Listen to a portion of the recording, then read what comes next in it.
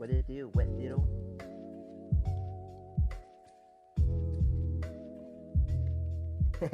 Doodle. Also, Dead said you're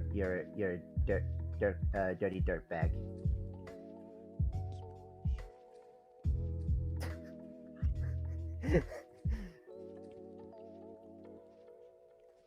And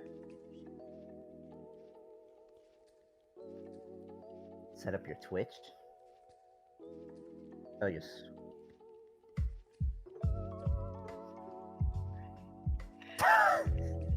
Well, there's that.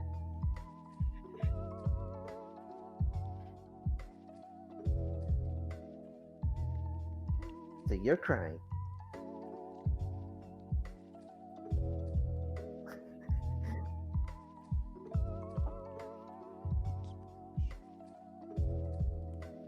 Like somebody's cutting up onions.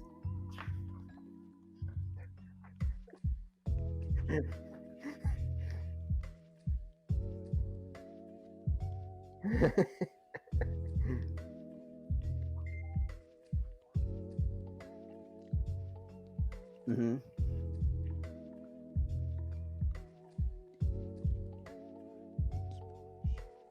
Nice.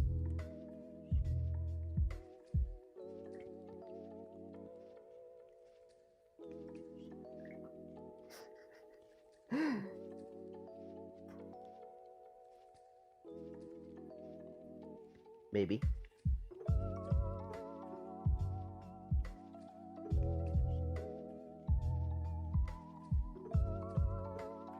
Stupid dumb.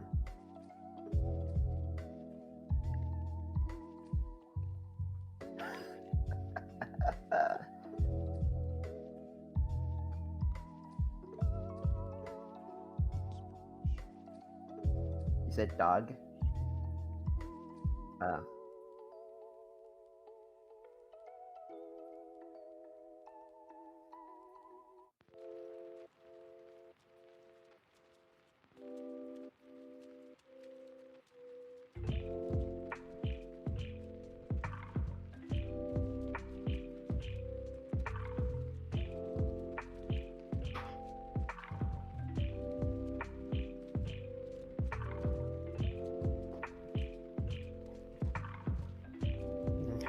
How good? Yeah! Jesus, you're such a big old softie. Yeah, I know. So now Inuyasha is a total DILF now.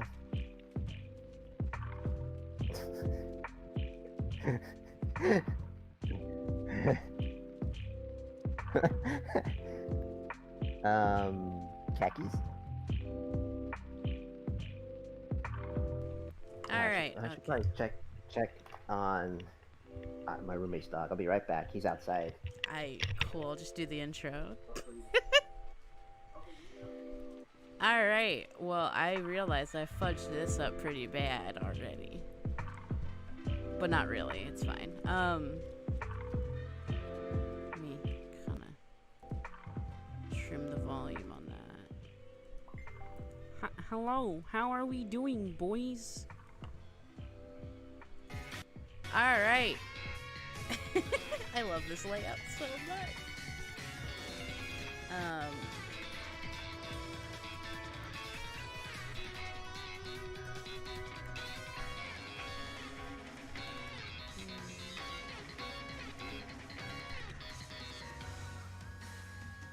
Oh, it would have to be, okay.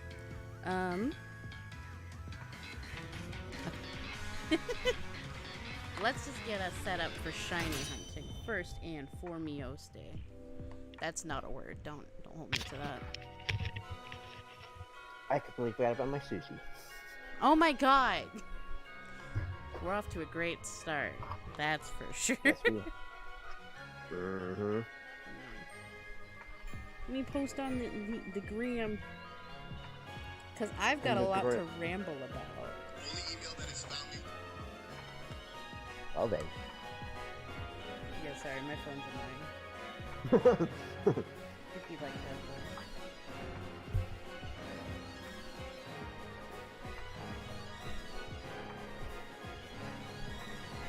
I was playing with Wolf and Dad, and someone I used to play with who got back on. I'm like, oh shit.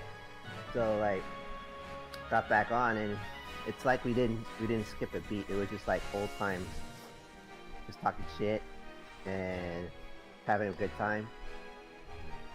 Mostly making fun of Wolf because of her, her meats and bones and all that shit. Their dirty furry tendencies. Pretty much, yeah. I can tell that to her. I said that to her last night. It was funny as hell. Oh shit, that was just last night, wasn't it? That was fast. I took a really good nap today, and I don't usually nap, so I feel really good about it. Okay, so we're kicking off. I need to like slowly drip into the topic because I will spurg. Because we're gonna be covering gaming, anime, like basically character development, which also branches to comics if you want to go that route. Because honestly, I dabble in all of it, so I enjoy most of it, except for New Age stuff. Not gonna lie, the New Age stuff is a put off. Except for Owl House. I really like Owl House. It's really fun. But I think I like Owl House because it focuses on like the quirky magical adventure aspect, the curse aspect, like just enjoying the characters. It's in the background of anything even close to romantic. They kind of put it quirky. I like that. It's not super in my face like other shows. I love Steven Universe, but it was in my face all the time. The quirkiness, yeah, I noticed that as well too. Like Steven Universe, it's like in your face how like romanticized relationships were in the show, and I love Garnet. That's fine, but like with other characters, I'm like, why is this so weird? Like weird, Ew. like weird, Wolf. Gross. Like the really weird like sexual tension or like tension, like romantic tension. I'm like, this was supposed to be about space rocks.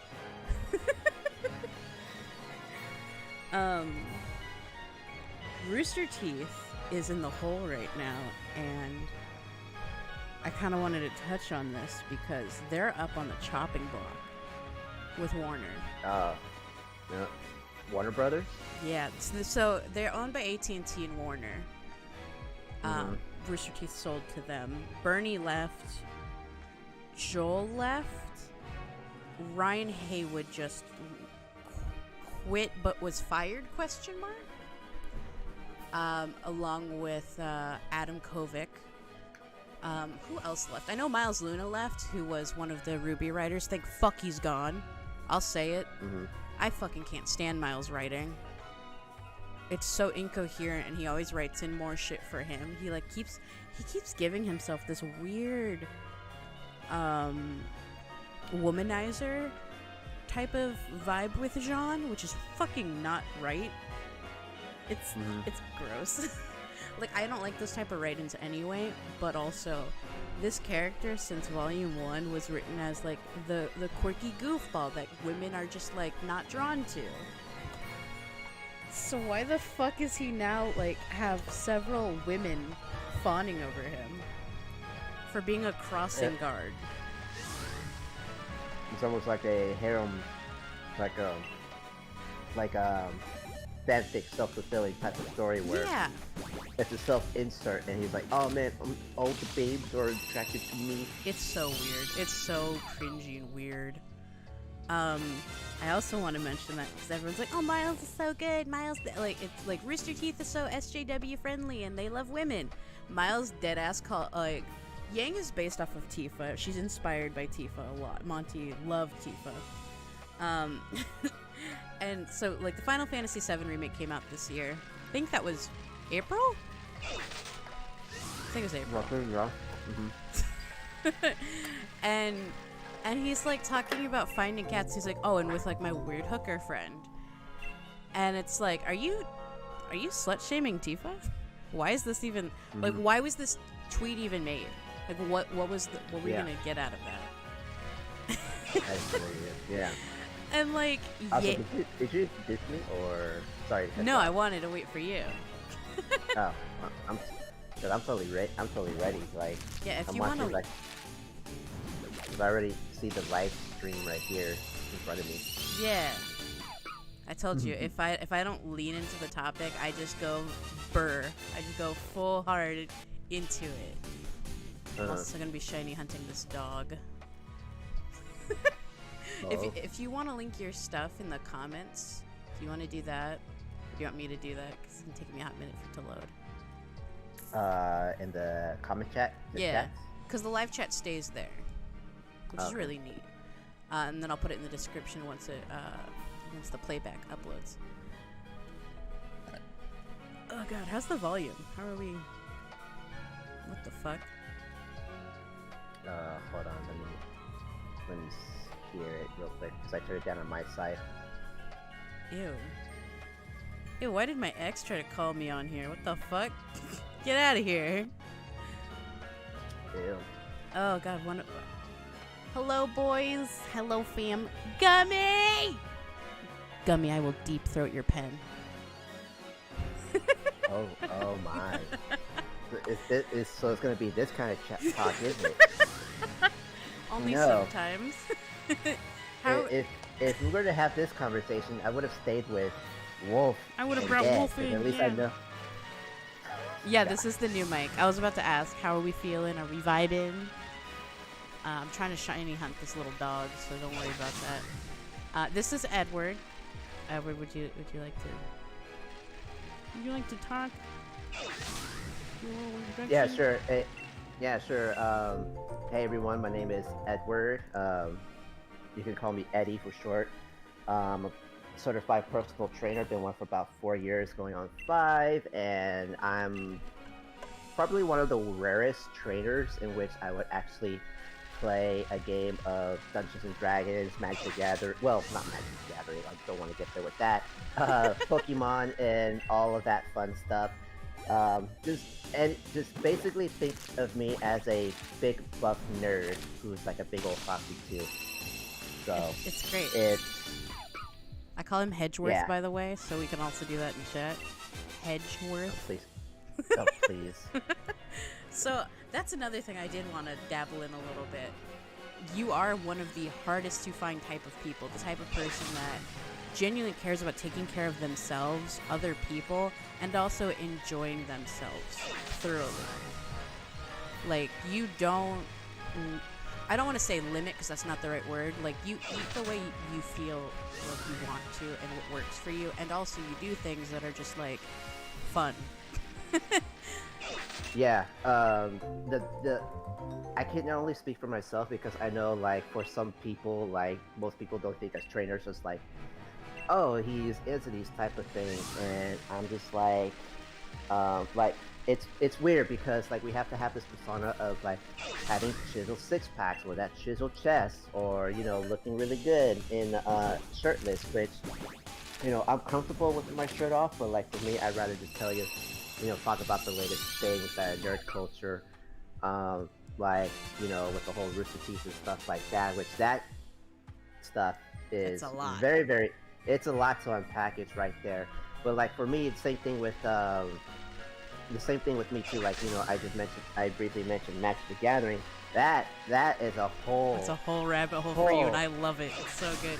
Because you go from being is. super excited, and then you're like, oh wait, that's the reason I don't do that anymore. Because, oh my god, oh Jesus.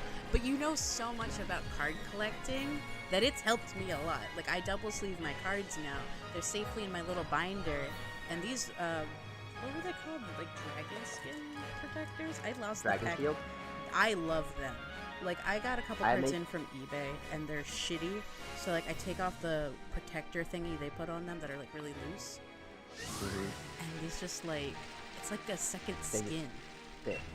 Yeah, they feel really good, and, like, I only get Dragon Shields, and I got those for my Magic the Gathering collection, because originally it was Ultra Pro. I mean, they're okay to start off with, but, like, if you really want quality, Dragon Shields are the way to go. And also, like for me with Magic the Gathering, I probably might as well just touch on it a little bit. Um, fucking Wizard of the Coast is fucking destroying that game and killing I its own fan saw. base because all they want is just fucking the short term. They want all the monies now. It's the Yeah, EA and Activision it's mindset of the like, give let's me get the all the money. DLC. Give me it. Give Give me me all all of the it. money, all the money. Give me It's all of the so money. weird. I saw it Yeah, trending because on like Twitter and I fell down the rabbit hole because I was like, why is Magic trending? Like, no offense to Magic, but like, I just don't see. Like, it's not super mainstream as much as it used to be. Like, we don't hear as much about it as outsiders. So, like, peeking in, I was like, ooh, what's going? Oh, it's a dumpster fire. Oh no. mm, yeah, and there's a reason that it's not mainstream, at least not anymore. Like when you think of Wizards of the Coast, like I'm pretty sure like those in the chat, you probably think first thing, oh, that's the people who make Dungeons and Dragons, and yeah, everybody loves Dungeons and Dragons. Although there's something that they've done something super stupid in Dungeons and Dragons as well too. But like the whole thing is that the cards themselves, there's no values into them. Like the most rares that's considered rare, it's the most you get out of it. It's like maybe $5. You'd be lucky if it would be like $40, but like they ruined their standard format. They ruined like all of their formats, and they aren't unwilling to reprint the reserved list, which for those that don't know, it basically it's a list of pre-alpha, beta, and like first edition sets blocks Mhm. that Wizards swore they will not reprint, They're and reprinting those them now, aren't they? Like a lot no, of them. not directly from the list, but only just um, like specific cards, but not the actual cards are on the reserve list. It's very very weird, but they're not printing those cards that are like over about like $5,000 or anything like that. Which God a damn. lot of people, yeah, it gets up there and like it gets really really up there, and Gotta be. like you go towards like something like the Pokemon trading card game, which like I love more now because one, like I It's mean, so you see my fun. Venomoth, you see my Venomoth, right? Look at that Yeah, boy with his like big old googly eyes. I love it. even if they're But fairly common hollows, you still get hyped to see one because regardless of the Pokemon, one, it's really cute and cool to have a hollow card. Second, if it's a Pokemon that you think is cute, regardless if it's your favorite or not, also when you open cards, you'll be reminded of Pokemon you forgot about, and it's such a big catalog. Ah, yeah, and not only that too, what Pokemon's doing as well too is like one, like they're reprinting all of their they've reprinted all of their don't lick first the mic. edition cards. Don't lick the mic. What? I, it has the new mic smell, so I kind of leaned a little close and went. You heard it here, folks. You don't lick the mic. Hashtag Chinese words Shiny of lick wisdom. to the mic. I like that hashtag. Hashtag shiny lick to the mic. I love that. You know what? That should be the podcast name, Edward. I like that. Shiny Oh lick my to the god. mic. Who's down? Can I get a 1 in chat if yes, 2 if no? Shiny lick the mic. Also, Gummy, That's please go that's shiny hunt. It's amazing. It's fun. Damn it! I want a blue one. I'm sorry. I now. wanted Oh, to ask I'm kind of though. watching this stuff too. I wanted to ask you, kind like, I'm gonna go back and forth because that's how my little brain works, my little noggin, my little noodle. That's all good. With Magic, how did you fall down that rabbit hole initially? Um, We're going with and shiny like the mic. believe it or not, like back in the 360 days, I don't know if you remember a little game called Duels of the Planeswalker. That Uh, I'm opening Google. Hang on, that sounds really fucking familiar. What was it called? Duels of the Planeswalker. And I think it was at the time 2012, 2011, 2010. Oh my god! I could be very wrong. If someone in the comments know about it, feel free to correct me, and I'll Edward, kind of passively look at it. But I know what this is. My cousin had this. What the fuck? yeah, so Oh, I that's a downloaded throwback. that game because the Planeswalkers looked really cool. I was like, oh, cool, this will be fun to kind of, check out and fucking like see what it's all about. I used to play the Yu-Gi-Ohs. We'll see how this looks. and like the monsters and the mechanics of the game, it was super cool. So I'm like, oh, this is cool. And then like I started buying, we bought the Elite Trainer boxes, which I still need to get some more. Highly But recommend Googling it, by the way, if you guys are curious in the comments. Like, it looks super cool. Like, throwback game for sure, but it looks cool even now. yeah, so like each game, like I downloaded each subsequent game. The best one being Duels of the Planewalkers 2012 with the Pyromancer in the front. That's if you're really curious of which game to play, pick that one because mechanically, it is the most fast-paced and much more intuitive game. The last one that they made, it was I think Magic Duels. It was okay, but they kind of dropped it after a certain block. But yeah, after I bought their I guess they're called booster box. Me, sorry. No, not booster pack. I forget what they're called, but they're the same thing as the Elite Trainer boxes. Got the little dice, the booster packs, and all that other stuff, and then got into it. I even attended I attended a Friday Night Magic and a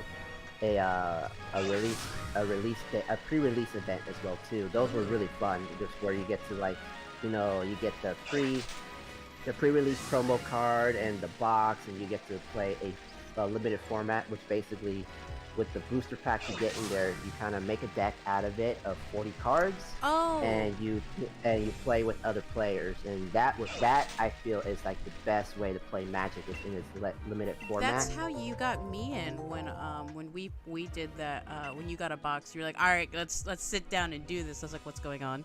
I'm scared. And it was really fun. I like this format. In my opinion, that's the best one. Also, their other format is Commander, which is a 100 card deck, which is built around a legendary creature. So you can have a Brandon, legendary if you creature look, commander. there's 2012. I think there's a 2014, a 2009. I didn't see what the other year was for that game because there were multiple. Yeah. But yeah. And each one was like subsequent block, and with Commander, it's like you only have single cards, so that's one. So you can only have one single card in your deck. What do you mean by and single the deck card? So you can only have one planeswalker. So say like Sandra, one Sandra, and you can only have one. No twos or three, no pairs or triples. Just only one card. And that's how that.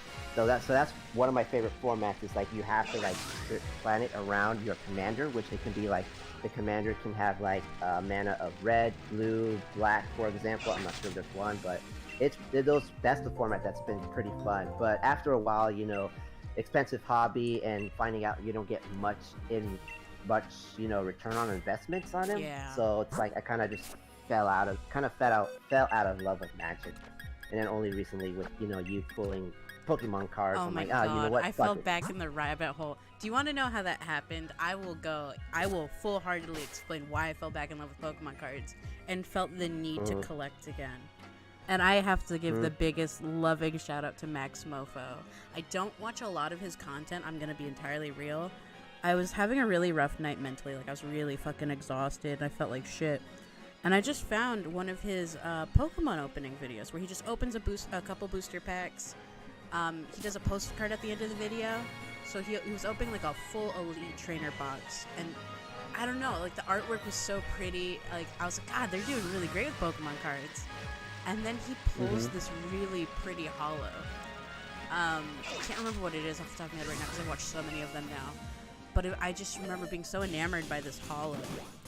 And the promo card for that Elite box. Because he gets them in the Japanese version because the pool rates are better. I just got so excited. So I was like watching a ton of his like Pokemon openings, like Pokemon cards, the Elite boxes, the plushes, the different collection stuff, because he orders directly out of the Pokemon Center website. Or he goes, or his trips to Japan. I loved his vlogs when he was in Japan. Oh, that sounds awesome. I love his shit, dude. Like Max Mofo is he's great. Also, he retweeted me once, and that also helps my ego a little bit. So I was like, I bought Pokemon cards, and I fucking blame Max Mofo. This motherfucker. That's funny. I mean, like, those things are always cool. Like, for me, like I said, I'm a personal trainer, so like, I've met and um, I follow a couple of, the coaches that I've met in person, and they follow me back too. Which is, I'm like, they follow me back. Isn't But that the greatest the one, feeling? It's just so it, like it I don't it's know like the word for it. they notice you. It's like, notice me, senpai, and senpai notices me. They're like, Absolutely. It's such a. It's what's the word? There's a word for it. Acknowledgement. It's just, It feels like you're being yeah, acknowledged by someone you look up to. Which, by the yeah, and then way, what's Martin Lewis, who does a lot of drama videos. I love his stuff because he's super funny. He doesn't pussyfoot around shit.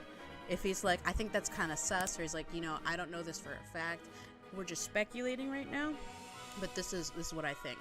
And Martin Lewis is also the type of dude to be real with you. He's like, you need to love yourself before you date anybody. He gives you some good ass advice. He jokes a lot, but when he says something dead ass, he means it dead ass, and I love that. Those are usually pretty good advices to get as well too. Yeah.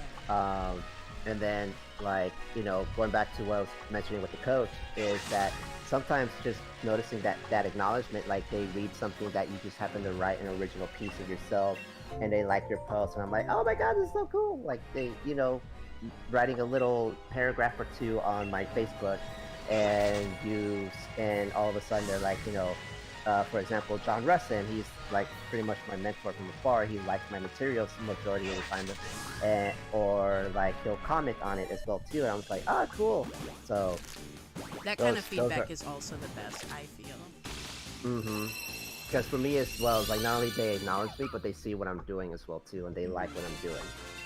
I think that's also the easier sphere to taking criticism. Like, I'm open to taking criticism. I know you are as well. It's something you kind of have to be in life. But I feel like when it's someone you especially aspire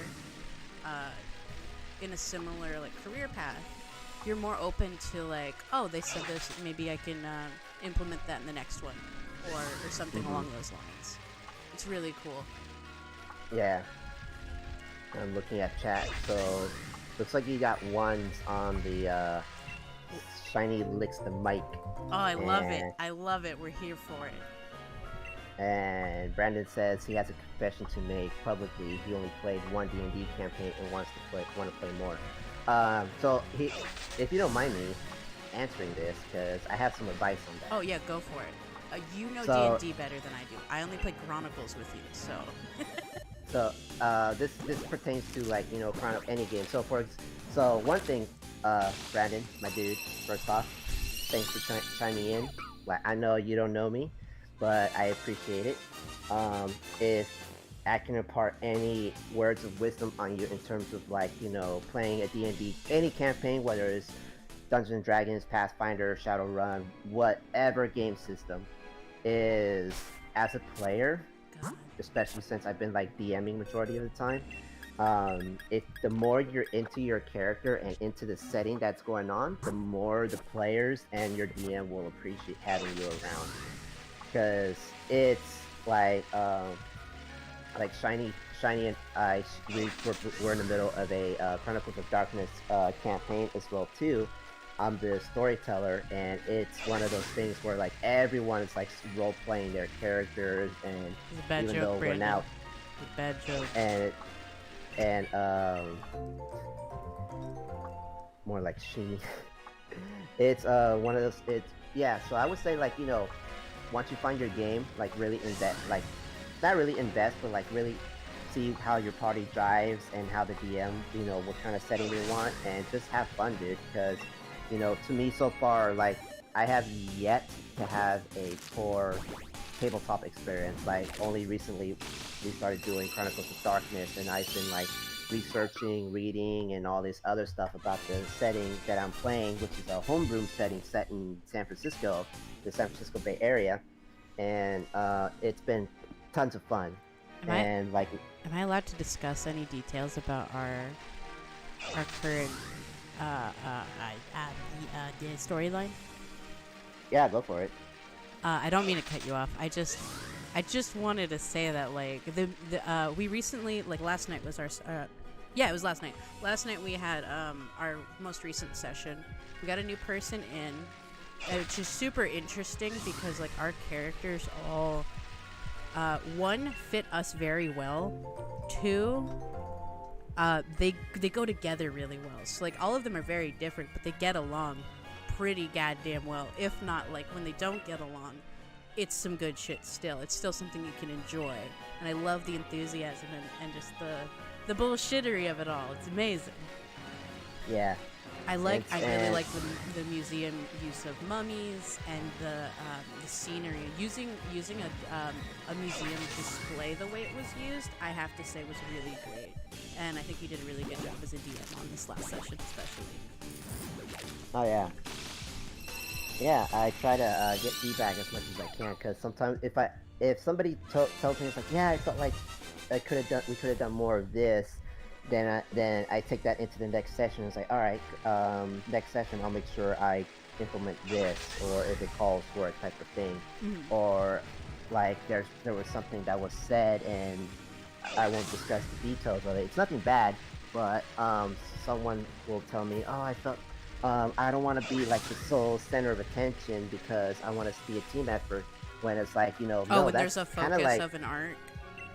Yeah, so when there's like a focus on like a specific character, like most recently with when our mage or the werewolves, because arguably it could be argued that there was more focus on them, but like that was pertaining to the story overall.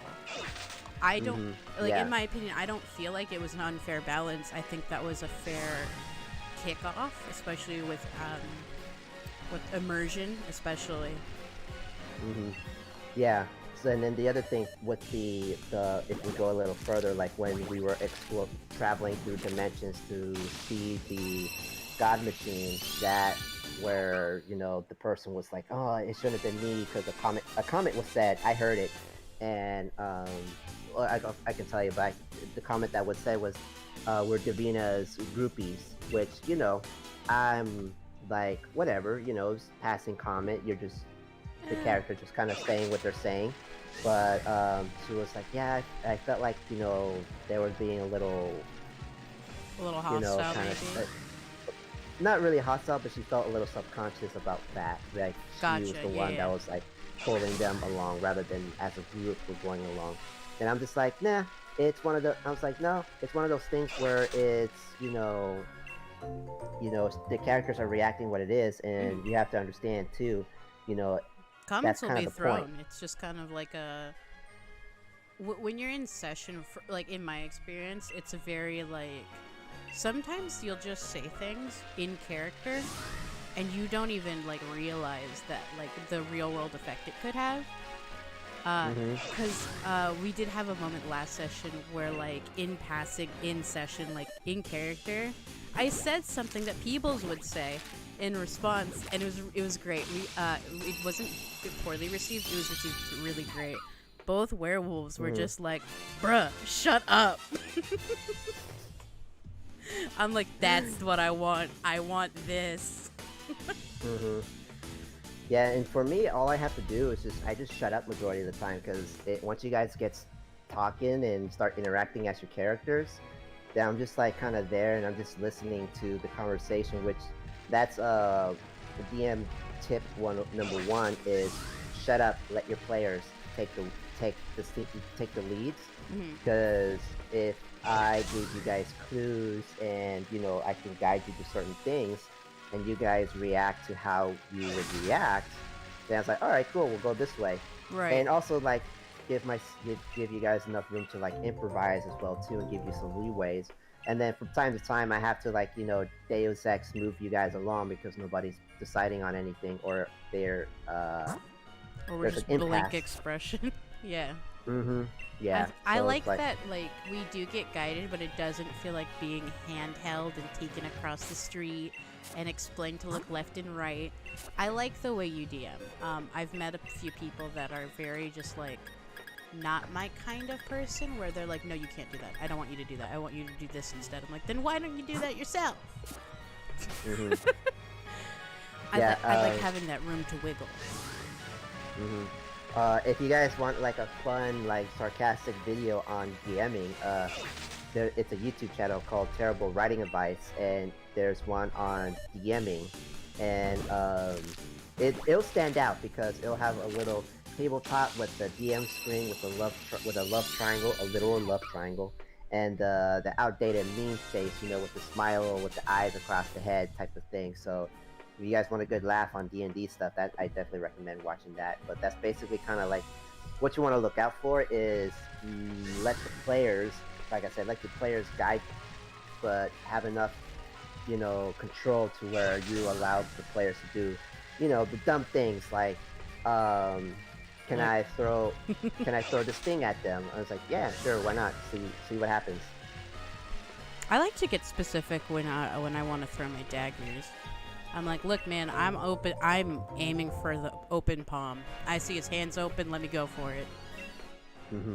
Because I feel like not only does that add the detail to continue the immersion, I think that also just like gives you this really cool mental image, and that's just kind of how I be. Also, if anyone wants to draw Peebles, hit me up. She's very short. She's a little thief. That's my favorite description. Everyone's like, "Oh, the thief," and I'm like, "I borrow." All right, look. I was gonna put it back. Yeah, that was really funny. So it was just like, oh yeah, that pretty much sums up Peebles. I'd love an image of Peebles just crawling through the vent, because she wears a little cape, so she's probably gonna like snag it under her knee and like trip herself. That's gonna be interesting. I love her. But, it's so good. Yeah. I think Danny's talking more, and I really love that. I love really hearing her more. I don't know if her volume was just better this time around, but I just wanted to say, I could hear everyone really well, and I just had a great time. Shout out to the boys.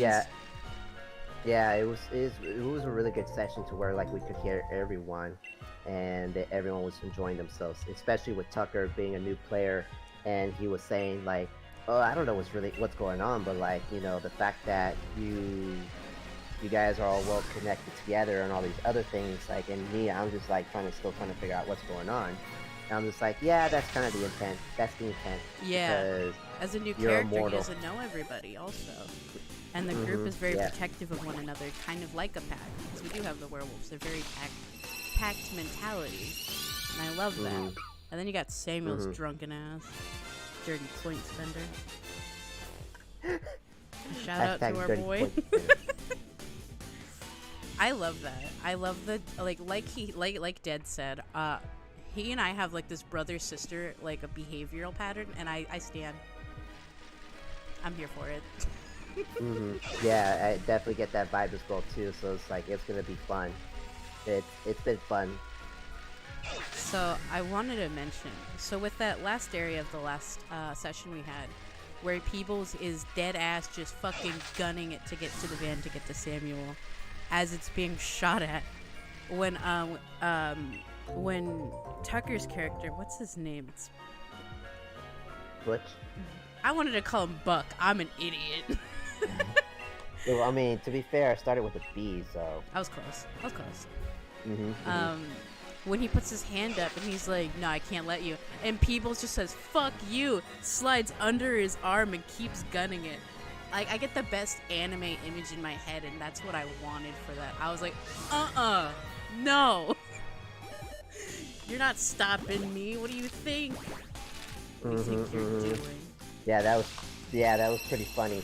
And his reactions is like something I would expect when somebody who's like, been doing, a group of people who've been doing this for a while, and his initial reactions are exactly how somebody who's first, getting dropped into this would react. It's like, you guys act like this is like nothing.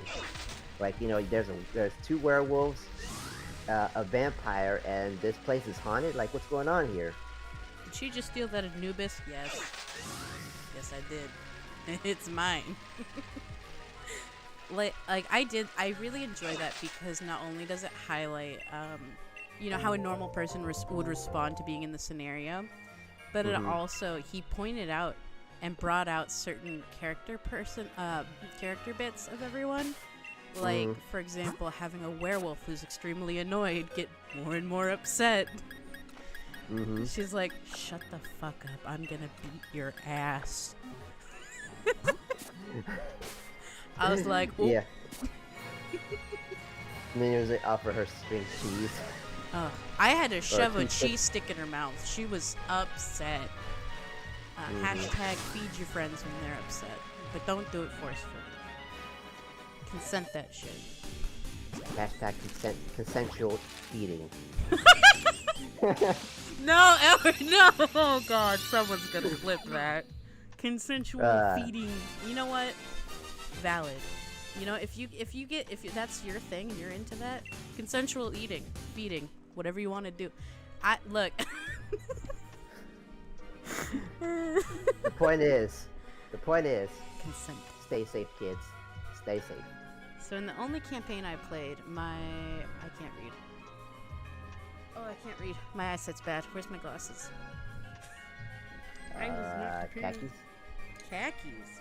Why are you in dead like this? Anything? I don't know. Do you mean vor? Gummy, no! Gummy! Yeah, we do mean vor. Oh my. Oh god. Oh, so I wanna I'm gonna leap back to Pokemon. So with the cards, I bought some Elite Trainer boxes in the course of like a month or something. And Edward got in on this with me, and it's been the best thing to send back and forth, is when we're opening our boxes. Yeah, it's like we're just opening up, and it's like, oh shit, look at here. We basically send each other our live reactions. Yeah, pretty much, just like on Facebook Messenger, just be like filming, like, you know, oh, there's that, and then like I made sure like I don't see it beforehand, because, you know, my reaction will be, you know, legit. They're like, oh shit, like there's the Venom Buff with the googly eyes. Yeah. It's my favorite. It's the V Venom Moth, I believe it's called. Yeah. So if you guys wondering what that looks like. Oh god, when I pulled my the evolved form of Dreepy, I got a V Max version, and it looks so fucking crisp. It's near mint condition, and it's my best card. Like, it's the sorry, I didn't throw up a little, but like I burped and like it just kind of hung around. Gross. Yeah, a little bit. It just tasted like cherry Coke, so that's not bad. But so I got a near mint VMAX version of him. It was the one card I really wanted. I remember I told you, I was like, I don't know if I want to get this box or if I want to get the Tag Team Eevee box. It wasn't even a full box. It was just a couple booster packs and like one guaranteed Umbreon Tag Team. But I pulled up that app I told you about, and I saw that that they had Dreepy and the evolutions, and there's a special VMAX card and also a Rainbow VMAX. So I bought that box. And I opened it while I was in the car, because like my dad had to go run an errand, so I was just like waiting for him in the car. I was like, all right, well, hey Edward, watch me open this box.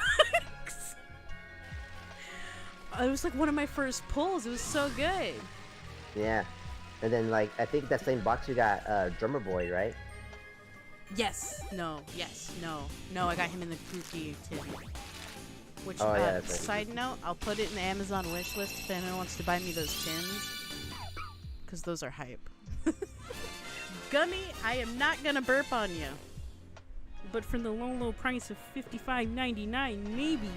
That's not. Don't do that. Fans only. Fans only request. Oh god, it's nasty. Yeah. The tins are really fun because like I can store other shit in there. So it has a bunch of like sleeves that I'm not ever gonna use. The little dice. Those sleeves are oh, excuse me. Those sleeves are really cool looking. Like I really like the designs, but they are pretty much crap. Like they like point and stab you and things like that. They're sharp. Why? They really, yeah. It's like, what the fuck? Who made these? I have apparently non-sleeves makers.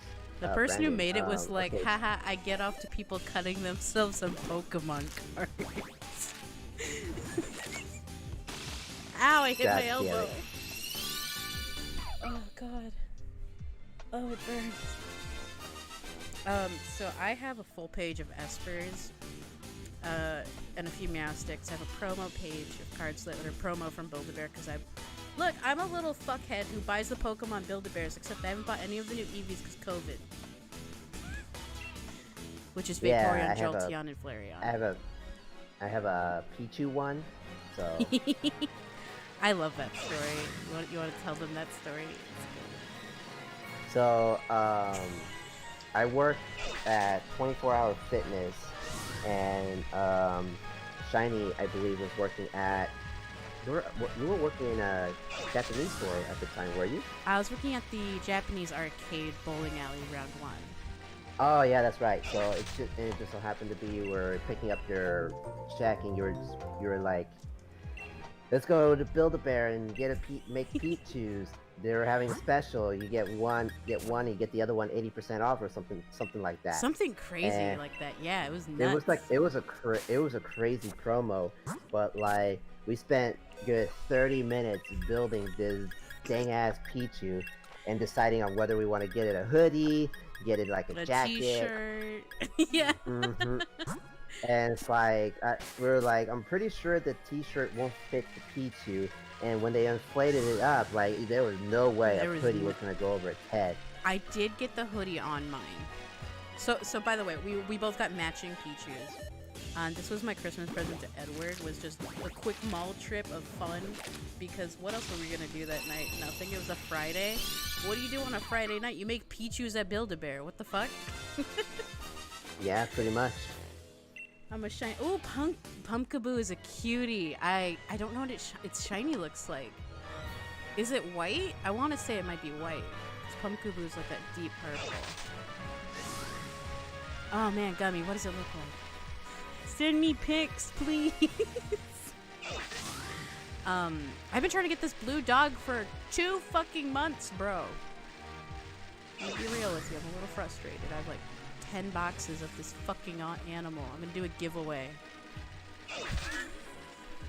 So Brandon's kind of telling like his highlights of his campaign that he only done was he played an artificer that went to this dwarven city with a flask of infinite wine he stole from a demigod, made a distillery, also accidentally made a cursed sword and kept trying to purify it, and also had to leave the city to find a priest. When he came back, the dwarf city was being occupied by elves, and the elf king was about to reveal himself. I don't need the burping video, Gummy, but thank you for thinking of me.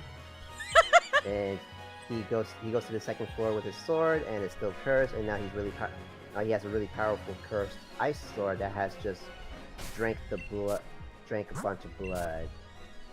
Damn, that sounds like a badass artificer. Sounds like a vampire artificer if we're being real. You know, ice sword, drinking blood. That sounds pretty good. That sounds kind of metal. That sounds like a good thing. I know, right? You can just write a 9-track song about that and just make that as the cover of your metal album. Oh, can the album cover be like occupied by elves? Like, that's a solid album name, right? It almost sounds political. Political elves. That's a good combo. Oh, so I'm gonna take this as a way to transition. Since we're talking political for a brief moment, I love Adam Torres, and I know he's toxic in Ruby, but I fucking stan. So I saw it trending that people are now doing reactions to Ruby trailers that are literally from 2014-15.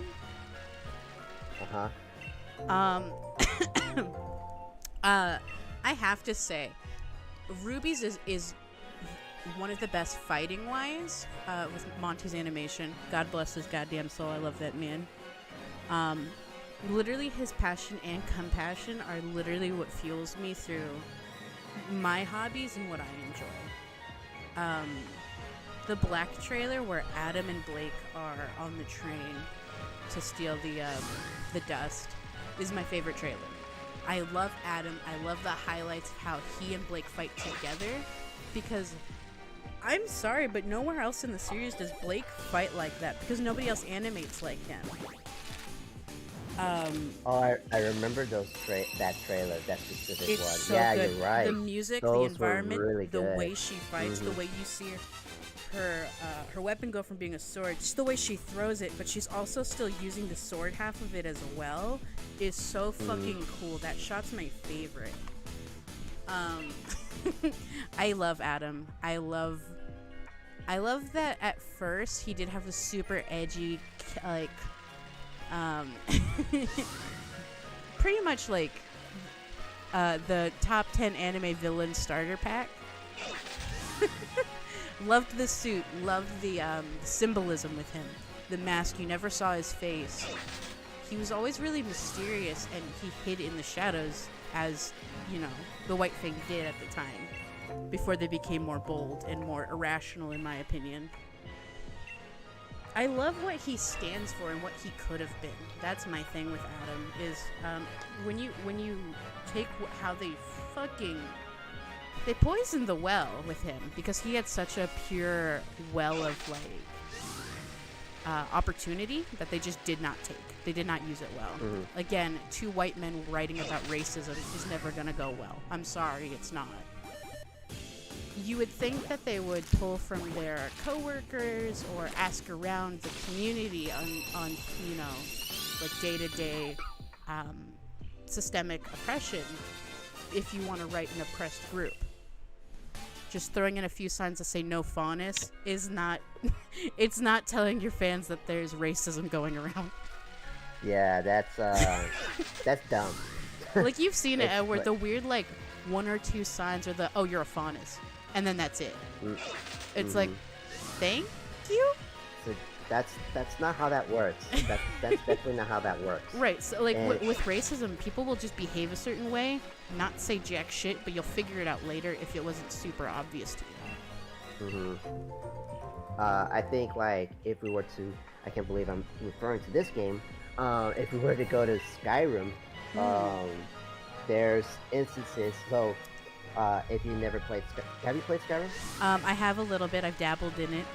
My game was buggy as fuck, so I didn't finish it. Yeah, Apparently that's normal.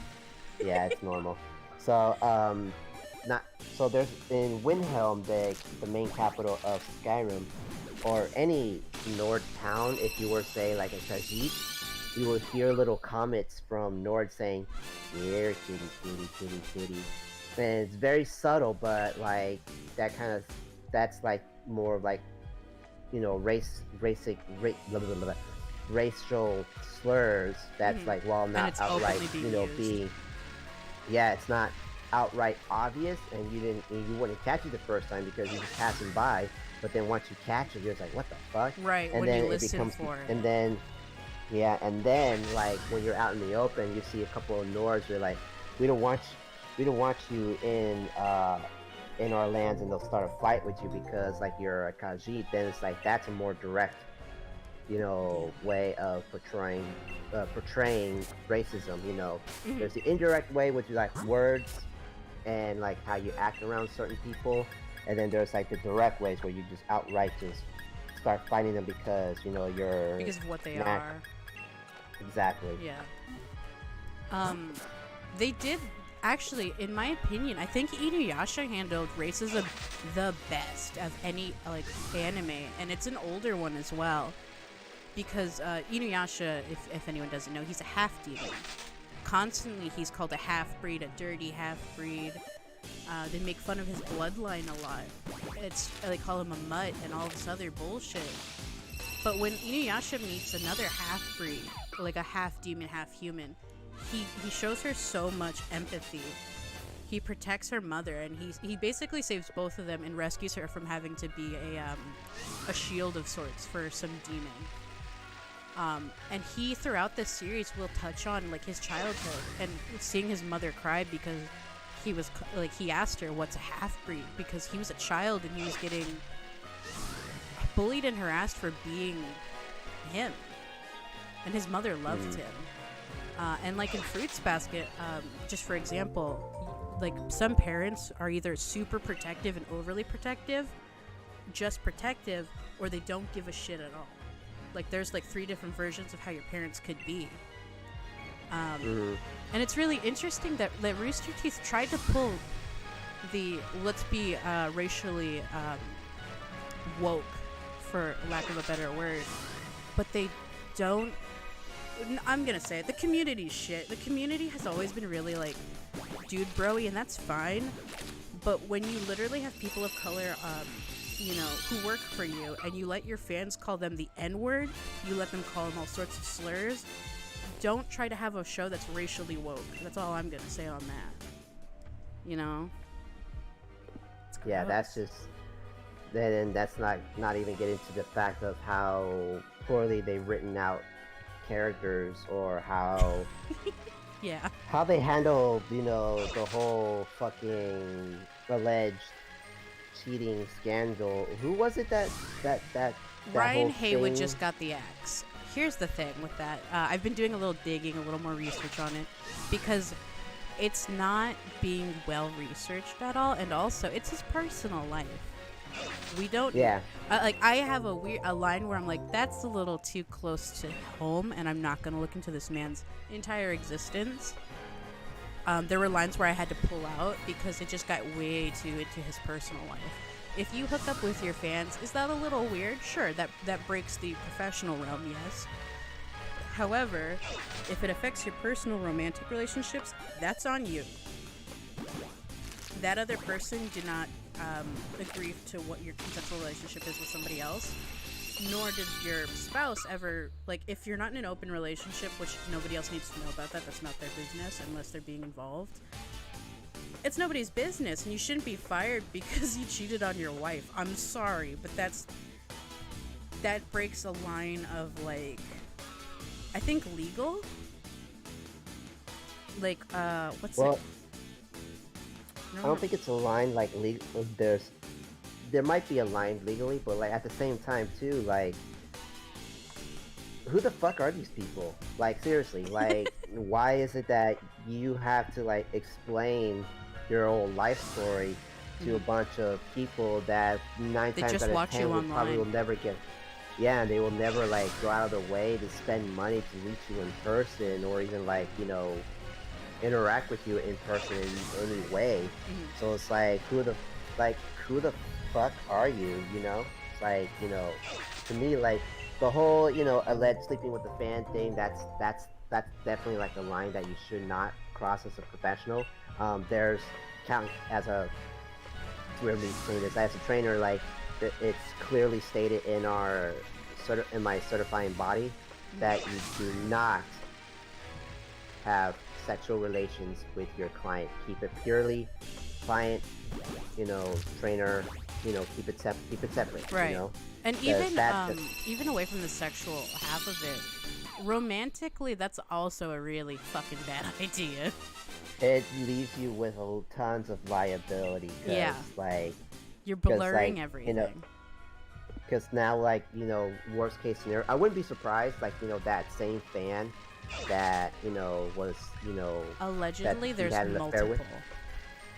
Allegedly, it was a thing where he would hook up with fans maybe once or twice or something at events. However, the one that turned out to be a minor, she lied to him about her age. Yeah, and that's the only one I can 100% confirm, or that I can confirm was a minor, but he didn't know. And if they don't disclose that, number one, you're a shitty person. You should always mention your age, being consensual or not. Any complications that might come up, you need to be able to mention if you have like a history of that. Like if someone's like, I just want to hook up once, and you're like, yeah, I'm down for that. Oh, but I also have a habit of, emotionally connecting to someone after a hookup. Like that's important also, because you put both parties in a bad situation.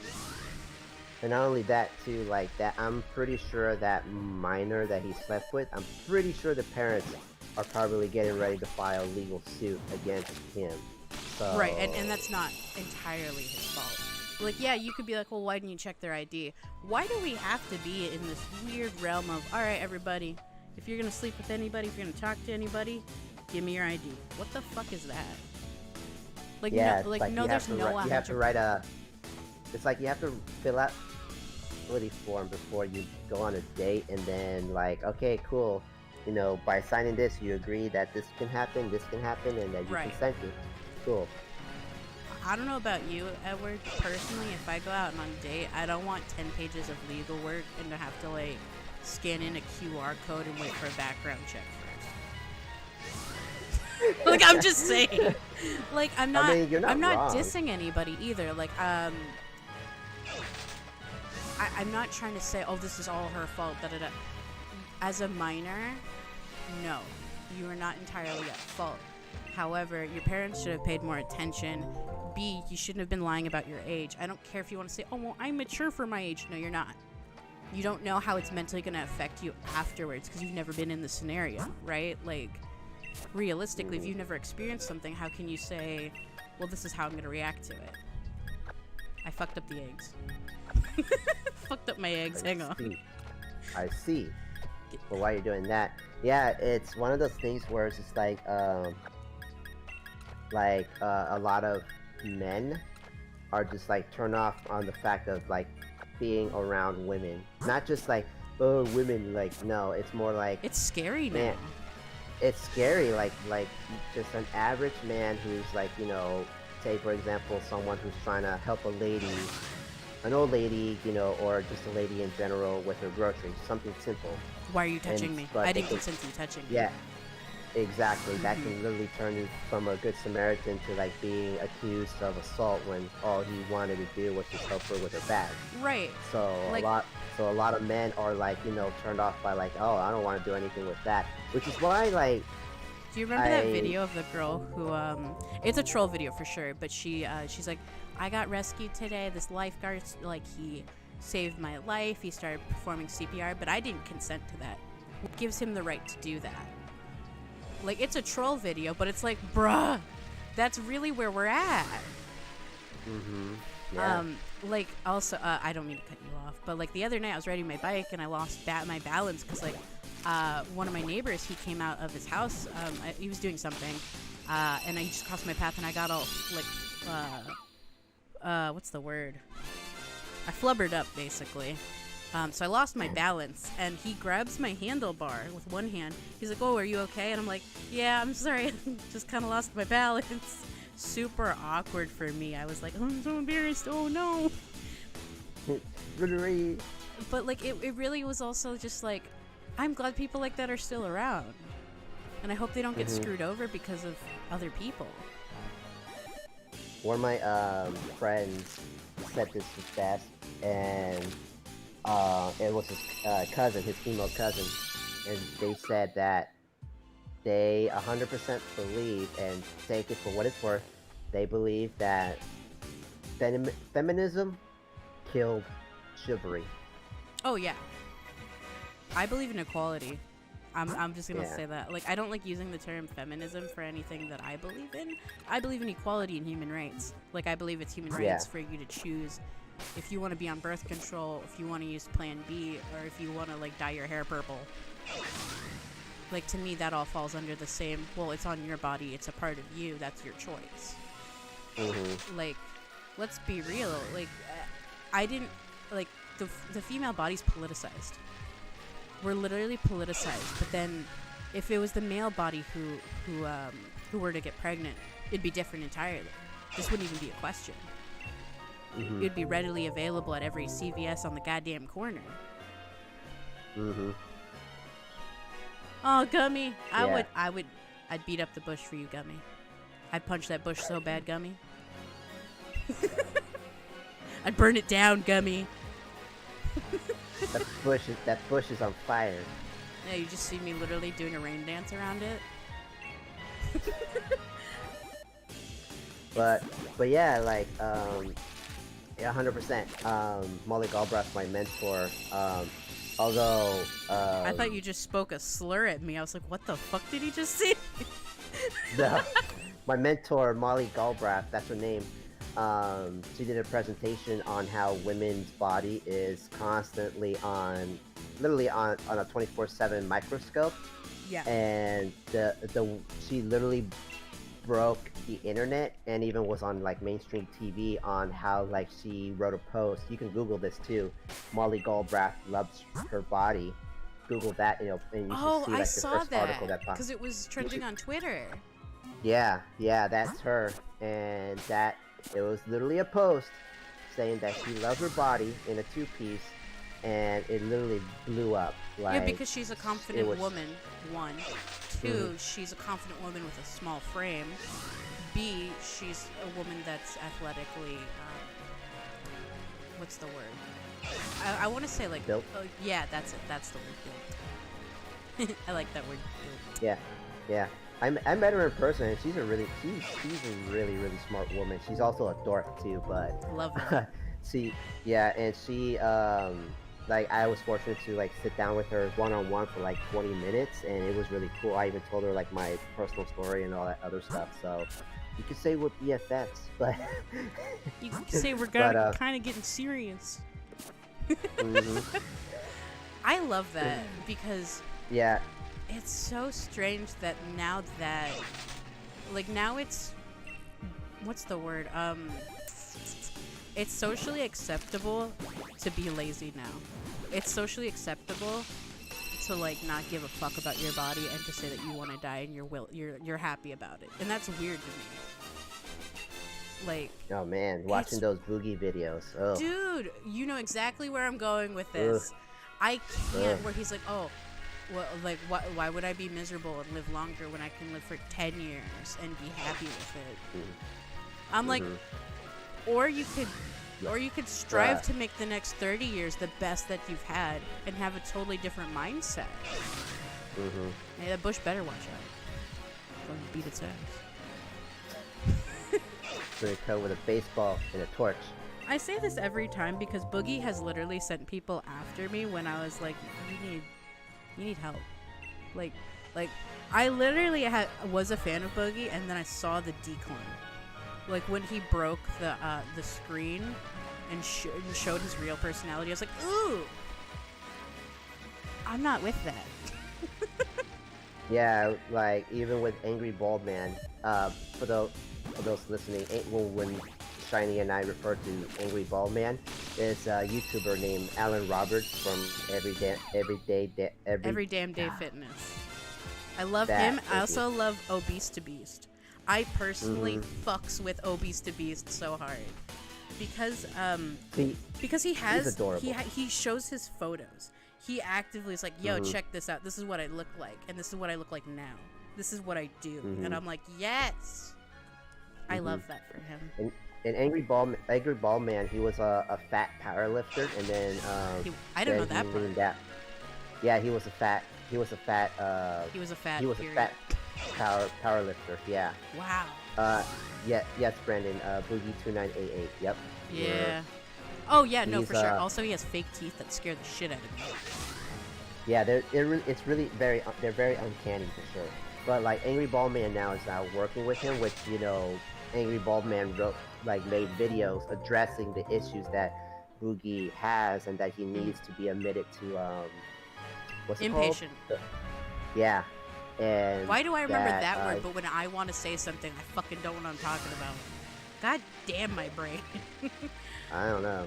But like, yeah, Angry Bald Man, he really cares, even though we call him Angry Bald Man because he's angry majority of the time. He's angry because he gives a fuck, and that's why so many people like him. I wanted to say that, like, as much as I get pissed off and I don't like how Boogie acts, I only wish him the best. I only hope the best for him and that he improves and takes care of himself. Because living like that, it's barely living. To be that unhappy and to be that angry and to be that sad all the time. To want to cash out on your parents' death, to cash out on your childhood that was traumatizing. Rather than getting help for it, you just want to cash out on it.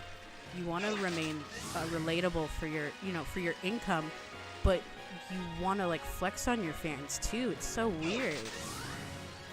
Yeah, that was really weird. I don't care if he was trolling or not, but when he bit his dog, I'm sorry, but any photo or video of someone doing anything to their animal like that, I think you're a scumbag. That's a scummy move, at least. Mhm. And I said, you need to treat your dog better. And he's like, well, I couldn't possibly. And I'm like, well, then you're not, you don't understand. Because, like, Mhm. you can take care of your pet and have a great relationship with them, but why are you doing shit for views? I don't get it. Yeah. Or the people that use Yeah. their pet as a prop, like picking them up and putting them in videos. Let the animal be. Unless it's Lucy wearing a hat. That's different. Or Jacques with Jontron. I love Jacques! Just like I love Ari, Jaden Animation's bird. Oh yeah, her bird's funny.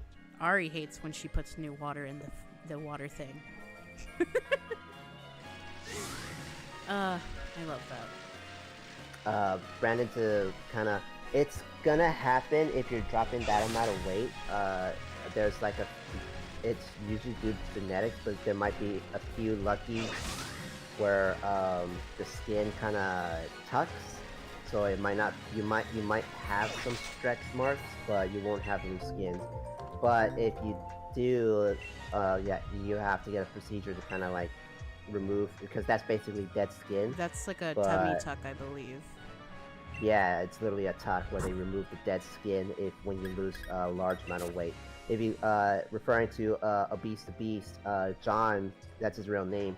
He still has that loose skin, so. I love that gummy. I've seen that. I still think that type of content's weird. I personally don't like being involved in it. Obviously, I have some like little lines of where it's different. Like if it's a cute, oh, my pet loves to get dressed and wants to do it on camera, awesome. I love when you can see that the pet's happy. But when it's like the weird,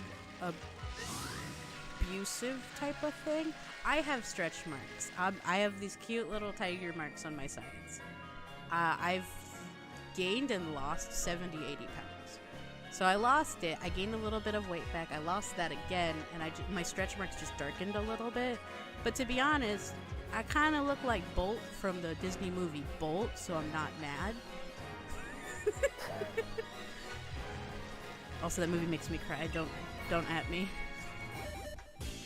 I think this is one.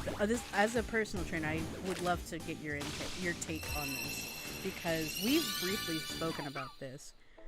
But yeah, Gummy, when the animal clearly is displeased or angry, I have fallen to like the Instagram algorithm that like will keep pushing you people that are quote unquote fit, but they have unhealthy styles of doing it. That's me putting it lightly. Like that one I told you about, the one who does yoga. She's a yogi and she's body positive, but clearly she has her own eating disorder that she struggles with, and it's bizarre. Yeah, unfortunately, that's it's body dysmorphia that nobody's safe from it. Like at one point, I deal with it. Like I'm small for someone that's supposed to be like in the fitness industry, and like to kind of give you context to everyone, like I'm 5'6", 150 pounds, and I don't have that much muscle on me. Yeah, you can see like I have chest and like my arms are kind of big, but for the most part, I'm not the spitting picture of a personal trainer. So from time to time, like I get like self-conscious about my own body, and then there's like where you can tell somebody's like, oh my god, like this person really believes that they are fit, but they're like they need to eat like a pizza, like a large, like you can tell that they're denying themselves yes, the nutrition they need, because you do need carbs. As much as people say cut the carbs, don't cut the fucking carbs. I remember I got really sick. Yeah, what makes you fat is if you're eating caloric surplus. Carbs aren't the problem, fats aren't the problem, protein is certainly not the problem. You just have to be in a caloric deficit to lose weight, or just don't overeat. It's as simple as that. On average, what is the most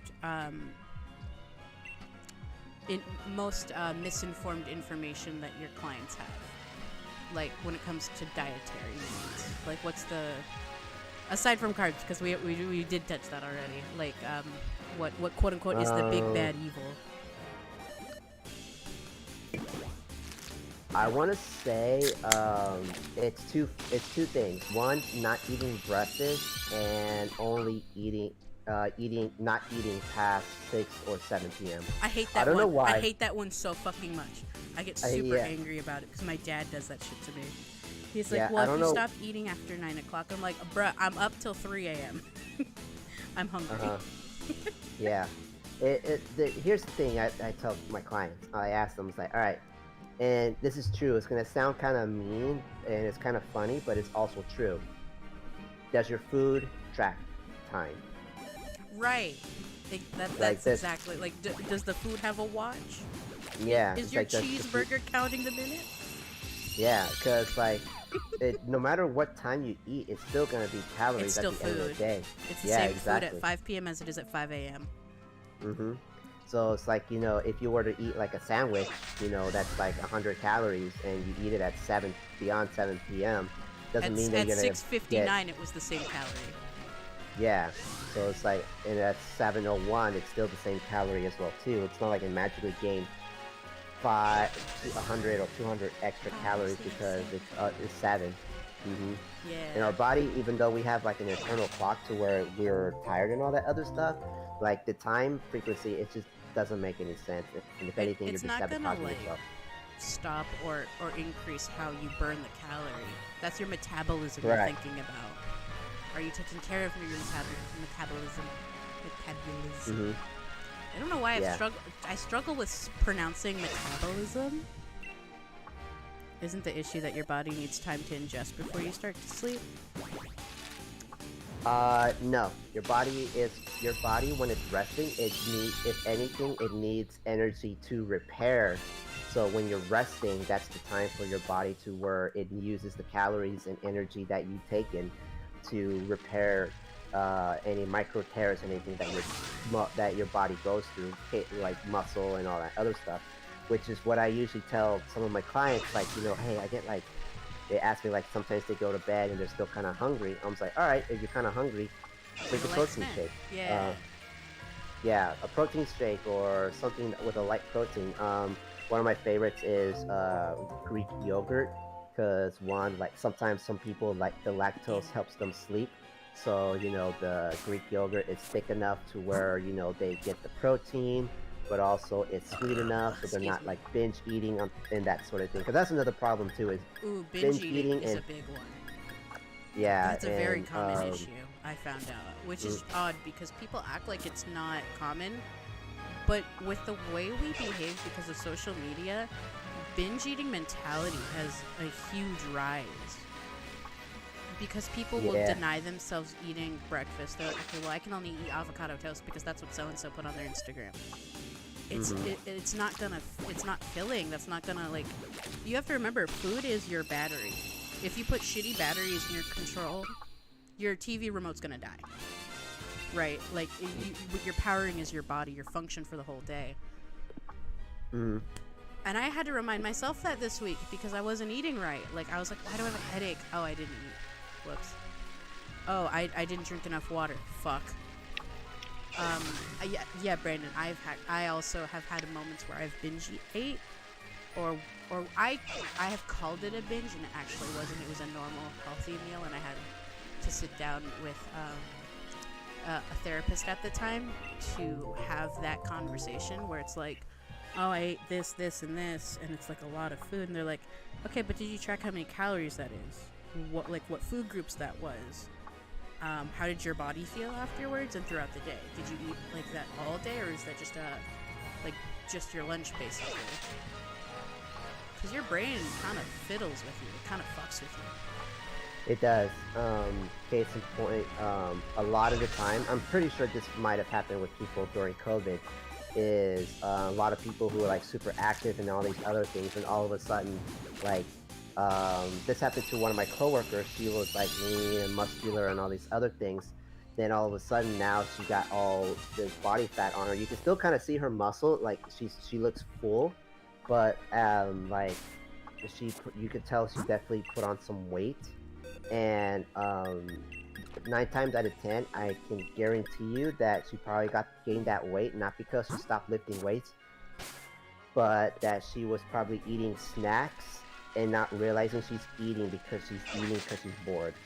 Because that's another thing Yeah. that a lot of people have to watch out for. It's like you're eating when you're bored. What you're eating, and you're just You're just snacking and trying to fill snacking. You don't time. realize you're eating, and you're just filling time, and you're just like doing that thing. Or you, like everyone does this too. Like you go to the refrigerator and you open it up and you're trying to look for something, but you don't know what you're looking for. It's you being bored and you're trying to find something to do, or like your brain's telling you, well, we need energy, so let's eat. There's some weird things that happens about that. I think as So long as Gummy's happy, I think her body's perfect. I actually, so my lockdown experience with it affecting weight gain, weight loss, mental health, and everything. I think for me, I was so fucking upset because I couldn't go to work. So the first 3-4 months, I was doing squats daily, and too much. I was overdoing it to the point where I had a moment where I like snapped and I was like, fuck, I didn't do it today. So I didn't for a month. Like a whole month I wasn't doing my squats or anything. I just said, fuck it, I'm depressed now, which doesn't make sense. You miss one day and then suddenly like you feel like shit. My brain just kept like, I don't know, I kept beating myself up for missing one day, and then I missed 2 days, and then I'm like, fuck. So then I work out twice as hard the next 3 days, burn myself out, and then we're in the same cycle. yep, That burnout is so real, and it's so Yeah. dangerous. yeah, that's totally common. And real quick, Brandon, you said something that kind of stood out to me, was like, I'm afraid to lose weight too because even if it's intentional, I still associate it with medical issues. I would work on your mindset into weight loss instead of like instead of being, oh, I'm afraid to lose weight. You should like, I want to lose weight because I want to be healthier. Because even though a lot of people think like it's healthy for for you to be 300 pounds, I argue that even like the most like leanest bodybuilders are unhealthy as well too. You want to find that sweet medium where you're not super like 250 pounds of muscle, but they're like having heart problems and all these other things. Because when you're that super lean, that comes with its own like issues of health, like low testosterone, lethargic, moodiness, heart palpitations. Because when you have that low amount of body fat, your heart doesn't react that well. There's been reports where somebody was like 2% body fat and they died in the backstage like after the show because their body fat was so low that their heart couldn't take that stress. Jesus. So you want to find that sweet medium. There's always where, extremes like, on both sides. It's crazy. Yeah, so you want to find that nice little middle ground. For me, I'm the most healthiest when I'm at 150, 155. That's like, a good balance of muscle and, body fat right there too. So it's one of those things where you don't have to like, stop junk food and all this other stuff. For me, and Angry Bone Man said the same Boogie video, is like, say you're addicted to soda, right? Like you drink like, perfect example for me, I'm addicted to soda because I can drink 2-liter sodas throughout the day, and within first 2 hours, and they'll be gone. I used to have that So same for problem. me, yeah, so for me, I would rather you drink like 3 cans of soda a day Then the than 2 a whole liters 2 multiple liter. times. Yeah, exactly. Because it's perspective. Because you take those small wins. So I was like, okay, like I didn't Right. drink a whole 2-liter soda. I had 3 cans of soda. Cool, that's progress. And It's then how like you lean slowly, yourself off of it. Like how some people have to wean themselves off of prescribed medications. Like your body has to adjust, and you also have to mentally adjust for it. Again, with the soda, Edward, you and I both understand that struggle real hard. Do you remember how like I would go through 2 or 3 of those liter bottles, and my ex would be like, "What the fuck?" Yeah. He'd get so mad at me, which is not healthy. Don't do that. But I'm at the point now where I'll drink 2 or 3 cans of ginger ale a day because I actually have to have 1 can of soda a day because my body does not pass gas correctly. I will end up with stomach pains really bad. It's fucking annoying. Like I'm like, my body's stupid. My doctor told me that. And for me, like, I drink diet soda. Contrary to what everyone would have you believe, there's nothing wrong with drinking diet soda. It's 0 calories. It's, you know, it's fine. If anything, I would say kind of be careful with it because sometimes you might overdo it. But, you know, moderation is the best for everything. Moderation's key, you know. Yeah, like instead of like same thing with the fast food's everywhere. I'm not gonna tell you to stop eating fast food. So I was like, all right, if you had McDonald's, what did you have from McDonald's? Instead of getting a Big Mac, if you got a chicken sandwich with or medium even just fries, like a and instead of a normal Coke, you got a Diet Coke. That's way better because like you're reducing like the medium fries is like I want to say about maybe 100 fries, and like the chicken sandwich and the soda that's like you already reduced your calories that way anyways. Right. So and also chicken digests a little bit quicker anyway, so it works out much better. So I may have to step away for a quick minute because I ordered something from DoorDash. It's just drinks because I'm more like sushi? thirsty. Oh no, that's totally fine. Yeah, that's basically where I'm at. It's like I tell this with my clients too. Is like I would rather have you drink a diet soda than drink a whole liter of regular soda. Because then I've done that as well too. I love sharing that story because it lets people know it's like, oh man, this trainer like had an addiction with soda. It's a real thing for everybody. It brings that humanity back because I think from our side, as someone who's not in that field, what we see is the like I don't want to like word it this way, but this is like how the public mostly sees it is this really great trainer is working out every day and their life is perfect every day and their routine is amazing every day, but it's not true. It's not all sunshine and sunflowers, I swear. Me and a friend of mine were talking about this too because on her profile she get messages that like she's so super perfect with her and her daughter and all this other stuff. You might know who she is. You know the girl with that I took those videos with the beach with? Yes. Yeah, her. She looks great. Her name is Belinda. Yeah, and she and I we talked about this where like she get messages like, oh, her life is so perfect because it's so easy to say good that too. and she's like having a great relationship with her daughter. But like she tells me too, it's like, no, it's not perfect because some days like I feel like a fraud. I feel like some days they don't get along perfectly because no one does. Or sometimes her daughter just gets on her nerves and and then like and then some days like she just feels like she doesn't feel good, and she feels like she's not she's also religious too. She feels like she's not getting the right messages from God and all these other things. So there's a number, like we all deal with our own insecurities. So it's just a matter of what we put out there for social media. So you have to think about it. It's like, well, oh yeah, there's two sides to every story. Like even though it looks very perfect right now, you don't realize the pitfalls that they went through to get to that point. Oh yeah, for sure.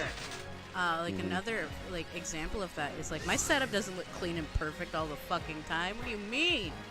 I have ginger ale cans everywhere. There's like the box for my new keyboard. I've got like a carpet powder thing, a fuck ton of G Fuel. Under my desk there's literally a 24 case of ginger ale. Like it's not perfect. The thing is, like, what you see on social media is what we want you to see. As an influencer in any capacity, it's just like you're obviously not going to want to put all the bad shit there because people will have a negative thought about you. Like again, when we go back to Boogie, he's acted out on social media, so people have seen that side of him where it's like, oh, I don't want to be involved. Like when you see a man literally fire a gun into the air, you don't really have a good perspective on that. Right. Sorry, I'm gonna have to step away for a quick minute because it said the order was complete. I'm like, where'd they leave the drinks? Be right back. He's going on a treasure hunt, boys. I love having Edward on. I think a lot of us, as like people who play video games, people who enjoy social media, we romanticize and also have like this weird hate boner for physically fit people. I've noticed it a lot, especially on Twitter. I've actually gotten a lot of hate messages when I posted about, you know, we need to be body positive to thinner women as well. And I got this fucking huge ass fucking paragraph from a girl I've never spoken to. Excuse me, god damn. Excuse me, this mic's gonna make it bad because now you're gonna hear me burp all the time. I'm sorry. If that's anyone's fetish, PayPal link in bio. That's all I'm. Fuck! That's just who I am. I'm not gonna apologize for it. The thing about it is, like, I got this long ass paragraph about how you don't know her health, you don't know if she has health problems because she's small. Why don't you promote larger women? I'm like, look, I'm 5'4". I am a larger set woman who has been in the process of losing weight and taking better care of themselves. And also, I refuse to have a scale in my house because I mentally obsess on numbers. Numbers, I go fucking nuts on. Like for example, Brandon knows I mentally go insane over like my financial shit. Like, I'll sit here recalculate my shit to try and make sure that it's perfect, and it's not. And when it's not, I go ape. Yeah, like both sides. There's a pro and con to everything. There's a pro and a con to being in the dark all the time. There's a pro and a con to having your lights on all the fucking time. Your power bill's going nuts. Yeah. Also, what drinks did you get? I got Pepsi Zero. But so little rant real quick. Motherfucker just like left the drinks at the front of my gate. So we have gates in the front, right? Yeah. We locked them because one Sunday morning, I'm like chilling on my bed, and like I hear someone say hello, and there's a window right there that's in the backyard, and I look and I'm like, what the fuck? I get out and I go to the door and I'm grabbing the bat and I open, Whoa, you're grabbing the bat? Yeah, I'm grabbing the bat because like, what the fuck? Somebody's literally in our backyard and they're knocking on my window. I'm like, what the fuck you doing here? It's like, we're gonna go? And it was just some homeless lady saying like she's hungry and all this other stuff, and I'm just get like, out of my lawn. I'm like, Jesus fuck. Like, I didn't tell her to get off my lawn, but I'm just like, alright, let me make you something real quick. I just gave her like 4 slices of peanut butter bread, a couple of bottles of water, and an apple, and I told her, here you go, just don't do that again, because the next time my roommate is gonna, if my roommate sees you, he's gonna call the cops on you. Right. And you didn't have to do that. That's a very sweet way to handle it. Most people would just call the police because you're trespassing, and also you don't know what the other person has, like the Boogie situation, like where he literally pulls out a gun because he doesn't know if they have a weapon or whatever. Right. You never know, and in today's age, with how fucking wild everything is, to be honest, that's kind of valid. Mm. Please don't shoot your guns at people. So yeah, like they just fucking left my drinks at the gate. They didn't even bother messaging me or anything. I hate that. I'm just like, what the fuck? And I'm just like, fucking DoorDash. I'm like, you're getting a 2-star good person. Ooh. Sir. Are we gonna do the delivery food rant? Because I am in. Let's do it. Go. My building is in the middle of a main street, so it's a one-way on both sides. Obviously, different one-way. One going northbound, one going south. This dumb bitch circles the apartment complex for 20 minutes. For 20 minutes! She messaged me like as soon as she started circling that I've arrived, and I'm like, no, you haven't, because you'd be parked. Or also because it's contactless delivery thanks to the lockdown and everything. So I'm like, okay, that's weird, but whatever. So I'm waiting, and I'm waiting, and I'm waiting, and I'm getting annoyed because I ordered Taco Bell. Taco Bell gets cold fast. And then it's garbage. It's really garbage. Yeah, it's like those Taco Bell tacos, you gotta eat them when they're made, otherwise, next day, bad tacos. Let me fucking tell you, it was the day I bought Cinnabon Delights. Those things are so good hot, but if you get them cold, garbage. So I was really sad, and I messaged customer service. I'm like, for one, this delivery driver could have spoke to me. You know, like my phone number's on there. If you have a question about how you deliver, you can say, hey, what the fuck do I do? Right? Or if you're like, hey, can you just like meet me like at this corner? Because like I live again in the middle of the main street, but it's easy for me to get there. Right? Like if she was like, hey, can you come out? It'd be a little easier for me. I throw on my mask and I can do that. Because again, contactless delivery is the main option right now. But if you have, you know, you can put your mask on and handle things very like safely. None of that. I ended up getting a refund and credits because they're like, yeah, I'm sorry, that's really fucking weird. Because it showed on my account that I tried to message her like, hey, do you need further instruction? Do you need me to go outside? And she wouldn't respond. Mm-hmm. Ooh, you told me about that Hawaiian barbecue thing, and there's a little child working behind the counter. Yeah, that was weird, Brandon. That was a weird one. Alright, everybody. I want everyone's horror stories of fast food. Let's go. Let's be on this health train. By the way, Subway's good, but I prefer Togo's because their pastrami is awesome. I think I told you earlier this week, Edward, it was like a couple nights ago, I got a pastrami Togo sandwich with avocado. Oh yeah, you told me. Oh, and they put pickles and lettuce, and I was having a great time eating it. It was so good. But I had a really bad migraine because I had slept all day instead of, I didn't get up to eat. I took my medication and went to sleep. Also, don't do that if your medicine says to eat before you take it, because I fucked up. So I got, like, really sick that night. It was really bad. Ew. Ew. But one, like, just this one right here. So, I have a couple of DoorDash ones. I had so I ordered from a Mexican restaurant. It's a taqueria.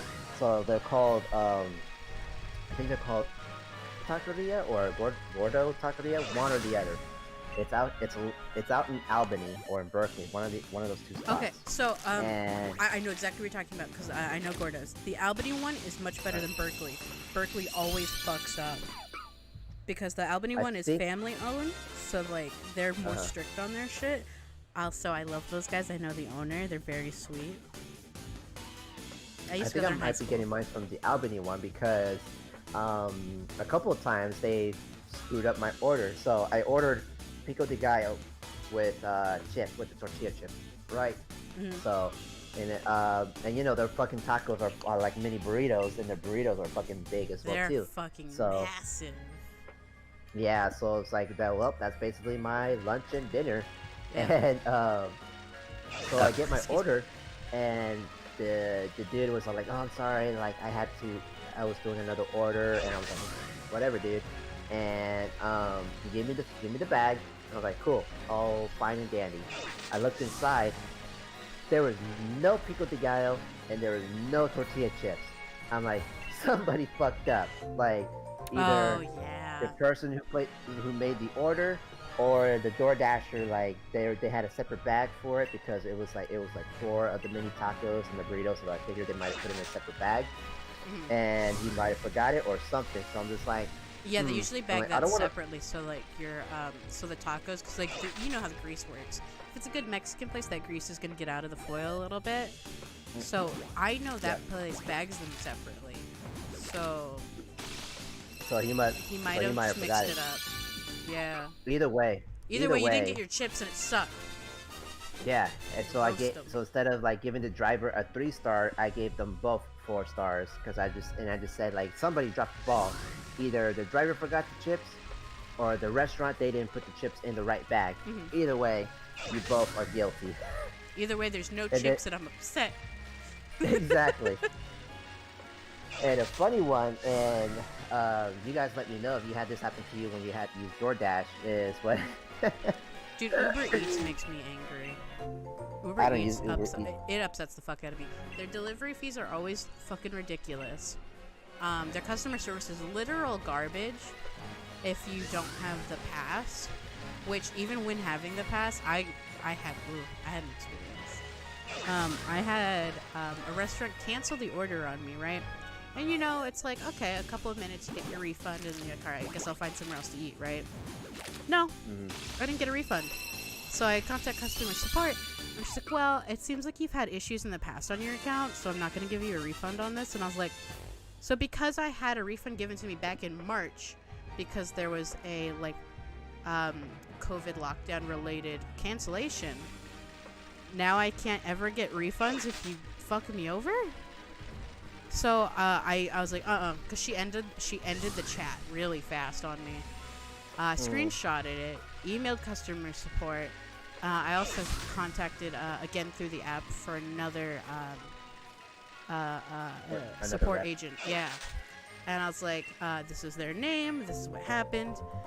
And she said I couldn't get a refund, but that doesn't make any sense because I paid for a service that never, that was never followed through. Ooh, I see.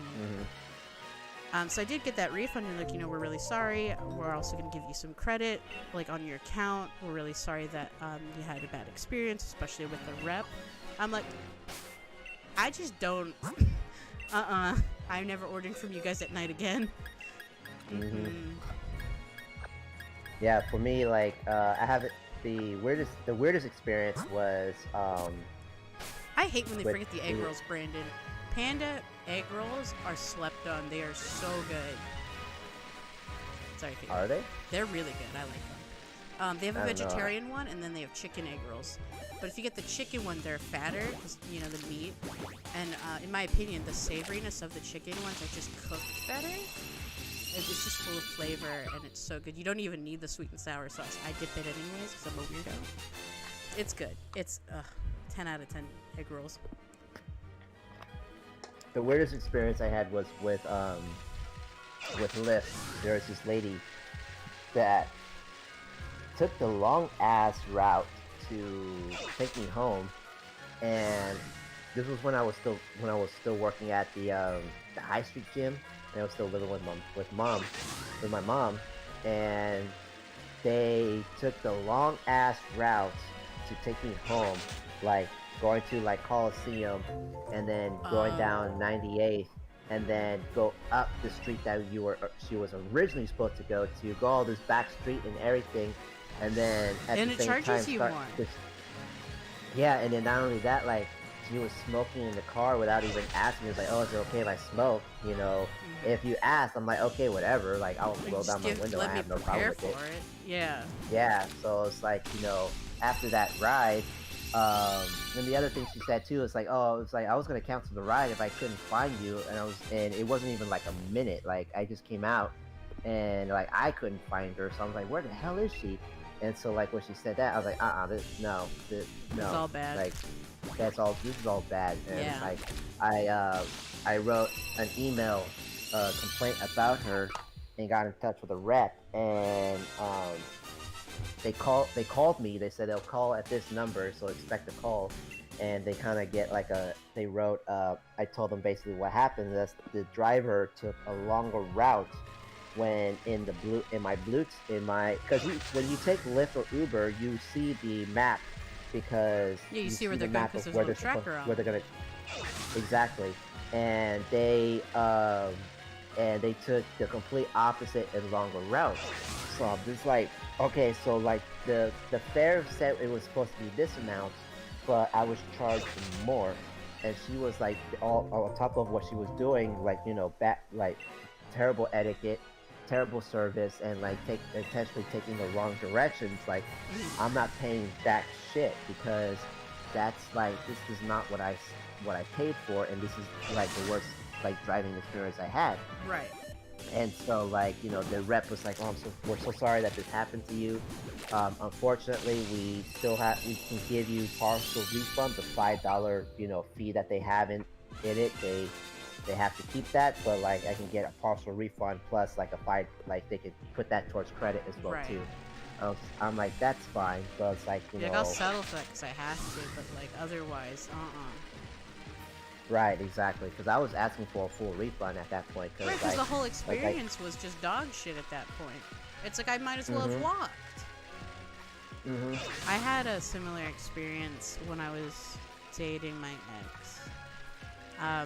We lived in that apartment in El Cerrito, and I worked on the other side of the what's it called? Overpass. So Uh-huh. we paid an Uber. Well, like we paid for an Uber to go to a restaurant because we were gonna get lunch before I went to my night shift. He gets in an argument with the Uber driver because she's being a bitch. She's purposely making a longer trip out of it because she wants to get paid out more.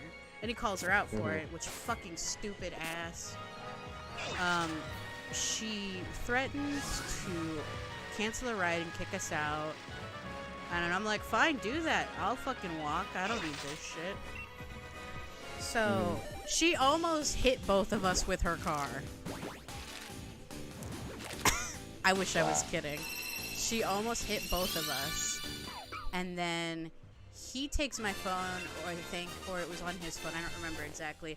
But he's angrily messaging Uber. And I'm like, I just want to go eat before work. It sucks.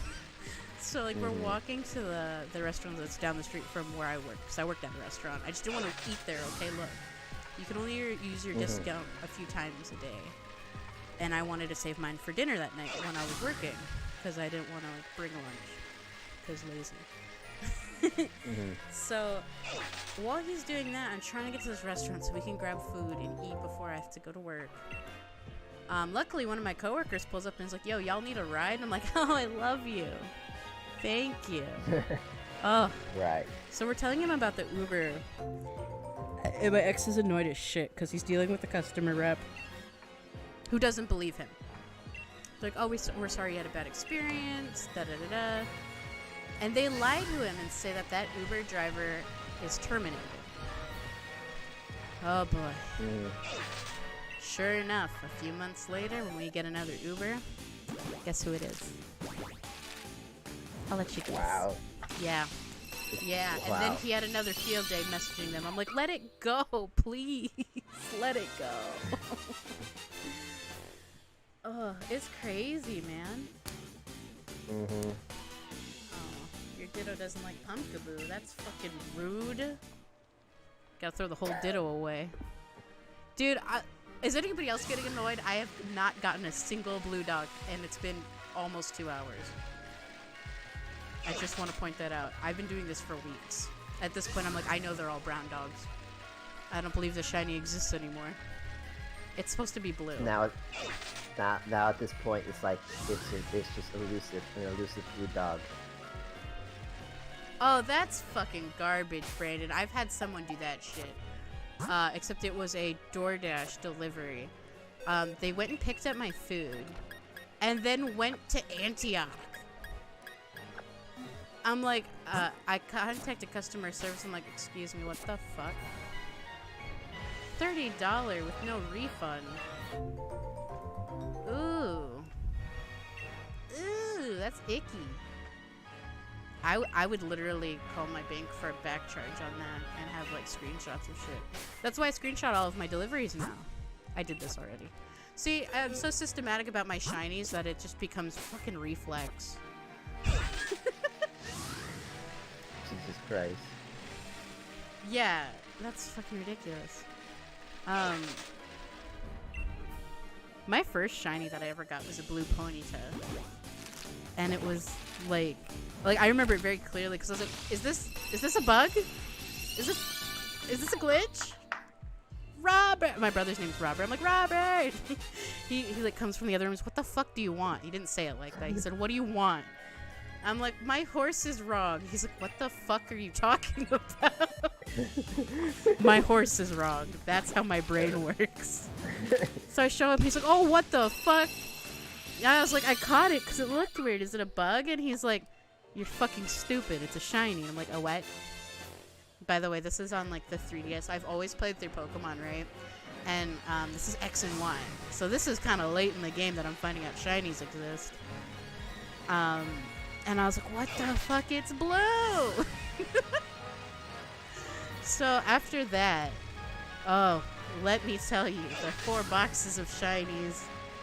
Actually, I think I'll show them on stream right now. Oh, a shiny Eevee! Oh my god, Gummy, that was like one of the hardest fucking... My patience level was so low. Shiny Eevee made me want to throw up. I love him, I do. But I was just like, I was 20 boxes in and over it, so I quit.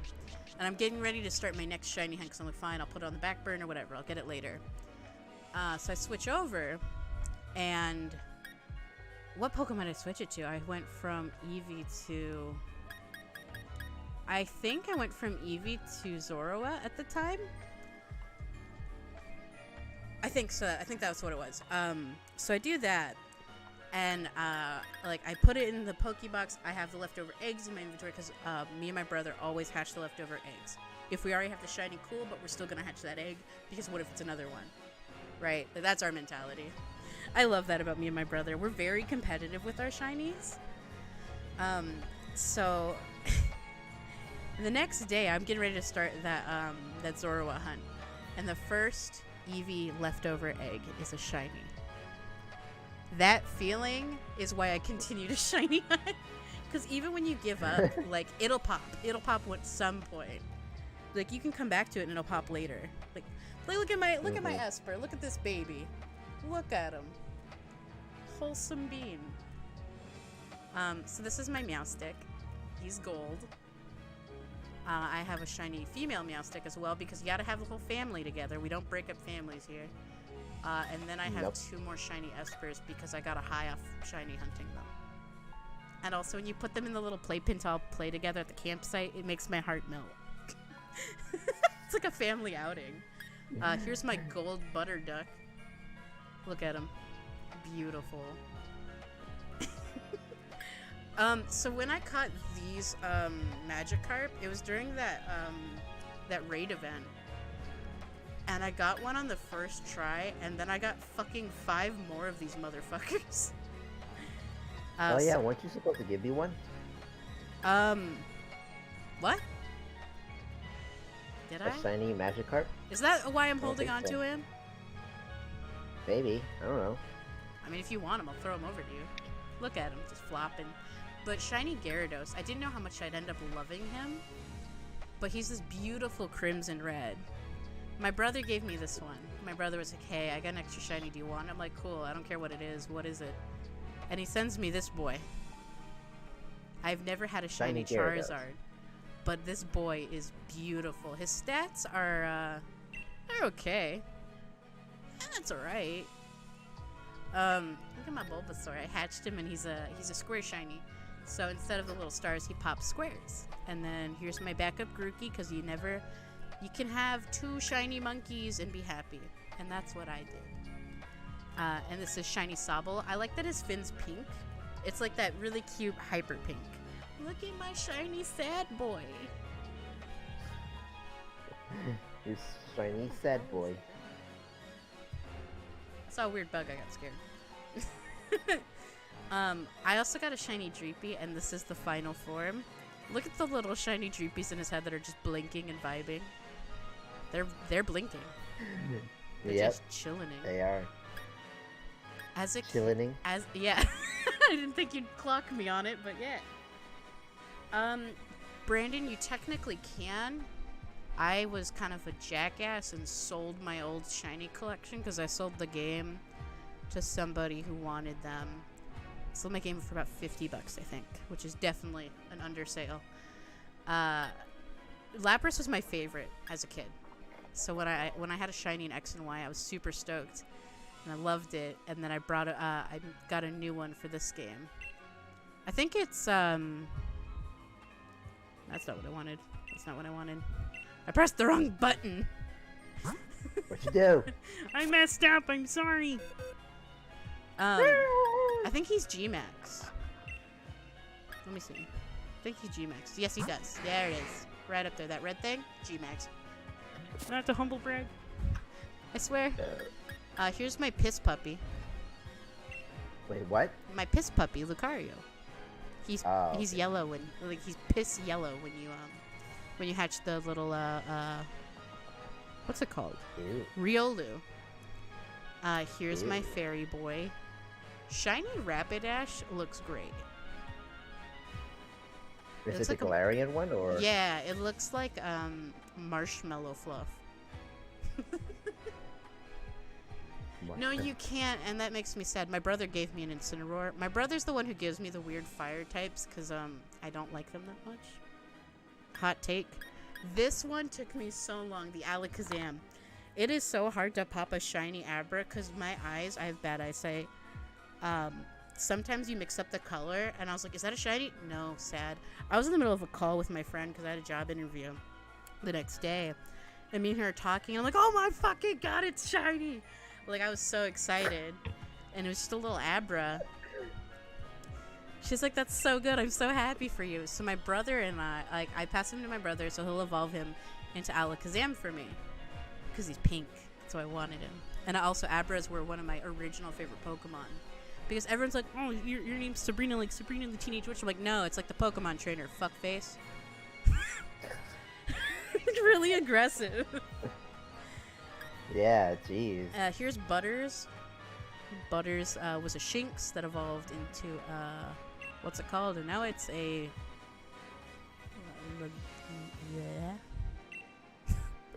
I'm sad about Sandslash. I'm so salty. I did this on stream, by the way. I don't know if anyone was here for that. I was talking to Chris, one of my friends, while I was hatching Sandshrews, and I got a green Sandshrew, and I was so hyped. And then it evolved to this disappointment. I don't know why my Kermit turns out this right, but Backstreet's back! Alright! God damn it. Morty is so good, alright? Look at Morty. Morty's a Zoroa evolved form into, what's it called? I know its name, but I'm... Morty. Alright, Morty. It's a Zoroark. I always mix up its name because I'm a fucking degenerate. It's this beautiful purple with like the yellow highlight in the eye and on the little tail thing. Love it. Oh, Happiny was gifted to me from one of my Twitter friends, THC Glaceon, I believe. He really deserves more fucking... Oh, TS Glaceon, that's the name. Sorry. He deserves so much more love, dude. Shiny Zoroa is wholesome whether you evolve him or not, so regardless, Gummy, you have a beautiful-ass Pokemon, and they deserve to be treasured.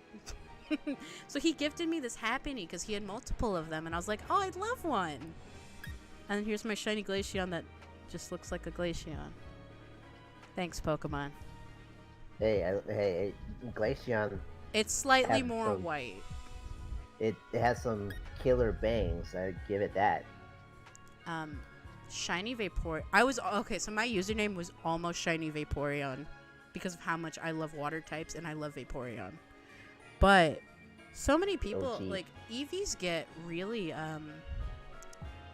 overhype, in my opinion, and in my opinion it waters it down, and this is Blue Sylveon. I have a bonus Umbreon, by the way. So I have 2 shiny Umbreons. One my brother gifted me because he didn't like its stats. He's blue, baby. Gummy, I'll give you him. Let me see you do this makes me want to do shiny hunting on my I'm a bad influence. Yeah, you are. So nature is careful. Yeah, my brother made this baby. I'll save him for you. Mudkip. Mudkip's cute. Can't hate on Mudkip. Mudkip. No, I heard you like Mudkips. Spoiler alert, these are my next shiny hunts, except this one can't be evolved, or it can't be shiny. Kubfu is shiny lock. Shiny Dedenne might be fun. I don't know if I want to do it for sure. Poliwag would be cool. Taurus is like a golden bull, and it's so cute. Alolan Sandshrew. Look at his fucking body. I love him. He's a little igloo. You see him? He's a little igloo boy. He's a little Eskimo. He's just a little Eskimo. Also, Wooper. Shout out to Cypriot Fox, who was like a really good friend of mine. You know, with COVID and everything, he had to switch to online schooling. He's working really hard. Him and his girlfriend, Prisma, are such sweet people. I haven't been able to talk to them as much because they're super busy, but I just want to say I love them and I ship them to the end of the earth. Cypriot and I started the You mess with the Grookey, you get the Bazooki until it's a Cockzuki. So bad. God damn it, that is so bad. Because like the popular joke was, you mess with the Grookey, you get the Bazooki. And one day, me and Cypriot are giggling, and I was like, hey, Cypriot. He's like, what?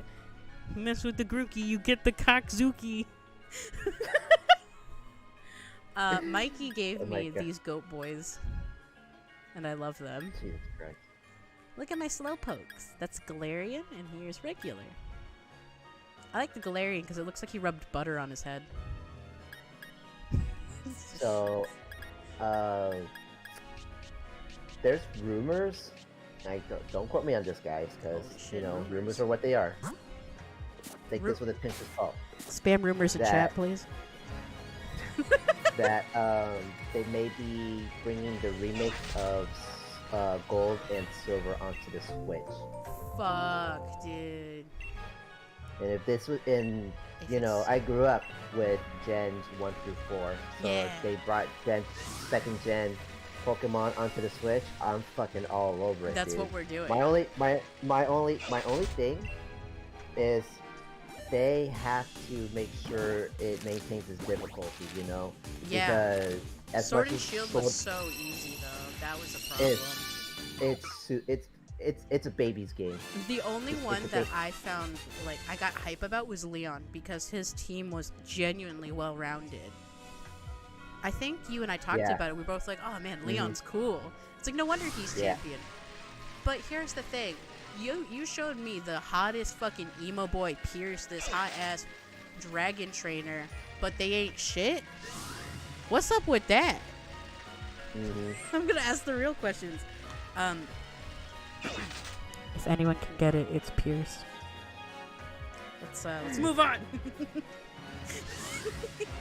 I mean, yeah, I get it, trainers that have gimmicks and things like that. Right. Because that kind of stems back from all it's the always previous been like generations. that. They've always had a preference or a theme to them. Like Sabrina was a psychic trainer. All her Pokemon were psychic types, going from Abra, Alakazam. I think she had a Kadabra.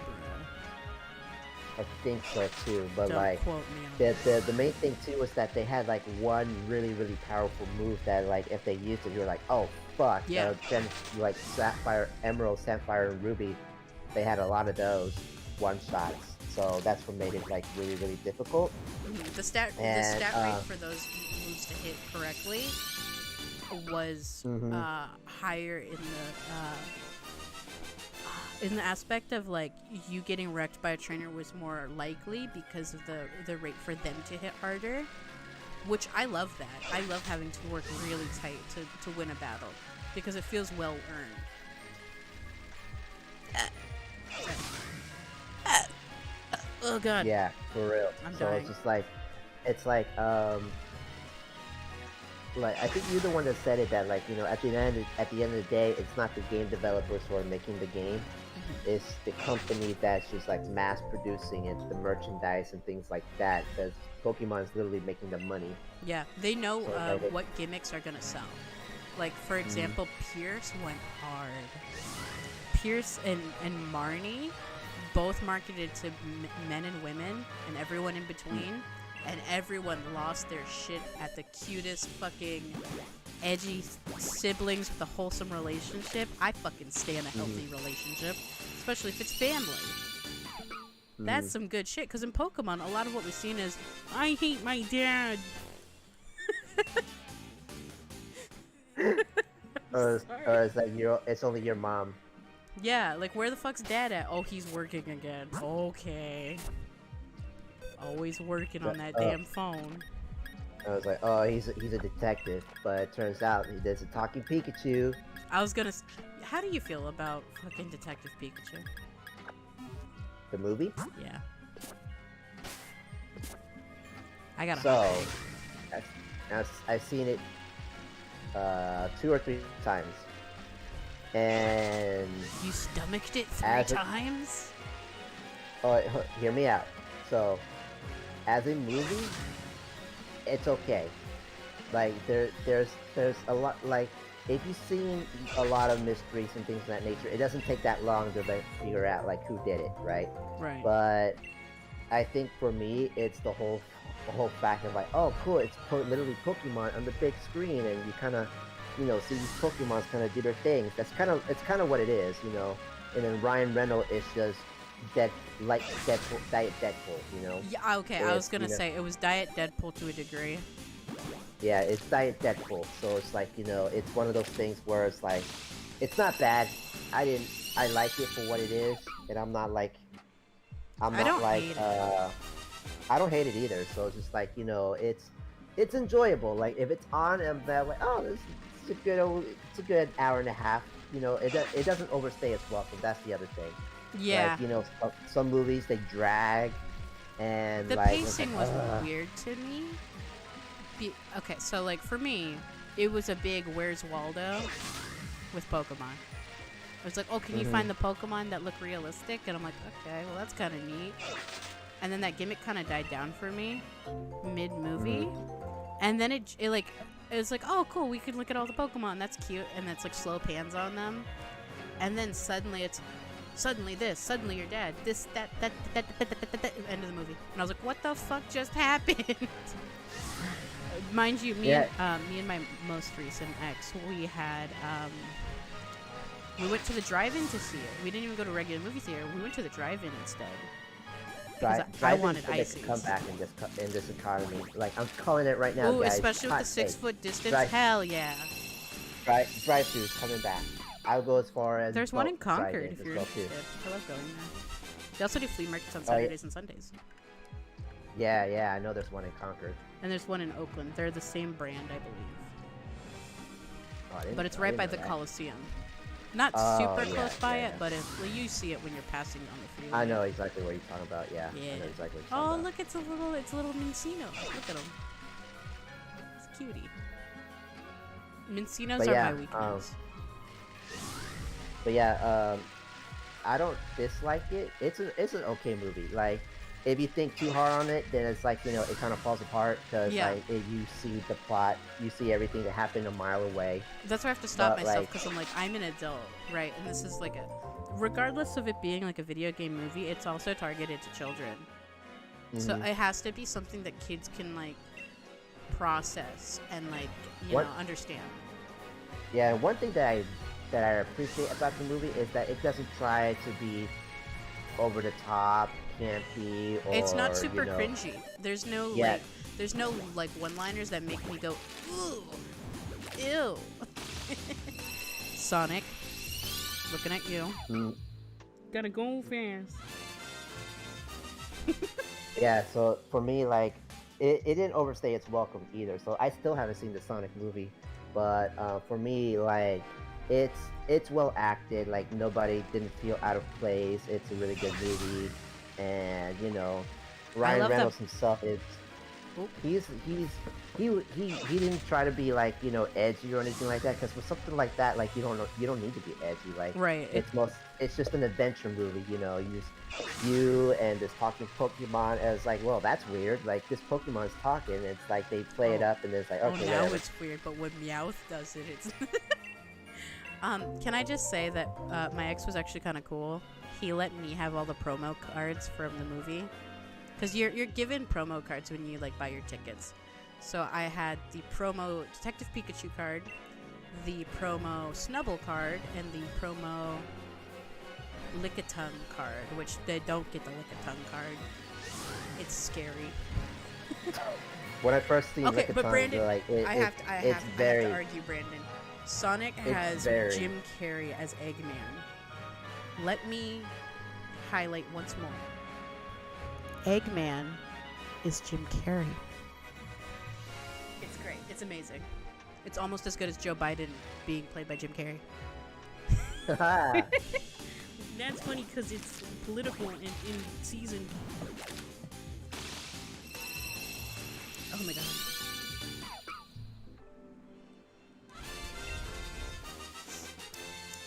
Oh. God damn, we've been at this for like 2 hours. Everybody got your snacks, got your water, staying hydrated. you need to stretch, you gotta stretch it out, you know. That's where I'm at. It's always Let good me to stretch stretch. my little arms. My little I'm opening up the windows on my place because it's been hot and it's cool air blowing right now.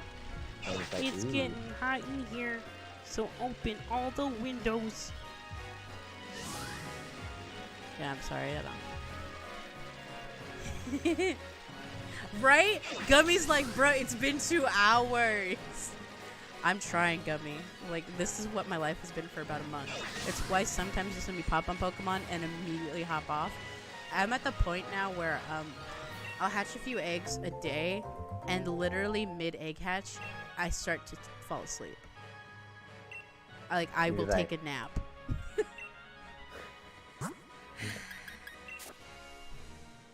Thank you, Gummy. This is for my homies in the back. Back streets back. That's the same joke.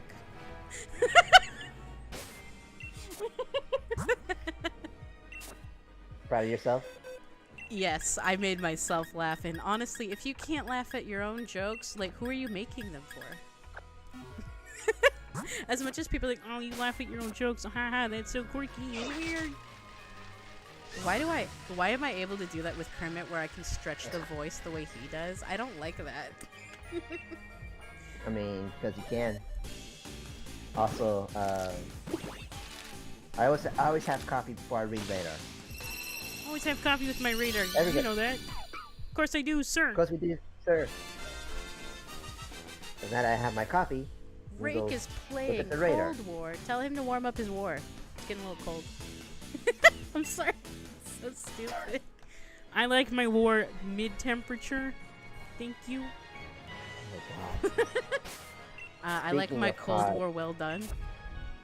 So speaking of COD, both Dead and Wolf messaged me if I had Call of Duty Black Ops, the first one. I'm like, nope, I don't. And they're like, I should get it because all three of them, Shimmy. Wolf, Dead, and Dead's best friend Mark are playing it. I'm like, that sounds fun. Knowing Dead Most likely the to way play- he to is play in stuff. session and just chilling out in the server, I don't want to play Black Ops with Dead. I'm scared. Like, Dead seems like the type where he'll, like, shoot you teabag and he's like, yeah, you felt that teabag. Your ancestors felt it. Like, whoa, homie, goddamn. Like, Dead goes hard. Oh yeah. Brad Pitt farts. Why does that come to me? I like my wars medium rare. Well, fuck. I wonder. Oh no, I'll get copyright stricken if I try to do a Kermit karaoke. I think that's why I have my Discord server. I used to server hop where I would go to YouTubers' servers. Guarantee, like 90% guarantee, a lot of YouTubers who have an audience, they don't hang out in the Discord. They just pay a bunch of mods who are random people to do it. Hot take. So like one night, take. like I took over the voice chat. Like the mods couldn't stop me. I was going hard. I was going 95 in a 5-mile school zone. I like my wars with my friendly fire turned on. Oh my god. Fucking Hey, I'll be right back. I Christ. think one of my roommates are home. Tell him I said hi. I don't think he heard me. The friendly fire steez on during. Whoa! Whoa! Miss Piggy will beat me if I say that. I love that. It's great. I've been tempted to pull Red on stream, Gummy, and I haven't because I know it's not gonna go well. It'll go in the direction of me being embarrassed because he has a weird fetish for that. That's wacky. And I'm out of here on stream. Hi guys, I'm Shiny Espers, and my ex likes to embarrass me publicly. He gets off on it. Ew. Oh, hey. I thought I had a moment of, Gummy says kinky. Okay, I know it's super, like, everyone's doing it, so whatever. But, like, imagine Shiny merch where it's, like, the furry version of Shiny in a Kermit suit. Gross. I had that. What do you mean gross? If her just dressed as Kermit? That's wholesome. Just Don't make it weird. Being a furry. Gummy, he is imposter. He is. And he tried to throw me under the bus immediately, and I still haven't forgotten. Fucking asshole. Edward, I was playing Among Us with Gummy and some of her friends in the server. In her server. Uh-huh. And so we invite my ex Red into the server to play Among Us. And this motherfucker immediately, he's like, Shiny's too quiet. She's the fucking imposter. And I'm like, what? Because I'm literally a crewmate. I did nothing. I did nothing wrong. I was doing all my tasks like a good bean. And then the moment he got imposter, like he hung around me and was just chilling. And then he stabs me through the face. I was so upset. Oh, like, yeah, why? And Drake decapitated Gummy. Also, I killed Gummy. I killed her in medbay. She's still yep. There it is. She's like, Shiny, come dance with me. I'm like, alright, let's dance in medbay. Oh, no one's here in medbay. No one walks by here often. Stab. When am I streaming Among Us? Okay, so I have a few things with that. If I stream it and have an open lobby, anyone can join the lobby and then know who's, like, if I'm the imposter or not immediately. Gummy's still upset. I'm so sorry. She was like, Shiny, I know you couldn't hear me, but I was singing and I just wanted to hang out. I trusted you. She was my first kill. And then I won that round, I think. I'm not sure, but I remember I won a round where I was just like, look, man, I don't know what you're on about. I don't know what any of y'all are talking about. I was doing my task. Because I would make sure that I did a task by event. So someone would see me do the task. I'd walk out, bump into somebody else, walk back to that vent when no one was around, vent over somewhere, like to the other side of the map after murdering them. And then boom, somebody else finds the body. I'm like, well, how... No, was anyone over there? And it's like, no. Okay, so you killed them, and then you want to jump on everybody else out the airlock. Oh, Gummy, I was in the voice chat the other night when I was riding my bike. They actually live heard me almost die on my bike when the guy grabbed the handlebars to save my ass. They call me Shimmy now. They call me Shimmy, and they call me Dad. Well then. It's not kinky, I swear. I don't know what to think of this. My favorite inside joke from that voice chat was someone had whipped cream at like an aerosol can, and I was like, yeah, man, don't you just love when whipped cream, like that aerosol high? It's amazing. And no one understood what, like, they like giggled, and then I was like, whipped cream noises. Like, I made the noise, and my mic reverberated it perfectly to where it sounded like an aerosol can. So everyone just cracked. Grandpa Shime, get the fuck out now. Take care of your own damn field. Grandpa shamed you? Grandma Shimmy. I'll tell you stories about the Cold War. Where friendly fire was on.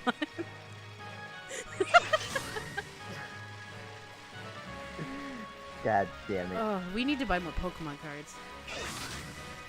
I know. I have errands to run too. I need to pick up more fruit because I ate all of my dragon fruit. By the way, dragon fruit smoothies, boys. Hot take, delicious. Did you mean cold take because smoothies usually come out cold? I will fight you in the club. Gummy. I'm not sure she's laughing about the whipped cream thing or. Oh man, it was great. And then like everyone's talking. And they're like, oh, like they were like, weird. It was some bullshit about me, and I was like, man, all the homies hate Kevin. And everyone's like, yeah, fuck Kevin. It was great. I love that server. Gummy server is fun. All my homies hate Kevin. Oh my. I don't know who this Kevin person is, He be but... fucking up, bro. Sometimes, like, at this point, we're like, nah, that's a Kevin move. That's a Kevin move right there.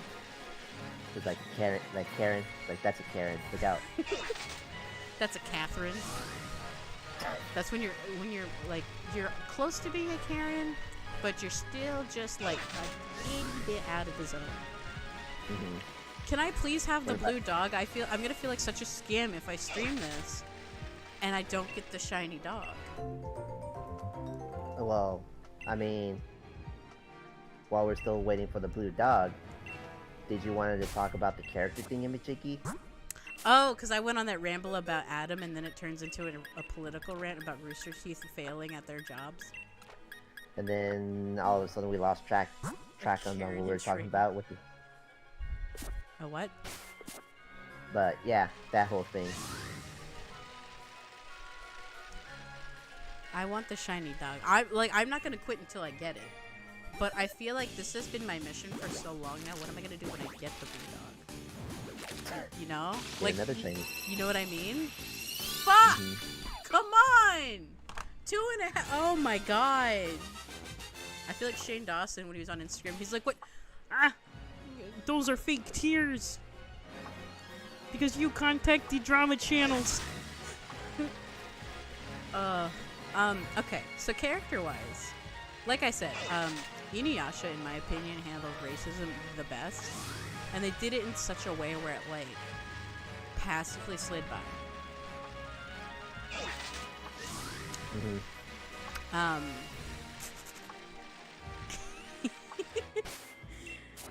So, like, as much as, like, I love to hate Rooster Teeth now because they went go broke. Gummy's also getting upset. She's like, bruh, blue dog, please. As much as, like, I hate what Rooster Teeth's done. I hate how much they've, like, literally ruined Ruby. I've spent $3,000 in merchandise. That's why I'm salty. And honestly, I feel like I have the right to be upset. I mean, to be fair, I'm the same way with Magic too. I spent over like what, almost nearly two grand on Magic stuff, and it just turns out to be crap now. You feel cheated. Oh my god. Nintendo, please. Oh my dog.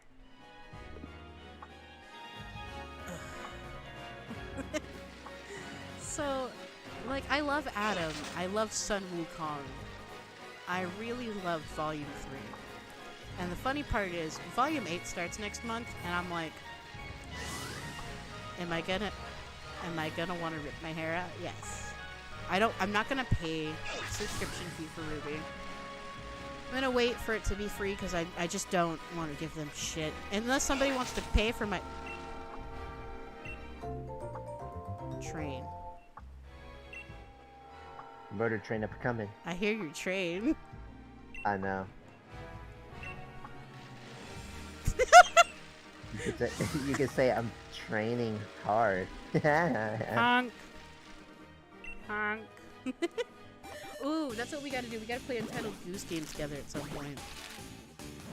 Bro, I'm so down. You're on the Switch or what? Like, I have it on Switch. Oh, I'll get it on Switch. We'll go honk around and be geese. H to honk. We'll be...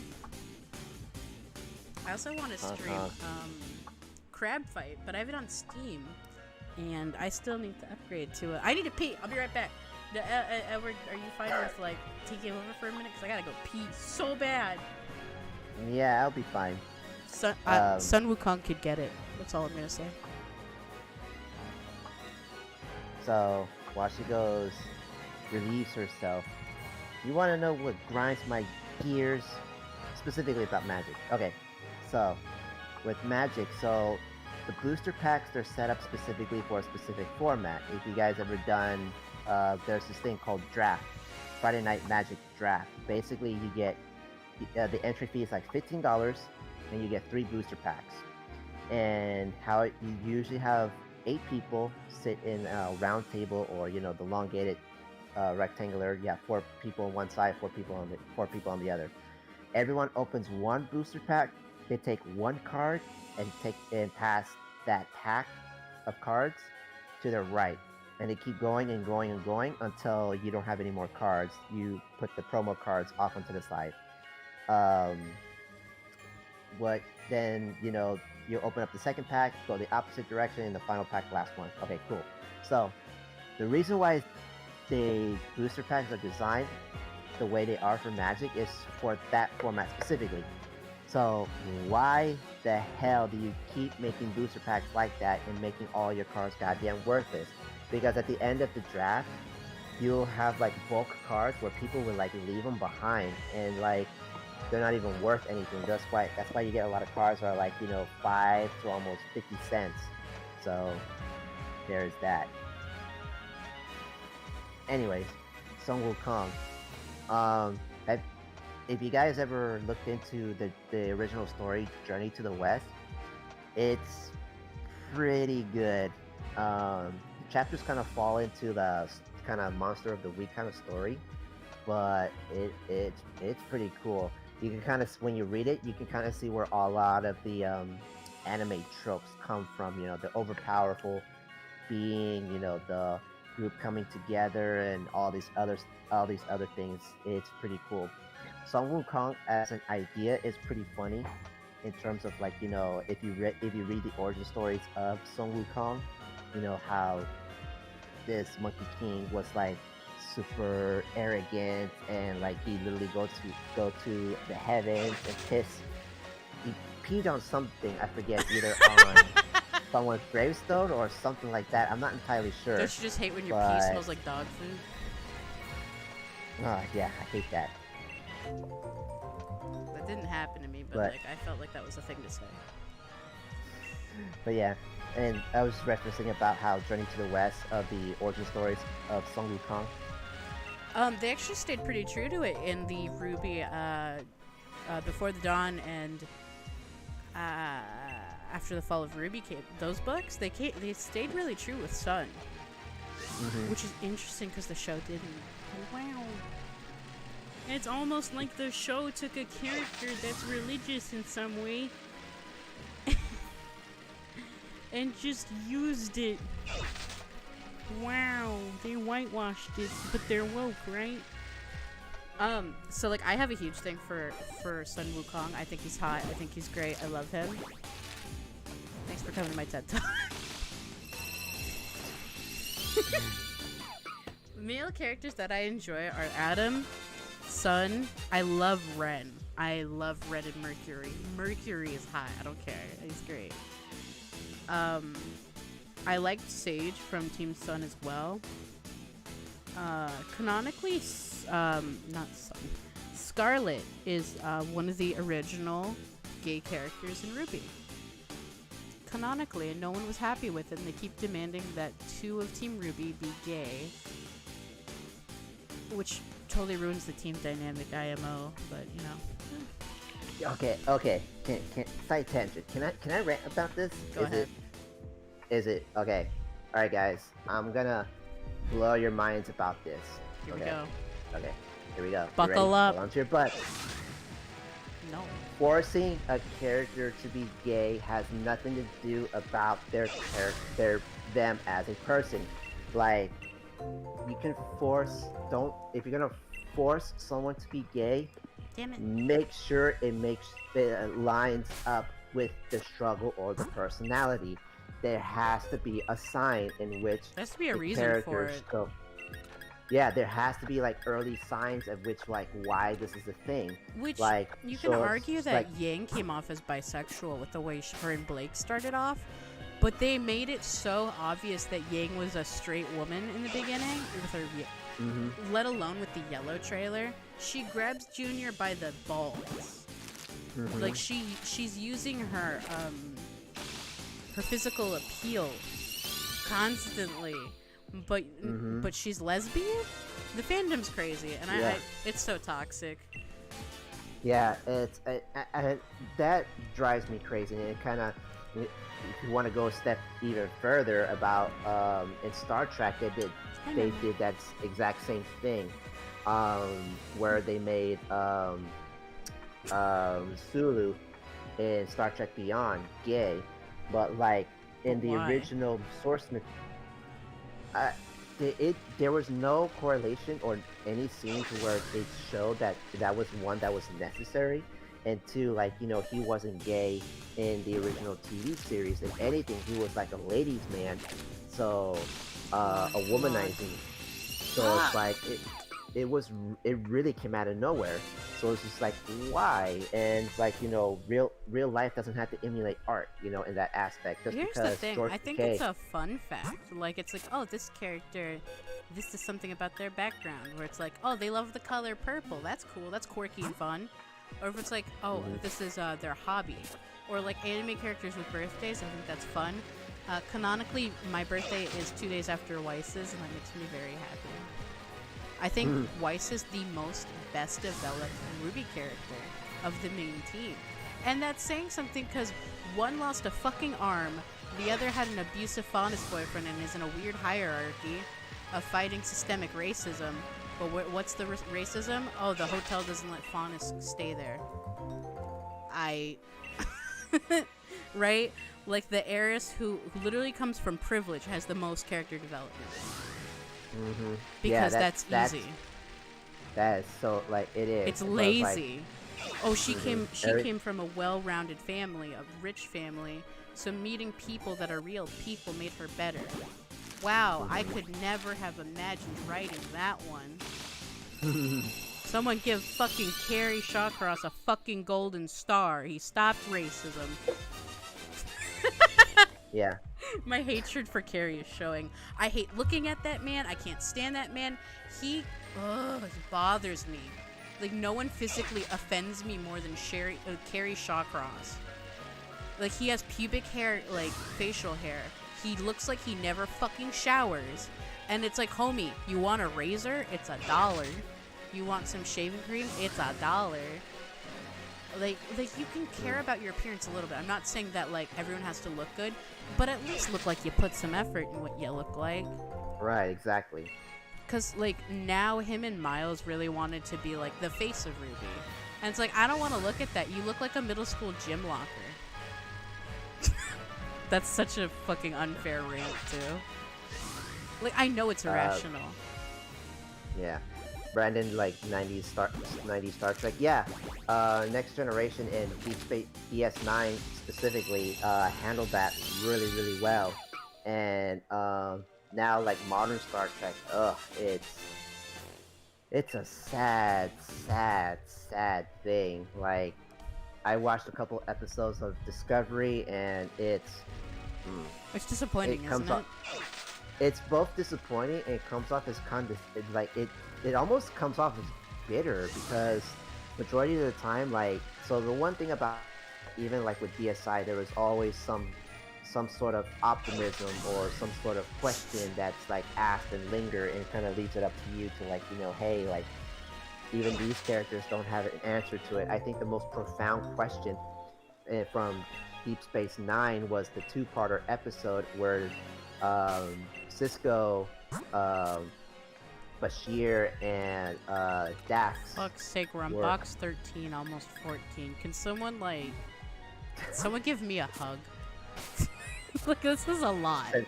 Send the hugs to Shinies, but Shiny, lick the mic. Where there was time travel shenanigans that happened. It was around the time in 21st, 22nd century San Francisco where there was riots and all these other things. And it was at the point where basically it was almost like predicting our time, where the rich were really powerful and the poor was like getting poorer and all this other stuff. And Bashir asked a really, really profound question, which was like, why did we let it get it so bad? And Cisco was like, I don't know. We don't have any answers. We don't know. So I'm just like, damn. We are getting a rising of the opposite, like, where people are finally starting to, like, look around and say, why the fuck are we letting this weird, super, like, political correctness, like, literally take over our lives? Like, there's, I don't know, it's so, like, I was listening to a podcast, I think I was watching Nick Rekieta, and one of his friends, he has a daughter, and he asked her what she thought of the new Star Wars, what she thought of, like, the stuff that's aimed at them now. And she's like, oh, it's trash. None of us watch it. Like, apparently, like, at her school, no one watches that type of shit because, like, it's trash. We don't want to see that. We like the old stuff. And because of the, lockdown and the pandemic, no one wants to watch these, like, super far left-leaning shows of political correctness that all are the same but different colors. I don't say that to be like, oh, you shouldn't have, you shouldn't make black characters. You shouldn't do, like, I don't believe in that. What I believe, though, is if you want their whole identity to be their like their sexuality, weak. If that's your main character, and your main character's overarching theme is what they want to date or whatever, that's weak. Same thing when it's like, oh, this character is X race. It's like, thanks, but no thanks. Actually, that's why I wanted to bring up Owl House, because Luz is, Loz? I don't know how to pronounce her name, but she's Hispanic. And I was surprised because she's so well colored for being Hispanic. And they don't overdo it. So unlike Life is Strange 2, where they decided to once in a while have one Hispanic Mexican word thrown in where it doesn't make sense, where it's in Spanish. And you're like, why is he saying that? But he could have just called him his brother in English. Right? So she'll like, because she's not in the same world as her mom now, she'll like write little journal entries to her mom or little letters, and she'll say that she misses her, and then she'll say something in Spanish, like a phrase, not just a word, like a really heartfelt phrase, and it changes per episode, and it just, my heart. She also has little moments where like she'll get excited or happy about something or upset. And in every context where it makes sense, she'll say something in Spanish, and my little heart melts. It makes me happy. Like, that's the inclusion I've always wanted to have as a kid. But I also didn't think about it because I was a kid. Yeah, that's one thing that, going back to the Star Wars thing, that I think Rey is both a good and poor representation of a strong female character. If anything, I feel Black Widow is the closest strong female representation that, girls can have, to look up to as in terms of like superheroes, right? Gamora is one of mine. Gamora is one of mine for sure. Gamora for sure. And it's because with Rey, like, there's nothing compelling about her other than that she's a woman. Like, she's a Palpatine, so you have to care. So it's just like, she's tied to a legacy character, but it's like, okay, but I don't know anything about her. Like, she doesn't, like, I mean, she does have some moments of weakness, but it doesn't help her develop her. I couldn't word it like that. I couldn't word it correctly the last time we talked about this, but she's very reminiscent of early Luke Skywalker. Just like, it ended before she got the development Luke got. Right, so like just right before Luke finally has that moment where he shows who he is, his character, and his behaviorals, that's where she stops. Period. Like, it's just that. I'm like, what the fuck? Okay, but like, she's very reminiscent of Luke. I feel like they're probably gonna throw another movie or something together for her because that's what they do with Disney. Ahsoka Tano is the best Star Wars female character other than Padme. And I know I'll get some arguments on that, but Padme was like, fuck you, Anakin, I'm holding this gun. Oh, fuck all of you. I'm gonna be my own bodyguard, and they can think that this person's me. Fucking, she wasn't having none of it. And I love her. Padme is just fucking balls to the walls. Yeah. And then not only that, like, Ahsoka, like, she definitely, like, was really well developed, and the thing with Luke Skywalker, I think, like, comparing her to, like, him to Rey, like, I can definitely see her. If you do a screen side by side of the early Star Wars Luke Skywalker versus early Rey, and even like the most recent Rey, it's very like, oh, I could see. That's why people are like, is she related to Luke for so long? Because she had that like kind of behavioral. But it's like, no, it's just poor writing. Yeah. But I mean, I get it. Like, if she came off whining or mistrustful of like Poe, or she was though to an extent, because she didn't want to tell Finn stuff. Like, he was asking, he kept asking, and she's like, I don't talk about it. But the moment Ben Solo's like, look, I got swole arms, she's like, look, this is what's going on. I know. I got a swole chest. He looks I can good. I can make him bounce boing boing boing I boing also like the rock. I really love his like soft boy sweater look at the end of that movie.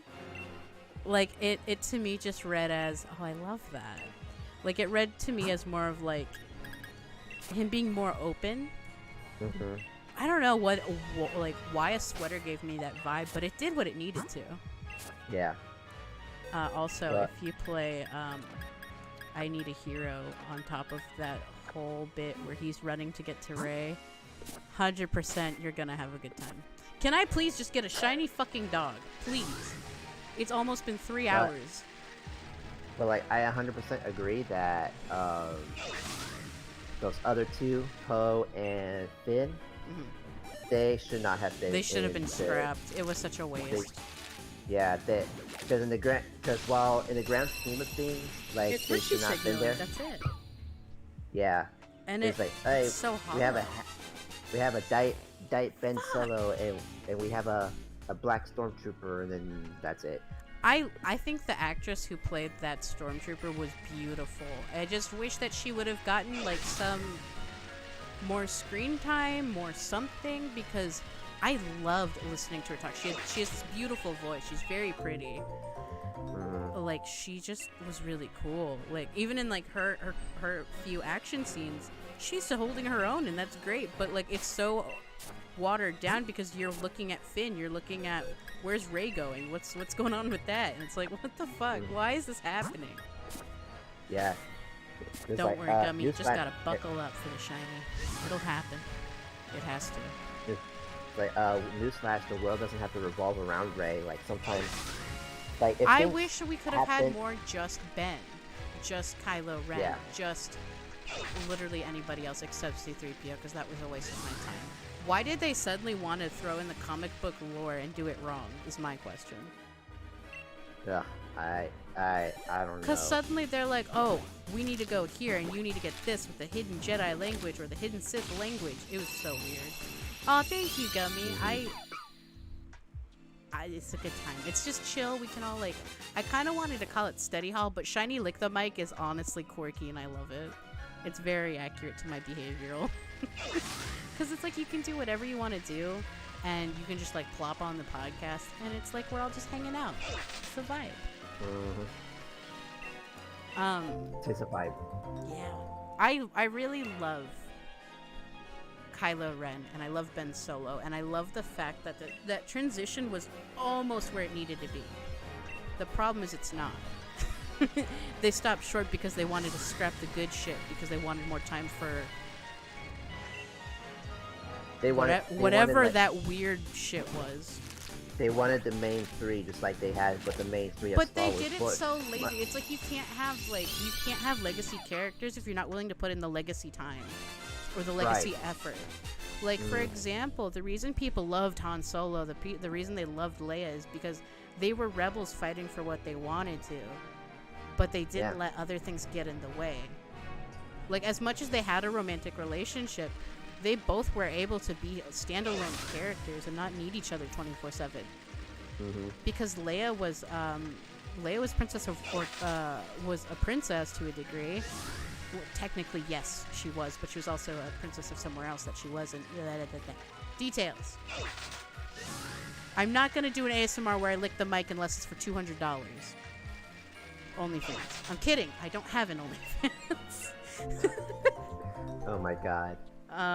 But yeah, like those characters can stand on their own, which is like TBH. To be honest, the best development, the best progression from the original to Legacy was Leia, because I'd argue that it was Han. Was the one.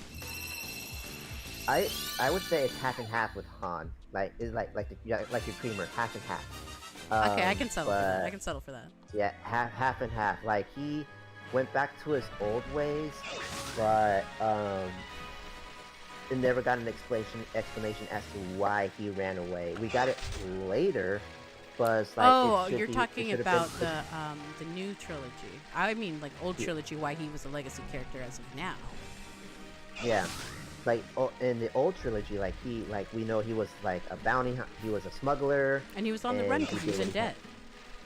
Yeah, exactly. But then like got cut up with the Rebel Alliance and stayed and all that other fun stuff. And then yeah, that was pretty cool.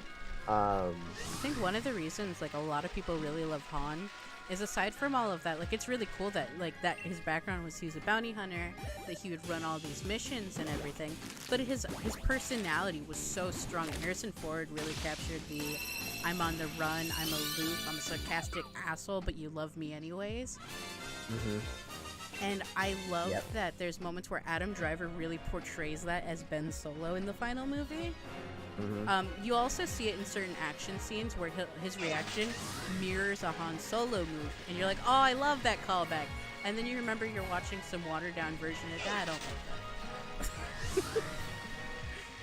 Yeah, and as far as the new trilogy, like there should have been like Force Awakens should have been like first half Ben Solo, second half Rey, and then like they can still have that confrontation. They could have had that lore, yeah, where it starts off where he's even if they just did it where it was like just in the beginning where he's laying in bed and you just see the lightsaber behind him just activate, and then they cut to Rey, that would have been fine. That would have been amazing. We would have been like, oh shit, what's going on here? I'm invested. But they didn't do that. They waited several movies to do that. 3 to be precise. And why would you wait till your last trilogy movie to explain why your big bad is the big bad? Right? If they were gonna go that route, they needed to drop clues, like better clues, like maybe hear whispers of Palpatine, or that Snoke was like a failed clone of Palpatine, and that's why he was as powerful as he was, and yet wasn't strong enough and was, able to be beaten by Ben, that sort of thing. Also, just like as a small tidbit for that last trilogy movie, when Rey has both lightsabers and she's calling to every Jedi before her, y'all CGI my motherfuckers in all the time. Why couldn't you do it then? That is the one time where it would have been 1000% justified. Also, I'm gonna say it, when I heard Qui-Gon's voice, I fucking cried. I love Qui-Gon. I love his lore so much. It's so gross to me that like there moments where it's really good is you have to call back to the part of the universe you want to bitch about, because the new storyboarders hate the comic book universe. They call the expanded universe this gatekeepy bullshit, and I'm like, what you're doing is gatekeepy too. You don't want anyone right-leaning to watch your movies. Who cares what somebody else's political view is if it doesn't actually harm you? Also, when did it become illegal to disagree? Because like you and I disagree strongly about Rey. I have a love-hate with her for sure, but I like definitely mine's more positive than yours for some reason. I don't know. Maybe it's just because I'm a very simple person. The other thing about it is are there people who get off to mic licking? Gummy, if it exists, somebody somewhere, like there's somebody who paid me for feet pics. Ultimate Rule 34, right? Like someone literally just wanted to see the bottom of my feet. And honestly, that's fair. I take really good care of my feet, so I don't mind it. But Brandon, for the instant redemption of Vader, that was weird. I would argue it's with the context of Episode 3 and Clone Wars, knowing Anakin's story, because Anakin's very bipolar. He's he's black and white. And he was tormented by one, he's seeing his son and like fighting his son, and then but thinking about Padme the whole time. But then not only that, like he was tormented between serving his emperor, his master, or saving his son. Right. And like even in Return of the Jedi, he's like, it's too late for me. But then at the last moment, he saved his son. So the only thing that felt instant was because like he died and kind of saved his son. That's pretty much what it is. The ultimate theme of that is, the son redeeming the father. So.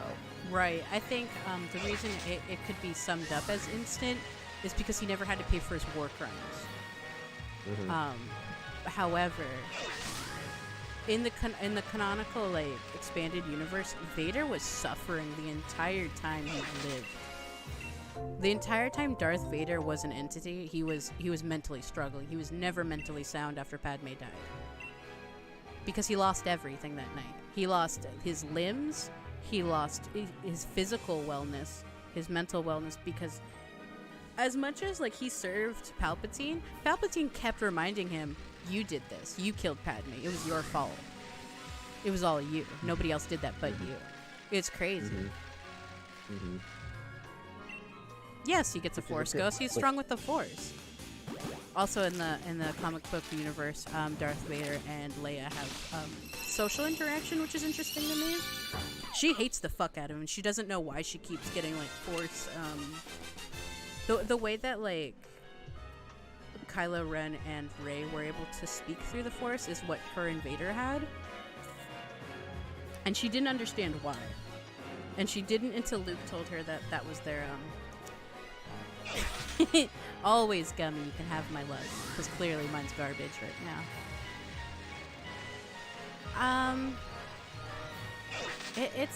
It's interesting because as much as Leia hated Darth Vader and she was upset at why she kept getting this weird connection to him to talk, they both needed it.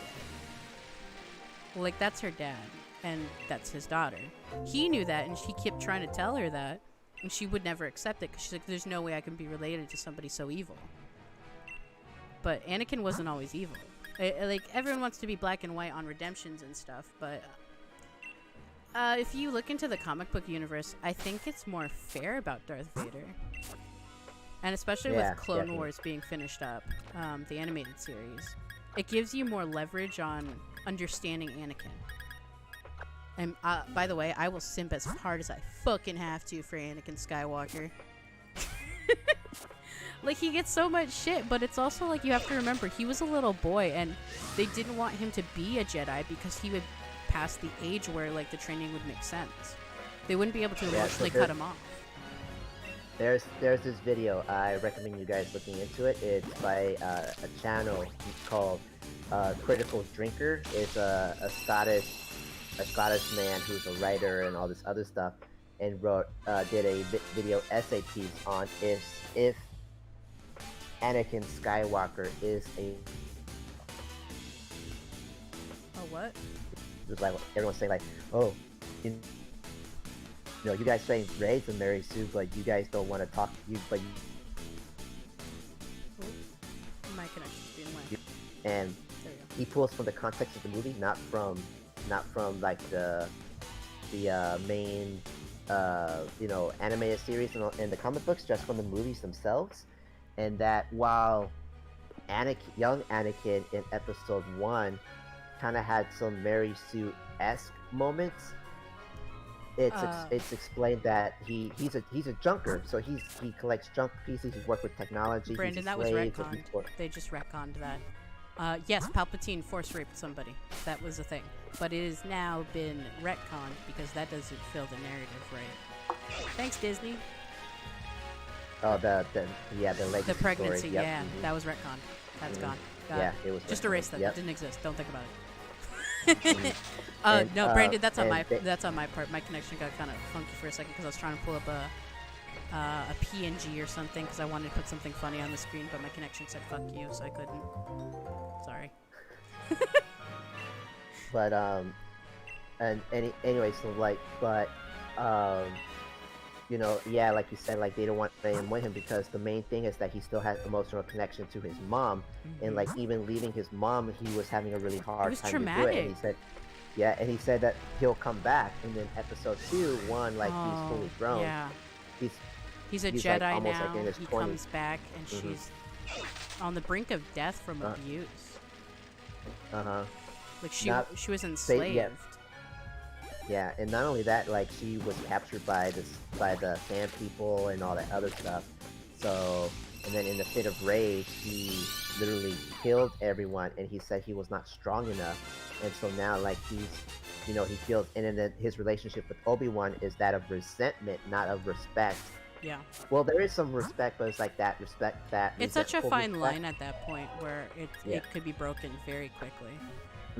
So it's like you kind of see that attitude kind of happen as well too, which as bad as the acting did episode 2 is, they show clearly how Obi-Wan unintentionally talks down on Anakin, and then in episode 3 you can see the relationship is a little bit better. They both respect each other more, and they fought alongside each other.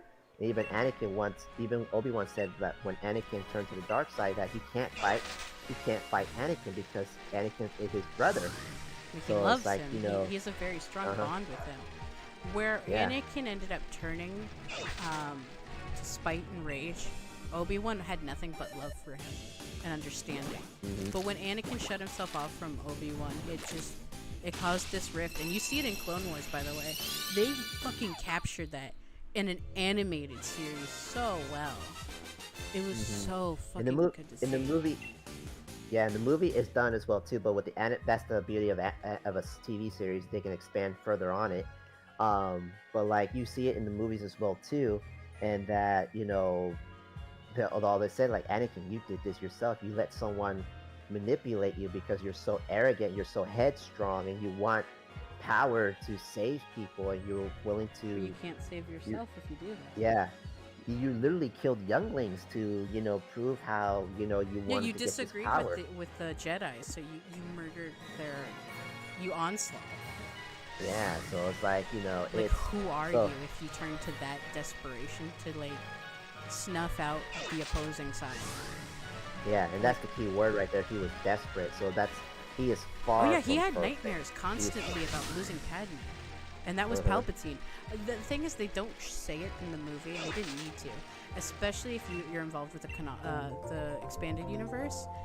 Palpatine was the one causing those nightmares the entire time. Mhm. He wanted his I Darth believe it. Vader, and he got it. He knew what I he was believe doing. it because even Yoda said it in the movies too. It's like it's hard to see when the dark side is so strong. And when it's so Like close. even so.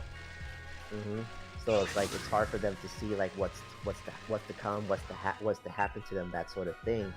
So yeah, is definitely true. So Anakin is far from a Mary Sue. Yeah, I He's love when I extremely hear flawed. that being said, that, well, Anakin's such a god machine, and it's like, bruh, you don't know the half of what happened. Like, there's so much, because also, like, he, like Yoda said, he was too old to become a Jedi. He had too many emotional ties to his family, and his only family was his mother. So the moment he saw his mother dying, the darkness in him was just like, I bet.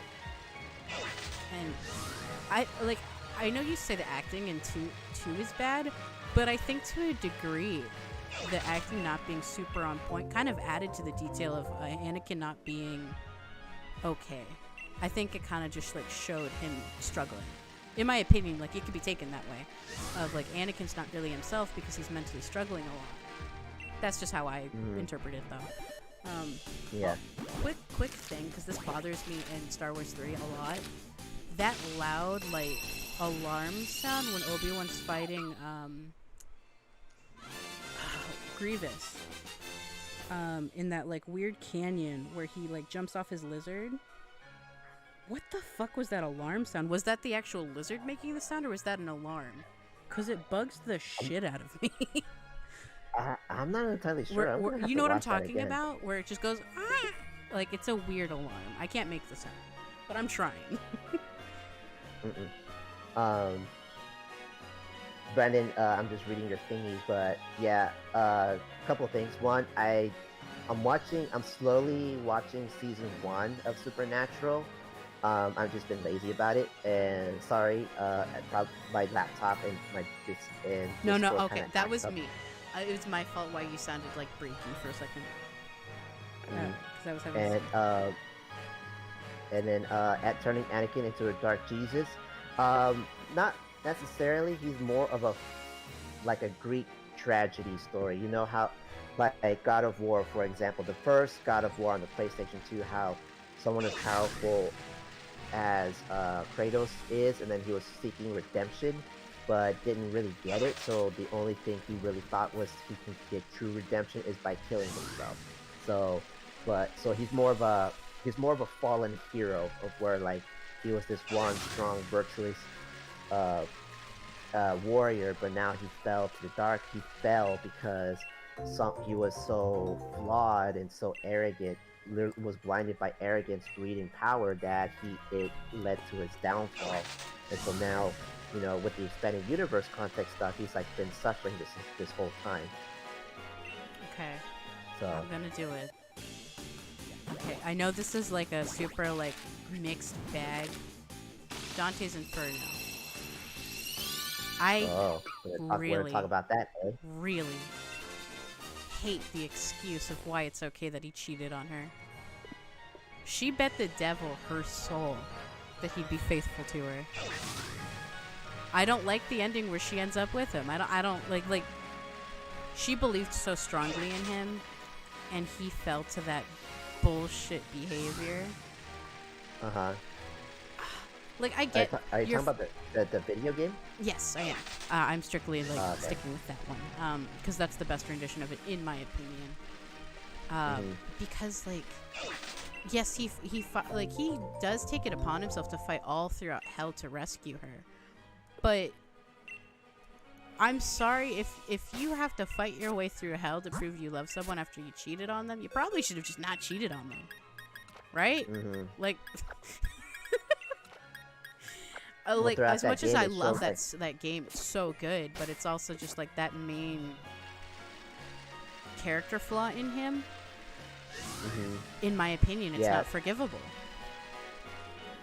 Yeah, that's probably why like it showed all of his sins that he committed, each circle he went into, and like the one with lust, like it's so gross to me. You know, that he like he slept with someone's wife, but in return sparing someone's life, but then that person who found out that they slept with him, he found his lover and then killed her.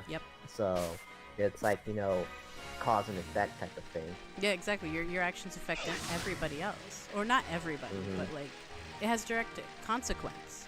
You can't act and not expect something to happen because of it. Like, if you throw a glass cup on the ground, it's gonna break. You can't get mad at the cup for breaking.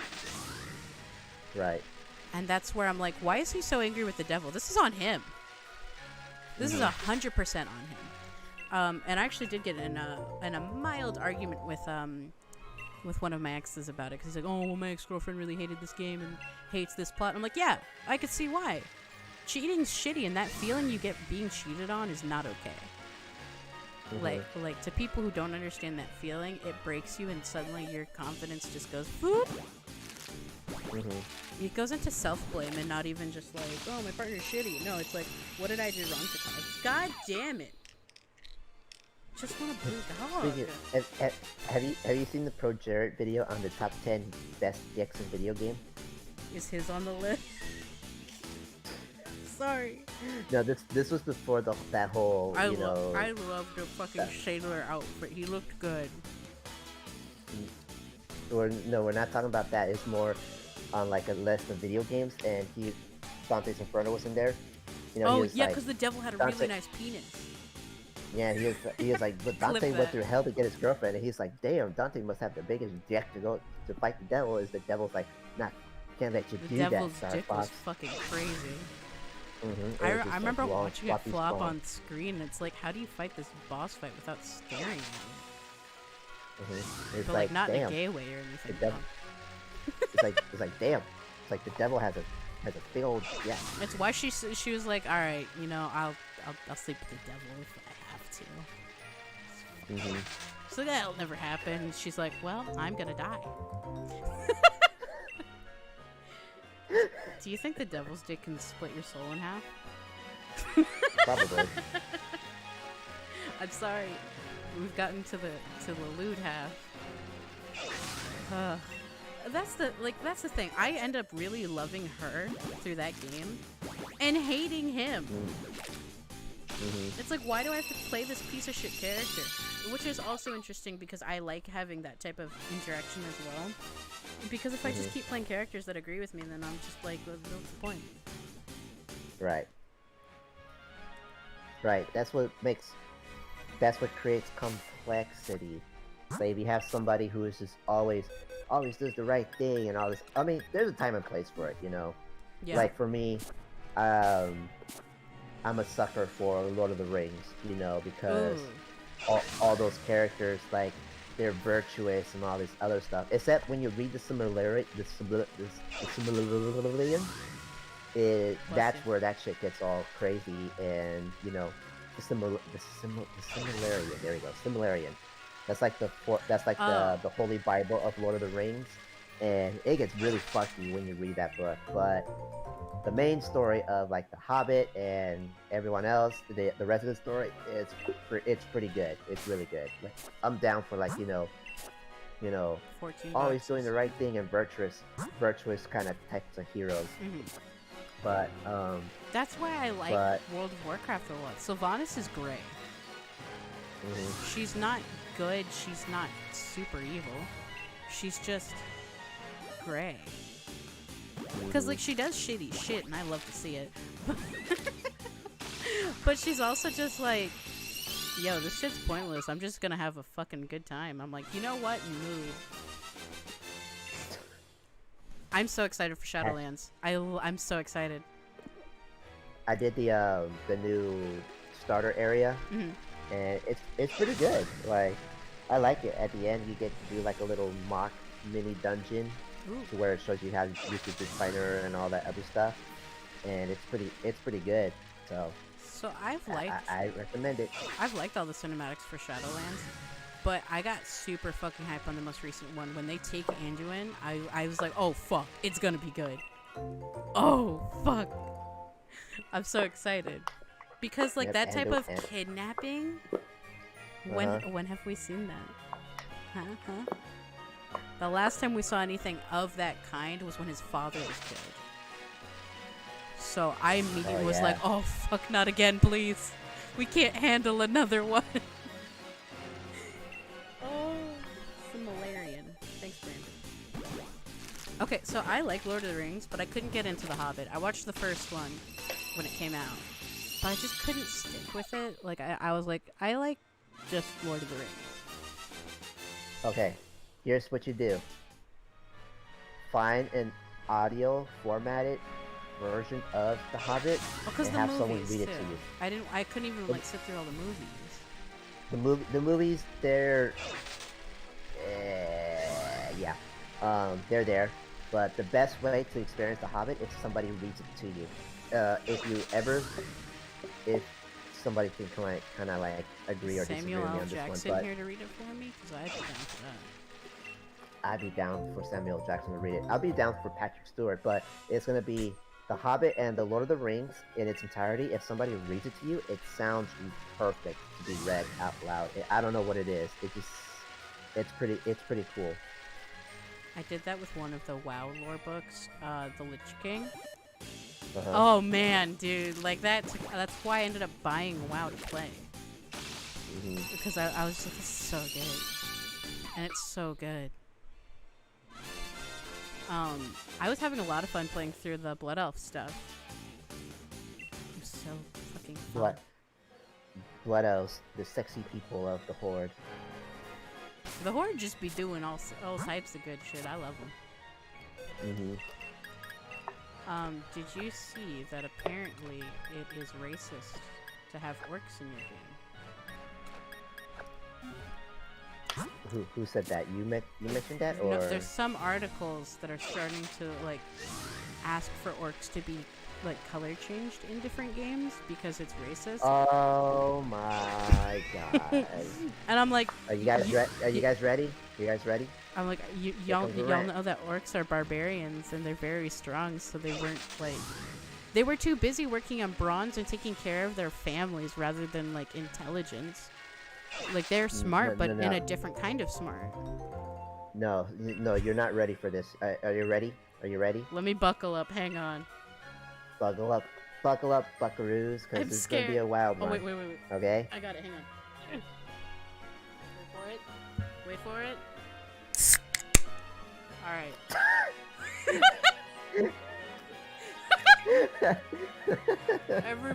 Smoke them if you got them. I'm drinking another ginger ale. Okay, so let me tell you something. Orcs are not the problem. Racism is only a problem because the person themselves is racist. They are projecting their racism on the orc race, thinking that orcs represent black people, therefore it's racist. It is not motherfucking racist. Orcs are honorable, brave, strong, and they have a strong sense of honor. And the fact that D&D went out of their way to get rid of a negative modifier on their fucking racial modifier is both retarded and dumb, and I hate it. Yeah, that's not politically correct, Edward. They can, you know They what? can You know, suck you my know dick. what? They can suck my chud. We're just going dark, like straight up fucking South Park in here. They can suck my dick. I'm sorry. No, Am I like- apparently Eric Cartman and Kermit the fucking Frog? I hate it here. Yeah. Butters, just by World of Warcraft. I love that episode so much. And then Randy starts playing World of Warcraft. I love Randy Marsh. You can't change my mind. No, you're right. Even thought in the this was Tolkien America. Verse, like, in the Tolkien verse, like, if you look deep into the lore of orcs, like, even in the movie, like, the orcs were once elves, and Fucking they 3 met hours! 3 hours! I just want a blue dog! like, even in the Tolkien verse, like, the orcs were once elves, and they dabbled with dark magic, and that's why they were transformed into the way they were. Dark magic. So That's it's like- kind of it's- racist, Edward. It is not racist. Apparently, we have to change modifiers. And also, like, if you really want to go talk semantics about racism, I'm surprised they didn't. Well, shit, I probably should keep this to myself because they might actually do that. Do it. I'm surprised they didn't address the drow because if anything, it's like black elves. You know, that's more closer to what Tolkien's thought original someone vision brought of the that orcs up. were. I don't know, but like, the drows, they're not that racist either, which is dumb because they have a culture in them themselves. So it's like, are you guys just trying to project your own racism onto games? Like, what the fuck? I think it's well, we know for the most part it's people that don't even play the games that want to jump on that shit because they want to ruin it for other people so that like we're all just the same level of miserable. Like, have you noticed that, like, because of lockdown and everyone playing Animal Crossing, now there's Joe Biden ads in Animal Crossing, which, please keep your politics out of my fucking game where I decorate an island. Oh, are you kidding me? Yeah, I did know that, yeah. Other people were using it for the Hong Kong protests, which I like, if that's how you want to get your activism out, sure, but that's weird to me. Right? Like, that's weird. I don't want my politics in Animal Crossing because the most politics I need is me paying off Tom Notes and becoming the hierarchy of this island and running it into the fucking ground. Can I please get a blue fucking dog? Right. So that episode that you mentioned that got removed from community because of the drow crossplay. Yeah, but it's like there's context to that. And it's like, you know, it's the character. It's the same thing with the blackface on The Office. Yeah, I think it's Michael Scott. Yeah, right? it is. It's Michael. Yeah, so it's like, you know, everyone knows in the context of the show, it's Michael Scott that, you know... Oh, same thing with Robert Downey Jr. in blackface for Tropic Thunder? Yeah. And Like, he now- went on like Joe Rogan's podcast. He said a movie like that could never be made in today's climate. Like they got lucky with getting away with that because like they were portraying, you know, mental retardation and like literally a white actor doing blackface and all this other stuff. Like they were all in on it. Like they knew exactly what they were doing. But, Right. like, When you know, sign up for a role, you have to consent to the role. And also understand that it's a role. It's not who you are. And that's also my problem with the political correctness of only black actors can be black characters, or black voice actors can voice black characters, and so on with each race. Like, what the fuck is that? You're putting everyone in the same box. And again, if we can only be an extension of, like, what we already are, but a token version, that's more racist than letting, like, a black voice actor voice everyone. Because there is that one, what's his name? I love him so much, but I can't think of his name right now. He voices Marshall Lee from Adventure Time. He also voices a character in Saints Row. He voices so many fucking amazing characters, and a lot of them differ different races, and he himself in real life is a black man, a black African American man. And I love the fact that, like, your voice can, what? Are you talking about that guy who voiced Samurai Jack? Did he? I know he voiced Marshall Lee from Adventure Time. He was in Saints Row as himself, but I can't think of his fucking name. No, not Phil. Hang on. But yeah, like, if you guys, while you look that up, if you guys didn't know, Samurai Jack was actually filmed by voiced by a black actor. So, you know, with that same context, like, just because, so that black actor couldn't so he's racist can't because, voice it. yeah. Yeah, because you didn't have a Japanese man voice a Japanese character, so it's like, you know, is that racist? Does that mean a black actor has to voice the black demon in that show? Like, what, like, what sense does that make? And then, like, the other thing, too, like, recently, you know, Family Guy, like, Cleveland Brown, the original voice actor, he's not voicing Cleveland Brown anymore because he said, like, you know, black, right? a black actor, he's not black, yeah, so they're having a black actor voice Cleveland Brown. And Donald Glover is one of them. Oh, Donald Glover. He's a very amazing voice actor. And his voice switches around a lot. And it's very, like, it's so cool to listen to his voice takes. Because, like, you hear his music and it's very different, but, like, his characters are all very different as well. I stand Donald Glover, and I don't care if anyone suddenly says he once said a racial slur once. He is not a problematic person, period. You know who is a problematic person? Us. Well, I was gonna say Aaron, but, you know, yeah, that too. Oh, apparently that's a really hot take. Because so we're gonna go there. We could. I'm down. I'm a nobody, so, like, nobody ain't gonna find. Well, shit. Actually, yeah, people can't find me. Oh, fuck it. Let's do it live. Fuck's sake. Oh, I'm trying to find the character I'm talking about. It's been taking a minute.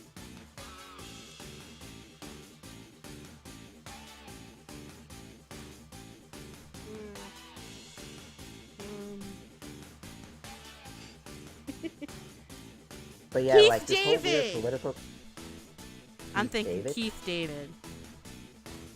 Oh, that name doesn't sound familiar. He plays a lot of white characters. He's an African American man. He's also very sexually attractive. Yeah, so like, you know, if you have white characters, so you have white actors' voice instead of, yeah. Over half his characters that he's played are of different races than his own. So are you saying that Keith David doesn't deserve a voice acting career anymore? Like, what the fuck? Like, it's also, like, I'm sorry to headphone singing users because I really got hyped to realize his name. And it's like, you know, the thing with like that whole virtual political correctness thing is that when you break it down, like, it's segregation all over again. Oh, right? yeah. Straight up, It's like, reversed. it's segregation. Like, yeah, it's not even reversed. It's just straight up segregation and racism. That's the thing, though. No, it is reversed because it's the minorities that want to separate from white people and shame white people for existing. I'll say it. Like, I'm someone of a minority group, quote unquote, but I don't hate white people. Hot take. Yeah, same here. Like, Apparently that's weird. one of my good friends is white. He's vegan too. He's not a crazy vegan either, so. Do we now have to pull the I have a white friend thing? Is that what we're doing now? Yeah. Keith like, David. like, Keith David gives me so much fucking joy. Also, Rick and Morty is a different show high than it is sober. Oh, excuse me, that was gross. That was disgusting. I'm so sorry anyone heard that. Also, that's for you, Gummy. It tasted like ginger ale. But no, like, we've been here for 3.5 hours. I have no blue dog. I'm just upset.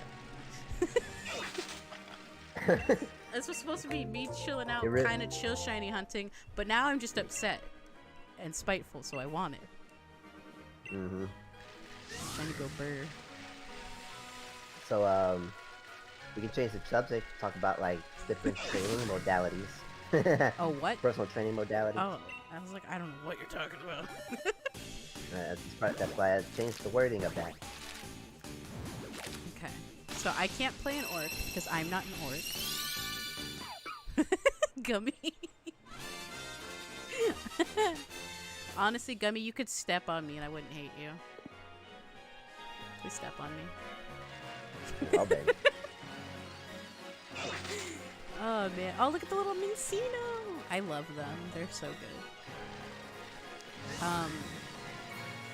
Can we talk about Dark Souls for a moment? I know you hate it.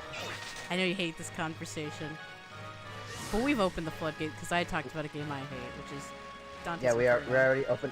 already opened up the floodgates on so many levels. So at this point, we're creating a tsunami. So.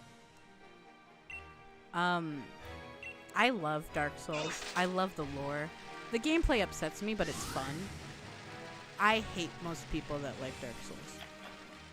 Sorry. There is an elitism mentality when it comes Dude, to even Dark people Souls. that like are super aware of that still do it. Like, I'm not trying to be an asshole, but like literally I've had to like message my friend. I'm not gonna like out her by name, but I'm like, bro, you're doing the thing. Cause like I just mentioned that I was trying to get a trophy and you have to like kill the Dragonborn. Well, I call her Dragonborn because she's half dragon. And she's like, oh, you had trouble with that? It's so easy. And I was like, I'm trying to get the trophy. It's very specific. And she's like, but it's so easy. And I'm like, this girl has gone on hours and hours being like, I don't like the Dark Souls community because they're super dude bros. And I don't like the dude bros because it's just a game that's fun to play. But she's a dude bro. I can't play it with her. I can't talk to her about playing it. Because if I do, I'm going to be in mental hell the whole time. Like, and I don't want to be that friend that's like, I can't play this game with you because you make it hell for me. That's not nice. I'm not that kind of person. So, like, I've purposely dwindled my soul so I can't summon her. So that it's not a problem. And that's such a personal, like, self-nerf that you don't need to do. Some people, going way back to the magic thing, some people are saying that people are gatekeeping magic. I argue that that people should, by all means, like, play magic, but at the same time, like, be aware, hey, like, there's a lot of negativity, not like the toxic elitist type of negativity, but more like the fans you're not gonna enjoy it because it's the developers who are making the game unpleasant to play. So they're making it unnecessarily stressful. Yeah, or just like they're doing things that like just don't make no lick of sense, and fans are just not happy with them. So there's that, and then like one game that gets like that as well too is WoW, because especially if you play, it's such a disaster sometimes. It's so bad. If you don't have a friend to like come in with you, you're not gonna have a great time with WoW when you're trying to raid or anything. And even then, raids could go really bad. Yep. And ESO's like that as well too, to a certain extent. So ESO, those who don't know, that's Elder Scrolls Online. I played it for almost, it feels like ever now. Oh, you stopped playing entirely? So I'm still playing it, but like I'm playing it like part time. Like if my friends. Damn it! Sorry. Like if my friends are, if Wolf and Dad wants to like run a dungeon, I was like, yeah, I'll run with you guys, whatever. And but I'm not gonna go out of my way to play like the 12-man in-game content stuff, because I just got burnt out with that. So the reason why I got burnt out with it is the guild I was associated with, they wanted me to run a lightning a Oh my lightning fucking god, back that bar. lightning rod shit. Yeah, so for those, so to give more context to what I'm referring to everyone, is so in Elder Scrolls Online, there isn't the current setup for tanks, for an ESO, is a sword and shield on your front bar for your stamina moves, and your back bar you have a destruction staff, specifically a lightning staff, in which the idea is that when you do a heavy attack with a lightning staff, it helps you regain your magicka as a tank. It's a good idea in theory, but in execution, it turns out disastrous for most tanks. And my argument to that is twofold. One, the passives, and two, what is expected of you to do as a tank with that lightning bar, or yeah, that lightning back bar. So, there's a passive in the destruction staff skill tree in which it explains that a specific staff gives you the reduced cost of stamina to block attacks, and that is the frost staff. But when you have a lightning staff and you try to block, you're not only you're not mitigating that block, but you're taking full blown hit on that. I'm gonna So cry. I'm with about the to be on box 15, dude. it's all good, it's all good. But anyway, so my tank runs 2 sword and shields, front and back, and my previous guild was wanting me to run a lightning staff because they say they need me to run a lightning staff, and the reason why they want me to run a lightning staff because there's a specific enchant that you can put on your lightning staff called the Crusher, which reduces all of your resistance by 1500, something like that.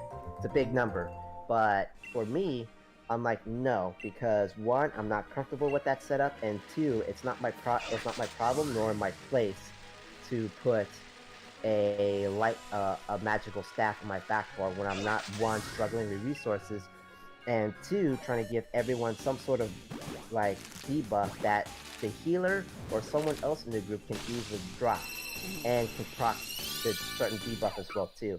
So a lot of the elitist tanks are saying, oh, you need it for magicka mitigation. It's like, no, you don't. You really don't. You shouldn't be relying on magicka to begin with. And like, and if you're in a 12-man group setting, that shouldn't be a problem if your group is set up properly.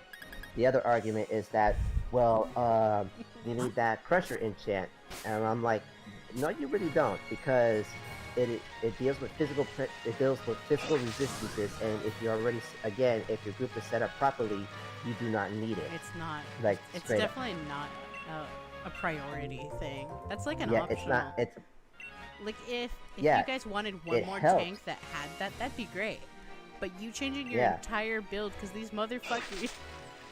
I'm still heated about that because they were really pushing you on that. Yeah, they really were. It's like it was to the point where they're like, why don't you just take one for the team? It's like, because it's not needed. Yeah. It's unnecessary, and it's like, what you want? You want an entire, like, I mean, if you want to sit here and grind out another character, you go ahead, but I don't want to do that. Yeah, and that's where I stand. At that point, it's like, it's not my tank, it's your tank. So it's like, I'm not gonna change my tank just to suit your tank needs. I'm sorry. And then like the other thing too is like, I read the passives on, like, I researched this. Like even my brother was saying the same thing. Like, once I did the research and really looked into this, I would understand like the classes and everything much more better than they will. And when I actually did the research, it rang true. Is that the other thing which leads to my destruction staff thing, that in the end it doesn't work, is because the destruction staff. So there's 3 elements of the destruction staff: fire, lightning, and ice. And there's a passive in there in which, while you have a destruction staff equipped, it increases the 100% chance to give the debuff of burned, concussed, and chill. So if I have a magicka character benefits from this if they have like both bars, like a lightning or fire staff, because when they have a burn, that's a dot. When they get concussed, that gives them an off-balance debuff, which increases your overall DPS by 10%. And the frost, it just does immobilize right now, but it's being reworked for the next patch.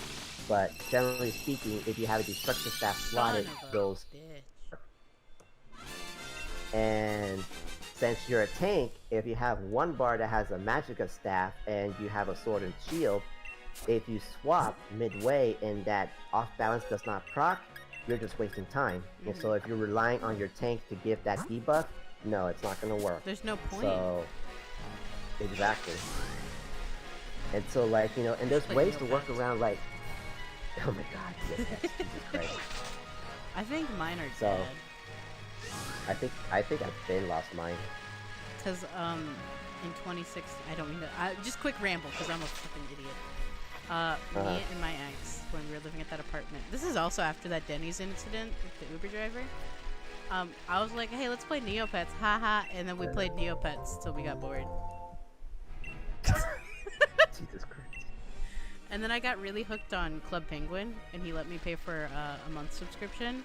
Oh my god. Which I played for 2 months straight and ate dominoes almost all the time, and it was really where I was thriving the most. Oh my god. I need to thank him for that. I kind of want to DM him once. Just be like, thanks for those days. Those dominoes and Club Penguin days, the best. Mm-hmm. But yeah, like, and there's another problem with ESO as well too. Like, there's not enough tanks. So you know, because of the scenario I went through, is that, you know, people are trying to tell me to tank a certain way. It's like, screw this. Like, I don't want to tank, and nobody wants to take up the mantle of tanking either, because same problems. Like, they don't want to, you know, grind one, because grinding a tank takes forever. Right, and then everyone wants you to be a different type of tank, and it's like, bruh, take what you can get. And it's like, if you want to develop a tank, it's one thing, like, you know, and if you do find a tank, they most likely stick with their tight-knit group. Like, for me, I only tank for my friends. Like, if somebody, like, in the other guilds I'm with, they're asking for a tank, I'm like, nah. And you're like, I'm busy eating sushi and drinking Diet Coke. Talk to me later. Even like the guildmates that I'm with, they ask me, it's like, hey dude, like, can you get on your tank and tank this real quick? I'm like, nah dude, like, I'm about to get off. Yeah. I was playing World of Warcraft. So I was playing through the Battle of Azeroth expansion completely solo. So like I didn't do raiding. I didn't do like a lot of that other shit. Because like I'm not good at those kind of games, right? I'm not good at them. I play them for fun. I don't play them to be a hardcore like muttlet, brainlet. So like I'll constantly get shit of, oh, you're not good. I'm like, I know. Thanks. Like I told you about what happened when I played Heroes of the Storm online. I only play with AI now because they fucking reported my account. And literally these people are like spamming the chat with, no one's this bad as Jaina. They're not even casting spells. I was like, bruh, listen Andrew, I haven't played this game in 5 fucking years. Like I got so upset. I was like, y'all worry about you. I haven't played this game in 5 years.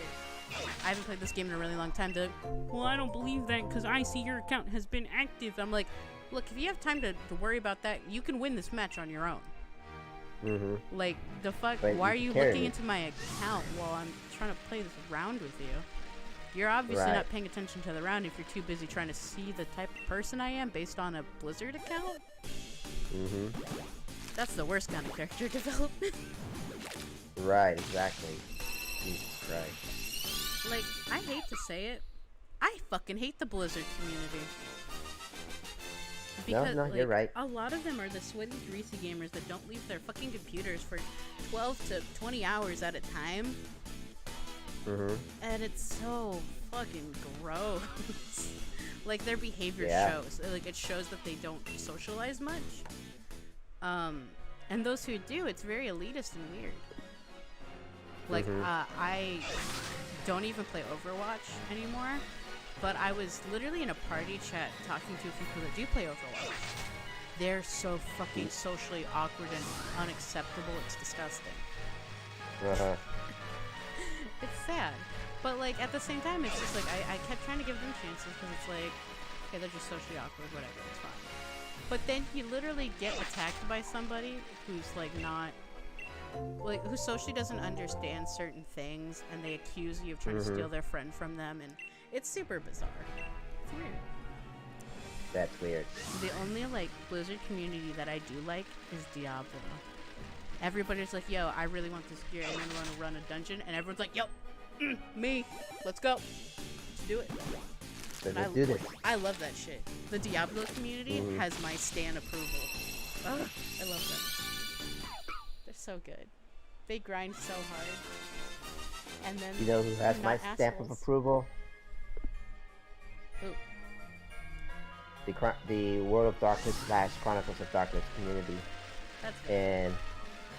And here's the thing. So, still sticking with the RPG thing, but switching to tabletops, is so any tabletop game, it's hard to find people, right?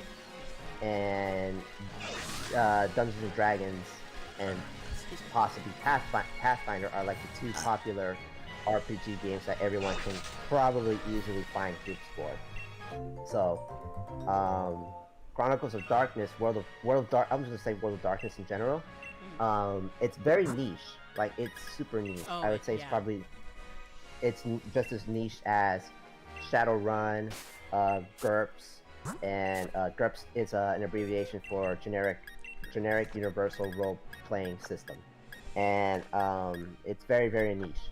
So World of Darkness in general is very niche, like, you know, modern setting, uses a D10 system. It's not very crunch-heavy, relies on role-playing, if anything, and it's very, very good, very, very good time. And I'm part of this Facebook group that's simply called Chronicles of Darkness, but they cover everything from World of Darkness material, Vampire the Masquerade, Werewolf the Apocalypse, and Chronicles of Darkness material as well too. So, me being like brand new to the setting, like, I post things there, and I'm like, I ask them a question, like, hey guys, like, my first time getting into this. I'm super excited. I'm nervous at the same time as well too. My question is, so and so. And the messages I got, like, holy shit, dude, like, everyone was super open. It's like, hey, like, great to have you, you know, be part of this great, you know, like, you're gonna have a blast with this system. Like, you want to start with this book, and, you know, and when I had questions, like, hey, like, what's the difference between, like, World of Darkness and Chronicles of Darkness, and, like, they were super cool on explaining it and that sort of thing. And, like, you know, what books to get and what books to start off with, and, like, you know, they said, like, they say, like, which books are beginner friendly, which books you can get into later, and all this other stuff, and, like, making sure, like, I don't make any mistakes along the way. It was super fun. And, like, I still post in that group every once in a while and ask them questions, and they're usually pretty good on answering as well too. So it's been pretty cool. I think from, like, what I've noticed is, like, games like that have, like, a really good, well, they have lively communities, so that's what I'll say. I'm not going to say if it's good or not. But I've noticed they have, like, lively communities. The thing about it is that it's a really tough commitment, and a lot of people are put off by it. Mind you, Edward, it took so long for you to get me into a campaign.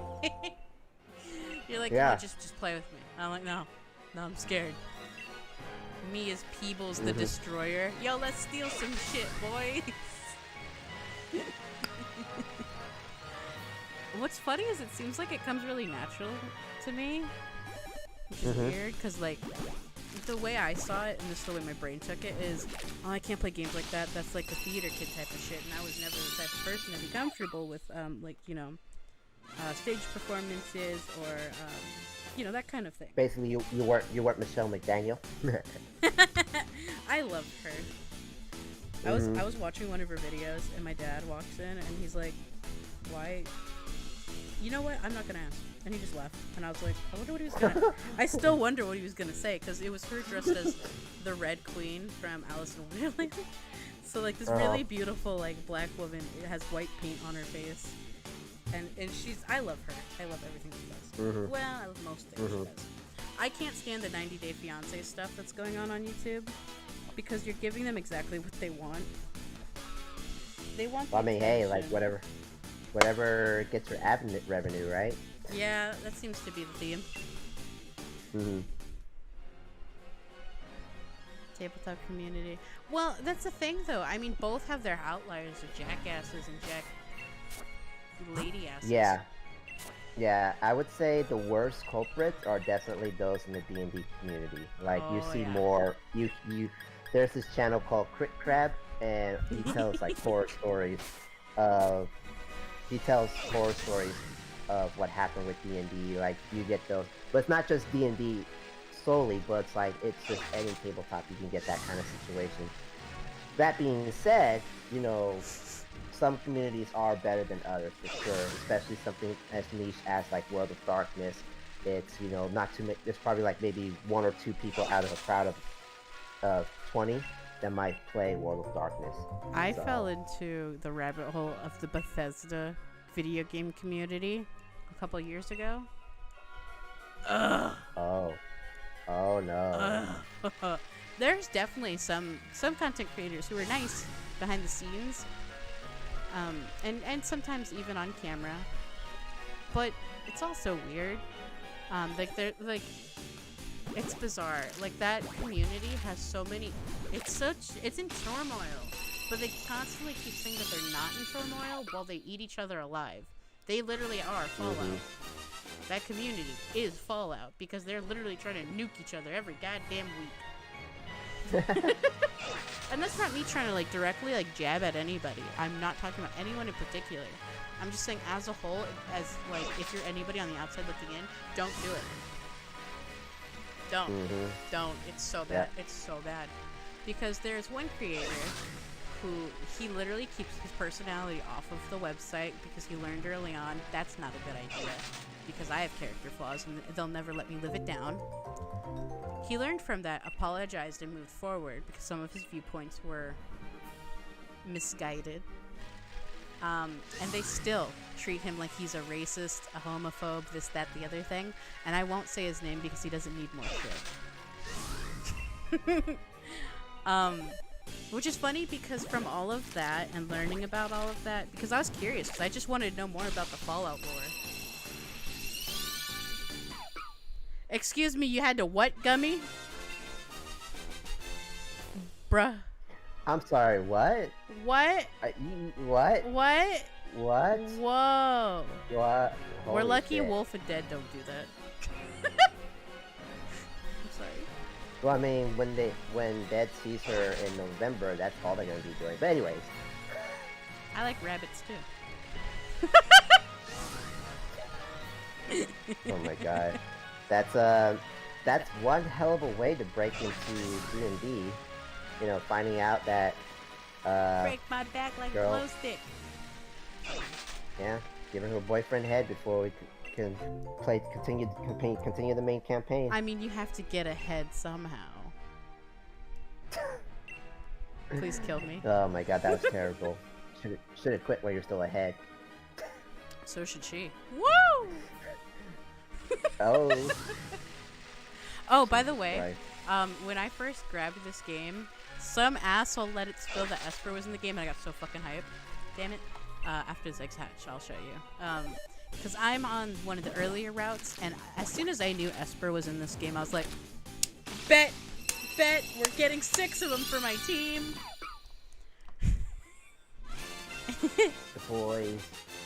Let me see. Fucking mistake. They only will spawn here and back near the picnic table where one's sitting on it. Stop following! Oh god! Look at this Farfetch, by the way. I love him. Don't touch me. Back touch. Me. I love him, but don't touch me. Mood. Hurry, it's your turn. It's terrible. That's great. But yeah, so Esper pops up in there. It's like a 12% drop rate, or at least it was when the game first dropped. Which I don't think that was accurate, because I literally found mine within minutes. So, like, I don't believe the drop rate was that low at the time.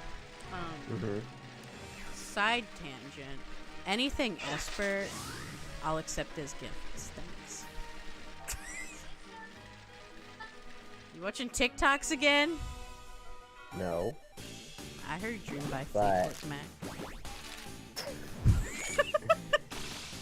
cat stealing. That was like No, literally the quickest little soundbite, and my brain was like, I know what that is. But Rick and Gold Dust Woman. Here, silver spoons. But apparently I know Brandon said this, like, want to play a post-apocalyptic tabletop RPG. Fallout has been converted into a tabletop RPG. Is it the same story, or is it like... It's set in the Commonwealth from what I've read, but I'm not entirely sure if it's... Because Rooster Teeth you did just this pick a gross, spot like, or something like Ruby's that. in D&D thing, and it's really weird. But, like, it's so specific. Like, I was looking at it because they made character sheets for Team Ruby. And I'm like, why is Yang a monk? What? Like, I was looking over it because I was like, okay, finally, here's the stats, because apparently it's super specific. You can't make it... You're not... Well, you're quote-unquote not supposed to make it yourself, because Rooster Teeth already did the quote-unquote hard work, which I'm pretty sure they paid a fan to do it, and they probably paid them jack shit. Sorry, but I'm gonna be honest. They fucking rip off the fan art so fucking often. And I hate to see it. Like, that whole art competition, quote-unquote, for a new Grimm. They didn't want to think of a Grimm. They wanted the fucking fans to do it because they didn't want to do it. Because they're lazy. Like, what was doing the best for Rooster Teeth? Achievement Hunter. The GTA series, the Minecraft series. And what do they have to delete now? A lot of it, because they're apparently removing content that has Ryan Haywood in it. Which goes even further on the, like, y'all want to kick a dead horse. And they literally said they hope he never comes back to the internet after what happened. And the more digging I did, the more I was like, you're literally saying that he is a predator? And this man, you can't prove it. You're saying this is fact, this is what happens, and all the fans need to accept that. But literally the people doing the research on it are like, that's not the case. Right. And I like, it just makes me scratch my head, and I'm like, were you guys really his friends? You're saying that you're like, that you were hurt, you feel betrayed. Were you his wife? Like, why does his sexual life affect you? I don't know, Like, man. were you guys jerking each other off? Like, what's going on there? Apparently. It's silly. And I'm not saying this to, like, dunk on anyone in particular, except for people that want to say that, you know, someone's a predator because an underage person claimed that they were of age over and over again, constantly saying that they were of age. Y'all know that a predator is someone that knowingly preys on someone less than, right? Do I need to redefine this again? Because, like, the amount of fucking YouTube artists who do, like, story times and whatever, or expose videos, that want to say that, oh, so-and-so has predatory behavior. Bruh, where? Like, it's such a thrown around thing then, that now, if someone does get outed as a real predator with real proof, no one's gonna listen. Because y'all fucked it up. Yep.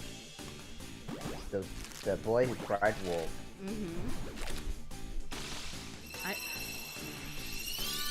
Then it goes, and then like go even a step further. It's like it's dangerous for men as well too in general, because women can call for sexual assault or harassment, and boom, and all it is just they, you know, offer a handshake or looked at them funny.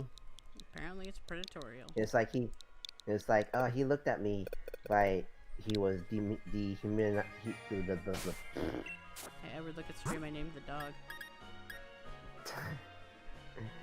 I'm getting salty. But like, oh, he looked at me like he was stripping me down with his eyes or that sort of thing. Yeah, he looked into my soul, the very glands of my body. It's like, I don't think that's how that works. Yeah, so it's just like perception's weird also, because like there's also those people that you can just be nice to them and they're like, well, I thought we had something going for us, and it's like, what? We shared lunch once. What do you mean? Yeah, those are weird conversations to have. Oh, it's so bizarre. Really funny story about that. I actually had a thing for a coworker of mine, which I don't date coworkers, so like I was like, fuck, that's off the table. He's my coworker, and I was on my way to work. I was early, so I was like, oh fuck yeah, I'm gonna get some Wingstop, right? This is 2 years ago.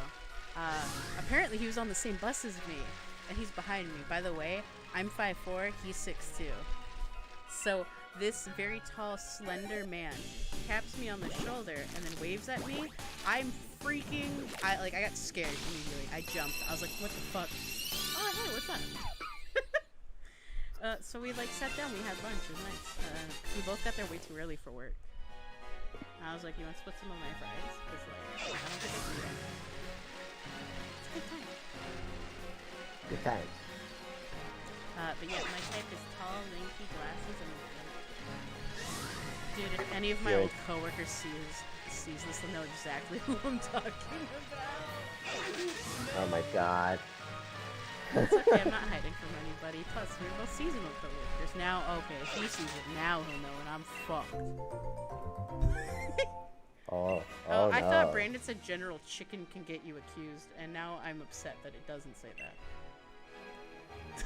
General Chicken? What? I read it wrong. I had chicken on the brain. General Chicken in the can brain. get you accused. Bruh. I just want a blue dog. Like, are we all buckling up for the, like, until I get blue dog? Are we all gonna be that fucking bitter? I don't know. Cause I might. Are you feeling blue? I'm feeling red, cause I'm about to burn something in a minute. Oh my. Another regular dog. A regular dog. Regular. Do you have a straw? No, I'm messing with one of the empty Pepsi bottles. Oh, I thought you were like doing that thing with the straw where you like pull it up and out of the, like the lid so it squeaks. Oh, no. I like doing that. I also like doing that around my ex when we hang out. When we did hang out, because like he hated that sound. Yeah, Gummy, what the fuck's going on? I want the dog. I'm literally just gonna sit here for 20 hours trying to get the dog, aren't I? Come on, Nintendo, please. The 24-hour stream is just me getting a dog. Oh my god. We just take stream breaks so I can nap and then get up, and like you just see me disheveled by the end of it. Like there's a webcam for some reason suddenly, and my hair is just all out of place. I'm literally just like Just a mess. just a Dorito crumb of a person. We can do it, Gummy. We can do it. So it's fantastic. Dude, the new keyboard I got is so fucking nice. I wanted to mention this. These keycaps are textured. So they're not just that, like, super smooth, like, silicone that they used to be. It's kind of gritty now. Like, there's some... I don't know how to explain it, but it's, like, textured. Don't worry, Gummy. I'm gonna do this all night. Because even after I get Blue Dog, there's still more shinies to hunt. That's the internal element. I didn't finish the DLC because I've been shiny hunting. I'll be real with y'all. Usually I'll do all the gaming stuff, but because it's DLC, my brain's like, but I want more shinies first. And that's stupid, and that DLC came out in what month was it? I want to say 3 months ago, maybe 4 months ago. I don't know. But let's be real, it probably is boring, if we're being honest. Yeah, it's some weird gym stuff. Like apparently you have to train Cub Fu. I'm like, it's not even a Pokemon I want to train. Like I love grinding my team to level 100, but like, if it's not a Pokemon I'm mentally invested in, I don't give a fuck. Right. It's just where I'm at. It's like fuck it. No, I feel it. Because like, why force me to level up a Pokemon that I don't even want to play as? Like, why couldn't it be like, oh, if you have a Pokemon in the top of your team that like your friendship level is at the highest, that I can see is fair because I'll be like, oh, I can make my favorite Pokemon my best buddy. Awesome. But no, you have to get this shitty little bear that ain't nobody want.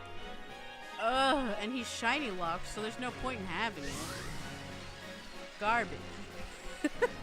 Wait, shiny lock? So you can't get You a shiny cannot version get- of that Pokemon? You can't get a shiny Cubfu, no. It's shiny lock. Oh, I hate when they do what the that shit. fuck? What the fuck? Yeah, me and my brother were like, why did we even get this DLC? Oh yeah, the other Pokemon's like a shiny hunt. Which I'm still mad that it was a paywall. Yeah, What? for real. Like, first of all, look at the graphics of this game. This is not a $60 game. Maybe 40. It- if I'm feeling nice. I say 40, yeah. Like, with the amount of content we initially got, $40 would have been fine. But no. You wanted to charge 60 and then have a DLC, which makes the full game $90. And there's 2 versions of it. So then at that point, a lot of Pokemon collectors will buy both. What the fuck? I gotta put him in the box now. Then we're gonna drop him off at the pound at the end of the stream. Oh my. Is that too dark? No, not really. Okay, so who votes at the end of the stream that, like, we sit together and put them in the pound? Because I'm all for it. I'm not for it. Also, thank you guys for staying with the stream. It's been really fun. I kind of want to cry because I don't usually stream for 4 hours. And my anxiety kind of like put me off from streaming for a hot minute because like my old mic went to shit really fast. So upset about Yeah, that. it did. Yeah, it did. I was like, holy shit. It's like, you just got that mic, like, not even 3-4 months ago. Yeah. And this new one. This is the new Razer Siren Mini. And it sounds good. I like it. Yeah, it does sound good. It was funny, mid-session, I changed mics, and Dad's like, whoa, what the fuck? Yeah, it was like, whoa, like, we can actually hear you. Whoa, Shiny doesn't sound like she's in a blender in the other room. Also, I mean, also, I need to wean myself off of the Peach Ring Sonic G Fuel. It's a problem now. It's genuinely a problem. are you gonna get the Wampa flavored one? I really want to, but it's $40 if I want it shipped to me. Like, total would be $40. I mean, I have discount points, so I'd be able to use that for, like, financially right now. Not the best idea. But also, I could do a taste test if y'all want to sponsor me. If the stream wants to fucking send me Wampa juice, fucking hit me out. Hashtag, Gimme. Yeah, hashtag gimme. That's a good one. Gummy gets it. Give Shiny G Fuel. Dude, I have to, like, shout out Brandon for Got being it. the homie. Brandon fucking got me the Davoom speaker that literally fuels my existence. The cute little speaker with all the cute little gifts. Like, you got it for me for Labor Day, which, like, who gifts stuff on Labor Day? Anyway, Shiny gets Speaky, and Shiny loves Speaky very much, thank you. Also, Davoom noticed me, and they're very sweet. That's awesome. That's awesome. Oh yeah, Brandon said he just found his speaker that he lost. Didn't you buy a new one? So now you have 2 speakies? So you can listen to your music twice as loud. I don't think that's how it No. works. Well, who cares? Gummy, gimme. She gets it. That's the Brett mentality, and that's like, I kind of want to DM G-Phone and just be like, gimme. But that's not going to get me anywhere. And get the purple pumpkin! Ooh, so, one of my coworkers at GameStop, he was like, we got the Pumpkaboo Pikachu. And I was like, what do you mean, a Pumpkaboo Pikachu? It's Pikachu dressed as a Pumpkaboo. And it's cute as fuck. One's a crappy Cute as fuck. spooky. It's okay, Brandon. If you just tape them together, they'll instantly be the same quality. Man, stop trying to open the door! Stop! She's been trying to get out of the fucking house, and it's weirding me out. So she's gonna, like, open it and then get scared and come back in. I mean, if we're being Stop honest, it. that's something Memma would totally do. Dude, she learned that it's the type of door where you can push the little thing and it'll open the little screen door. So now she keeps trying to fucking open the screen door. Evil. You need 10 actually. 2 times as so random thing. Did you know that the Champions Path prices dropped on Amazon? Fucking hang on, let me look it up. Gummy, gimme! Gummy gets it. Gummy's a move. So I think it was like $100. Yeah, now it was it's like 100. 81. Fuck. Yeah, right now it's like 81.20. Don't tell me that. I can't afford it. Also, I really want to become a channel that also opens Pokemon cards. Because one, I could get my high out of it, and two, I could share that high with other people so they don't have to also buy the cards. So then there's more cards for me. See what I'm working with? Big brain. Big brain. Big brain!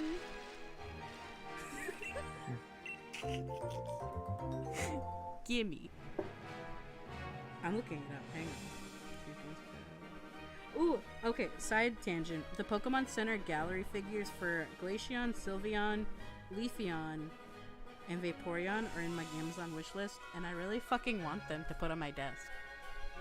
And I might get them, so then I can just have them. Ooh. Where's the Champions Path shit? Give me a minute. Hang on. Sorry, that was the Naruto music, if you heard that. I'm pretty sure my mic caught that. Yep. Heard it. That was the... That's the music that kicks in when there's about to be a Naruto fight. Why am I like this? Yeah, 8120 for the Pokemon TCG Champions Path Elite Trainer Box, 10 booster packs, plus more! Plus more. Jerry, tell them what they'll get if they get the box. Crippling debt. Crippling debt. Gengar. Dude, Gummy, I saw the cutest fucking Gengar keycap on Etsy, and I was like, fuck, that thing's amazing. Like, it's kind of transparent, so if you have the RGB keyboard, he lights up, and I'm like, that is so fucking wholesome. That is life. I want to see a ghost-type Eevee, I'll be real. I want a psychic Eevee, and I want it to have a spoon. I'm sorry, I just want to know Sam. I mean, don't you already have a psychic in Espeon? Yeah, but it's not as cool. I'm sorry, what? Gummy. Gummy.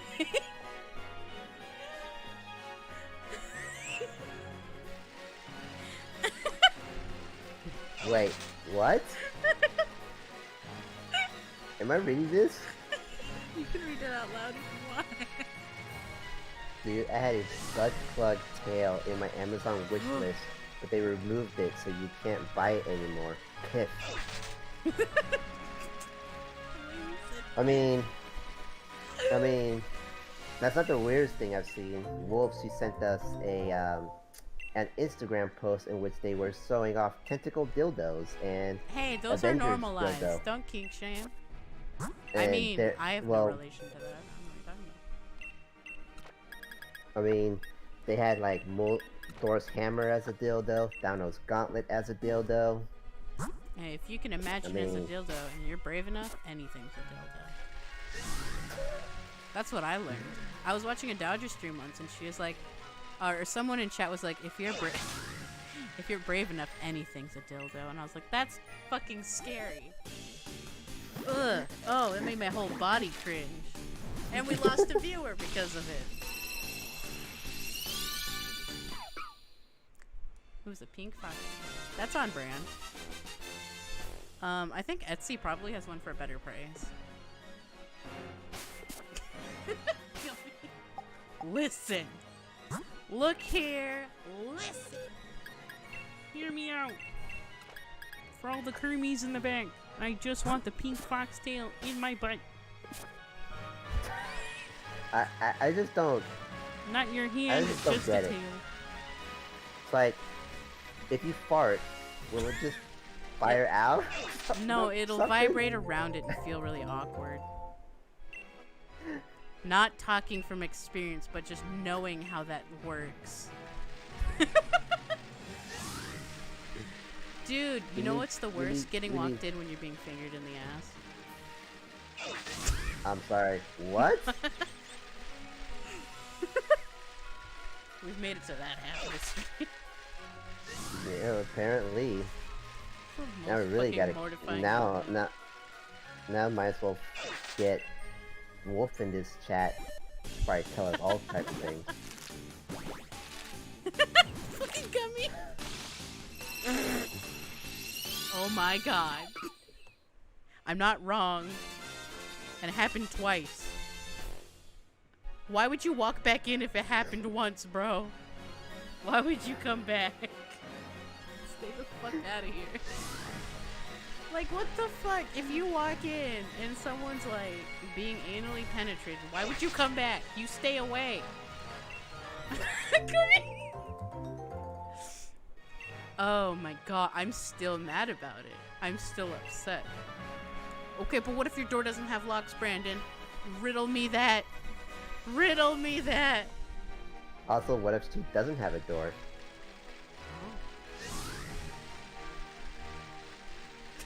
Gummy's crying. She's like, what is life? Yo, that'd be on some kinky shit, bro. Suddenly having war flashbacks, sorry. Dude, so, this is totally a TMI, but, I have a small desk that, it doesn't really do much. So I put it next to my bed. So now that there's a special, I like to call it a grip or an assistance so that he can bang harder. Bro, I felt like my fucking womb was dying. Like, you know those big, you know those doors that have like the big, like metal thing that you knock on, that used to knock the door? It felt like that against my uterus. Gummy gets it. Like, yo, I'm down. I'm always good for stories. But like, that's the type of fucking where like, it feels like your stomach's full, so you grab your stomach, and the weirdest sounds will come out of you instead of moaning. Just me? Okay.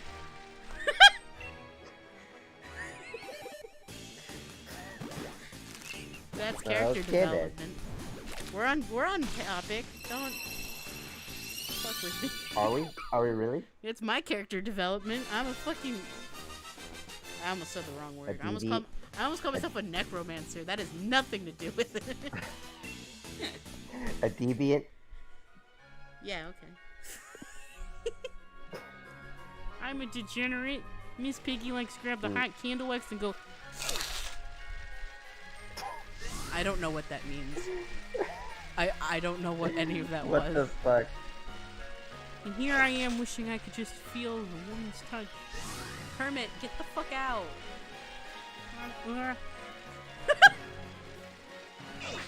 My favorite is when I take Kermit and I go, whoa. I really want to get a Kermit puppet and a new webcam so you could really see him. And just do my Kermit impression. And have it on like the left side of the still. Like over that monitor is the Kermit cam. Mm-hmm. Don't worry, boys. We'll invest in it one day. Once we get advertisements, but I'm pretty sure we're not ad friendly here. And Nintendo would take all my funding. Come on, this is gonna be it. This is gonna be the one, Edward. Get hyper. Oh my. It's gonna be it. Hype. Oh, it's okay. Next one. Next day. I am livid. I know it's not what you said, Brandon, but it's what I felt deep in my green Kirby heart. Miss Piggy did you say livid or lemon? Livid. L-I-V-I-D. Did you say you're livid on a prayer? Edward, I take my feelings very seriously. I don't appreciate. That's kind of problematic, alright? Okay? Drugs are bad. You understand, Dad. Very tough. Yo. I can't do a money back guarantee on the 4 hours of your guys' lives for watching the stream, but you know, we have fun here. 15 boxes, Edward! We're on box 16. Well then. Do you know how many pieces are in each box? 30?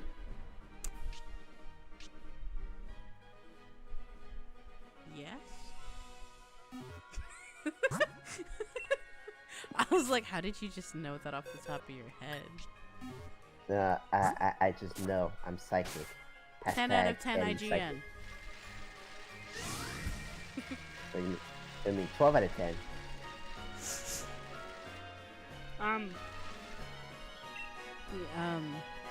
Is there anything I can sing as Kermit that wouldn't get me copyright stricken? I don't know.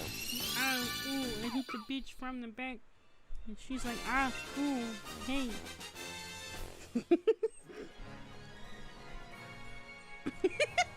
I'm sorry. She's got a love like, really? whoa. Sorry. Are you really though? Shake, shake, Like asking the real questions here. Are you supersonic racing? With your feet right off the ground. And you're supersonic racing.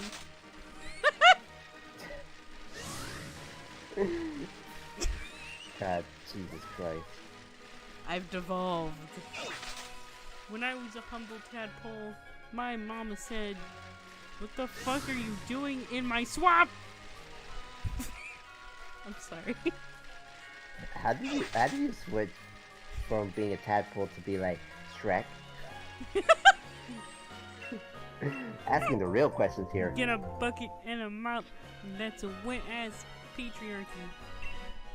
Well then. Me. Oh, I should have said A whack ass patriarchy. There you go. I was about to say that. That's what true. Gummy's gonna beat my ass. Kermit, you're out of control. We're going under. We're going. Ah! No, I have not. Misbehaving. Oh, Wait, hang on. Hold it. Hold on. I'm pulling it up.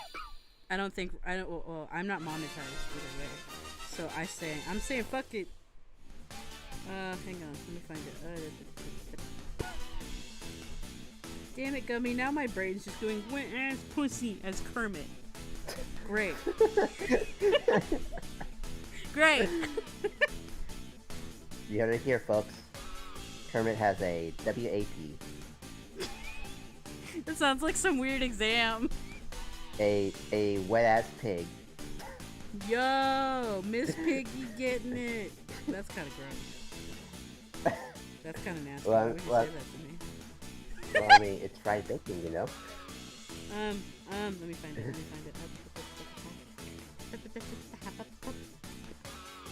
Remember, we opened up the floodgates, so we're at the point of no return. The Miss Piggy floodgate, and it smells like bacon grease. That's fucking gross,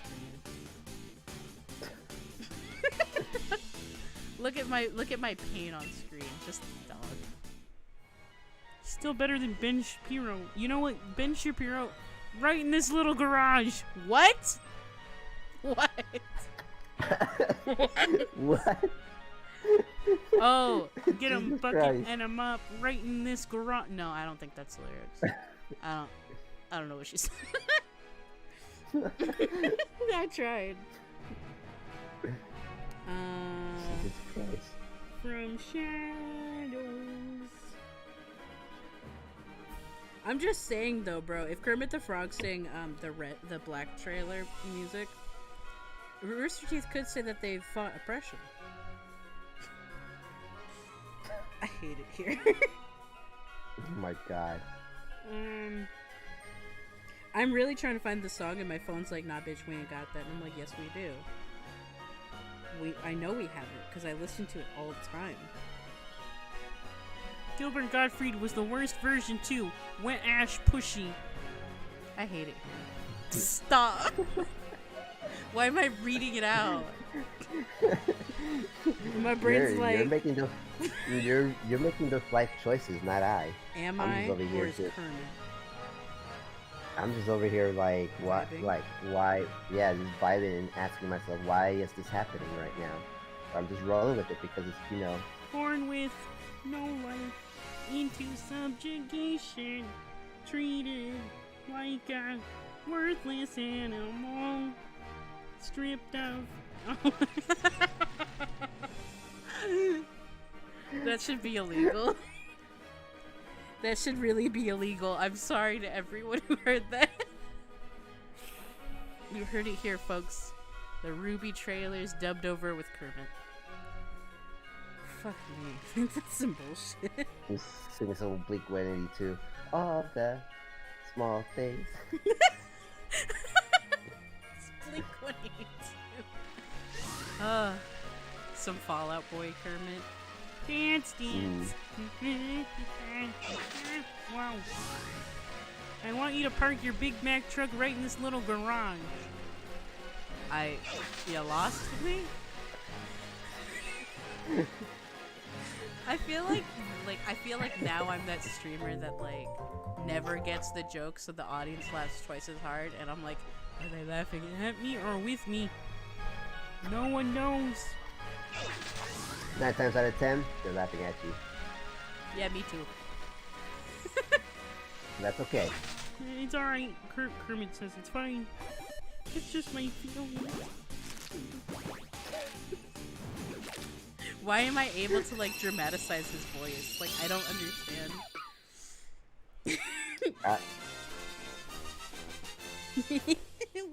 I'm still laughing at the Gilbert Godfrey. Now here. Okay, hang on, wait a minute. Wait a minute, I might have just done something.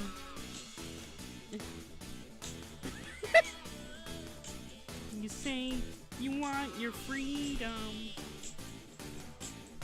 Well, who am I to keep you down? Oh my god. Shiny really wants this dog, but it's not blue.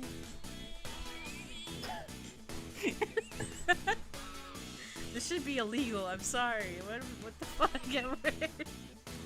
I mean, technically, you are gonna get demonetized. Yeah, well, I'm not even monetized, so you can't demonetize what's not even monetized. Pikachu. This is true. Well, if I did a Pikachu, I'd have to look at you. Get it? Let me peek at you. Haha. Please don't hurt me. You're done? Are you done? Are you fucking done? No, I'm not.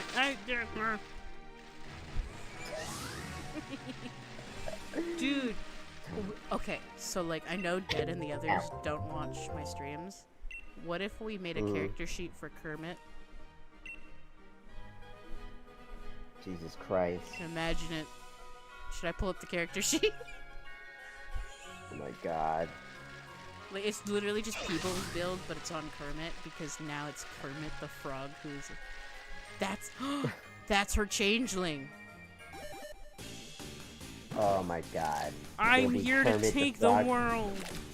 They try to outcast me, but here I am, making my stand for the people, for those who've been oppressed, pushed down, and condemned. Oh my god. That's gonna be, that's gonna be interesting. Shiny Kermit the Frog has taken over. And I just knew that it had to be Shiny Espers, hired as an assassin. Okay, so, everyone in chat, I want you guys to know there is a hate group. There's literally a group of people that hate me. And I just want to give a quick shout out to them. Like, really, real talk though, Y'all really, like, boosted me up. Because I'm really just a fucking idiot that talks like Kermit and plays Animal Crossing and Pokemon all day. And you guys think I'm smart enough to make plans to, like, take someone down. That's kind of neat.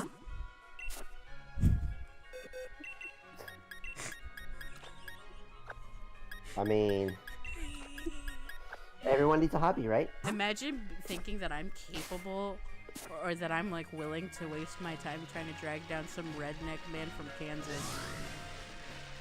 Oops. Like, no one knows who I'm talking about except them. They get the reference. Look at you, you did it. You got your little bit of clout from me. I mentioned you. Doesn't it feel good? Don't you feel like you were heard? I snapped. I popped off. I see. Edward's just like, what is going on? I'm developing, Edward. This is a character development stream. Here I am. I am the more Senate.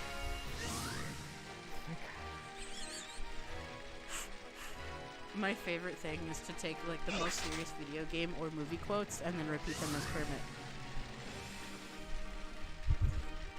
Unlimited power. Don't kill me. There is no way I'm letting you take Kyrie's heart.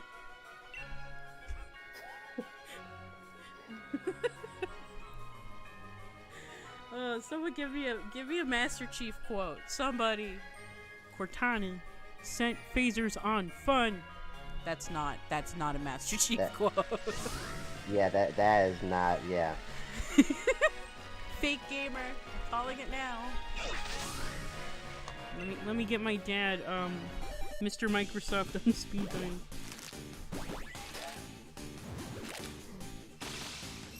The only email that has found me, well, your payment info.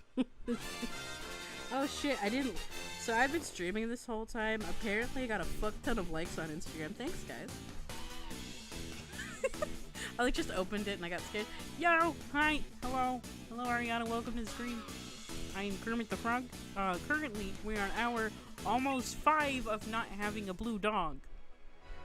Why the fuck am I Kermit? Why the fuck is this my talent? Everyone has like really cool quarantine talents where like, oh, I'm improving on this, that, the other thing. I get to watch my friends make amazing art, and then there's me and I'm like, Haha! Shiny go burr! Like, that's it. That's all I've done. I've had Just get better with your Kermit voice. I've had 8 months to be a better person, and all I could come up with, Haha! Jesus Christ. Ah, jeez, And Rick. then then fucking like over here we're being degenerates on Untitled Goose Game, geesing it around. Goosing around. Are they gooses or geeses, or are they nieces or mooses? I got in an argument with an English teacher once.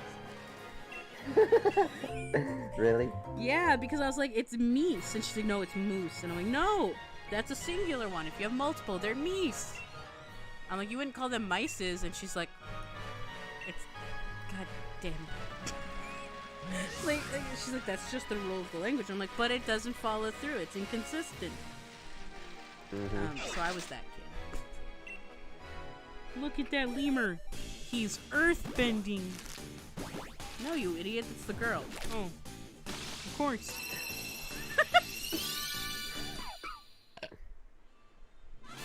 Oh god.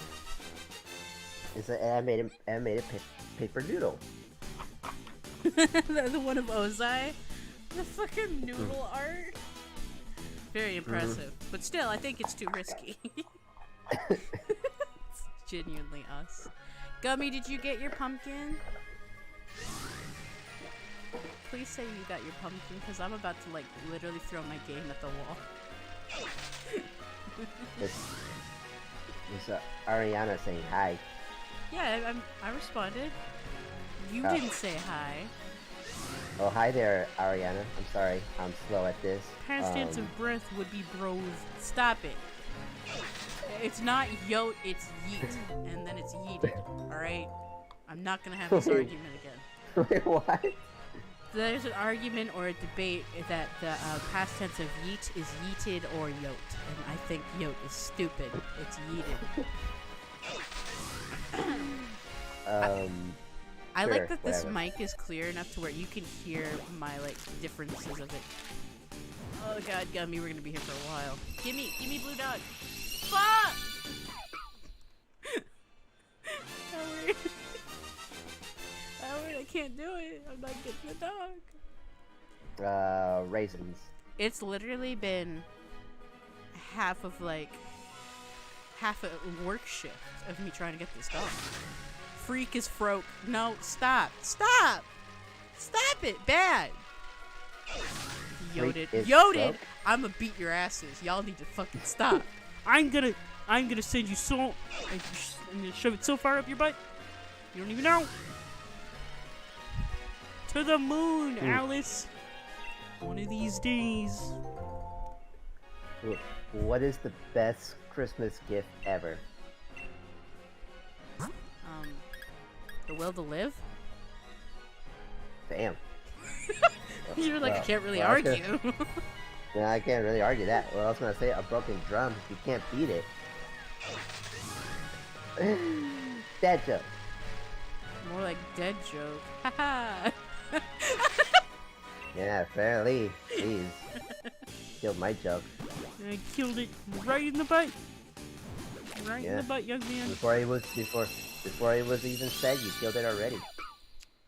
I'm just that good. Or that bad, honestly. That's up to you. That's subjective. I mean, that's fair. Okay.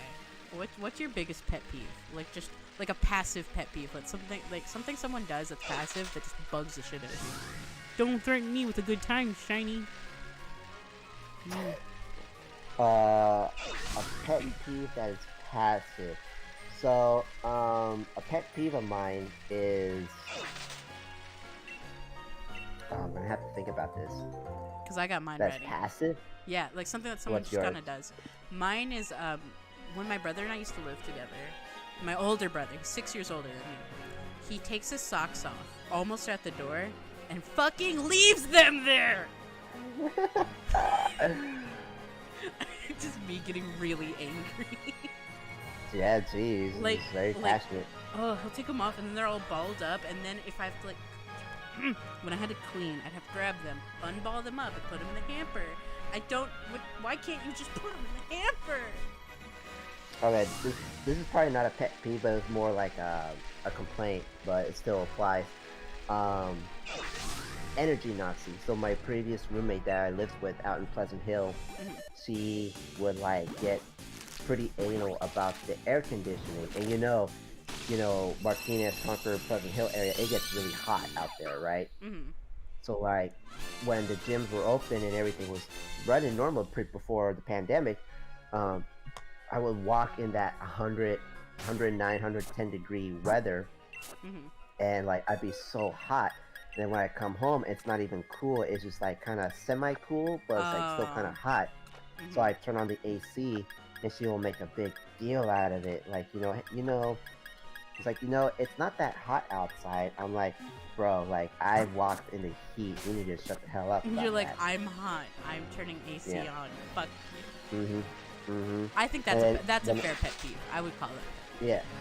Yeah, and it's like, and then when it's like literally gonna be like 95, 100 degrees, we turn on the AC early in the morning, so that way, the sooner you get it running, like the more Then you the can turn space it off will be because it'll cooler. just stay cold. Yeah.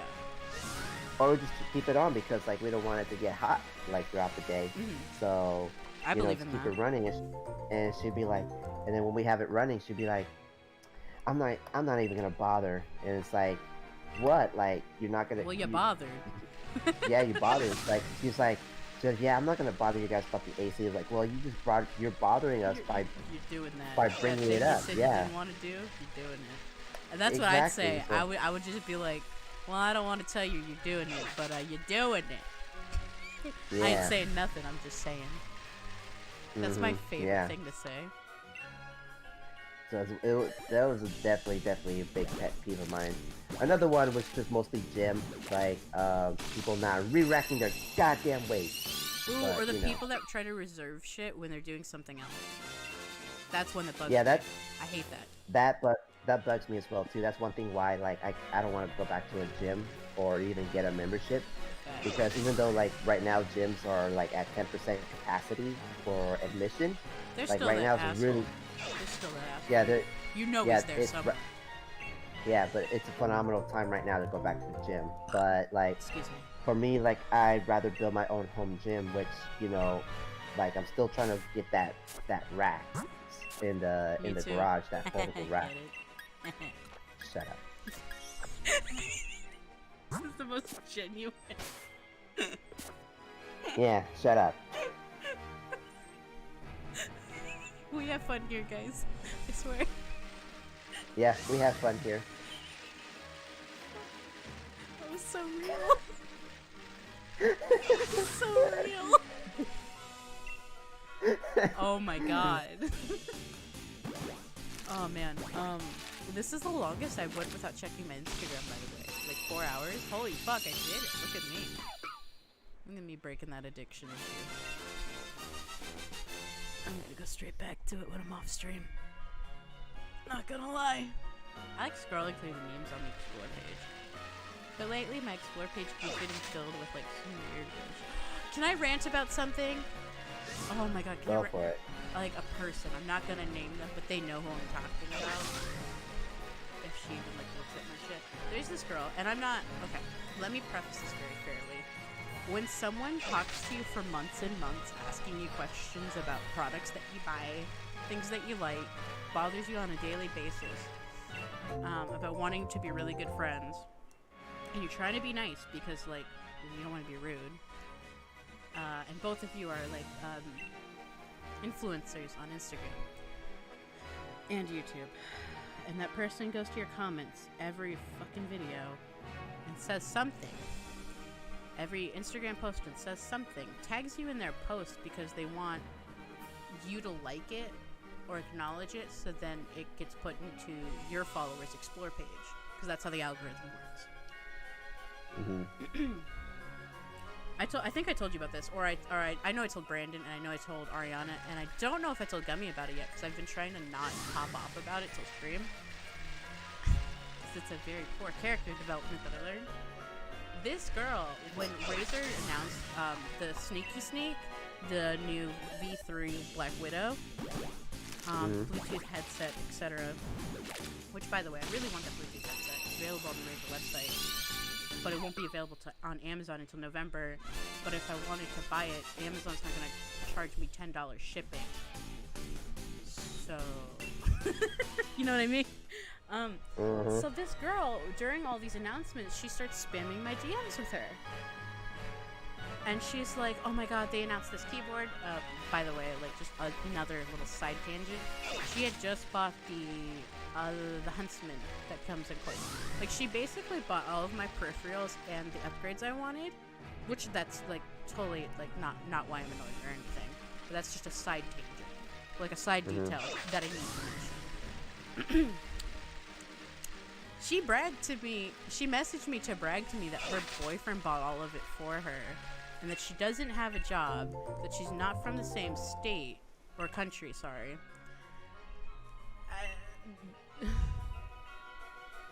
That raises some questions. Right, she's already. She's not from the country. She's out of country trying to get, like, she wants to be an influencer so that she can get free product, etc., etc. Her boyfriend already buys her all of her shit, and she literally creates fake friendships with people on Instagram and YouTube so that they'll notice her and pay attention to her, so she has somewhere to rant about stuff, and so they'll tell her about popular products. Because, again, like, the Razer Quartz stuff is really popular. I remember I bought my last keyboard last May 2019. Not last May, but May 2019. So, like, she was asking me a few things, and I was like, well, I'll be nice. I didn't think anything of it. I was just answering her because I didn't want to be rude. Because I know my products, because I've had them for so long.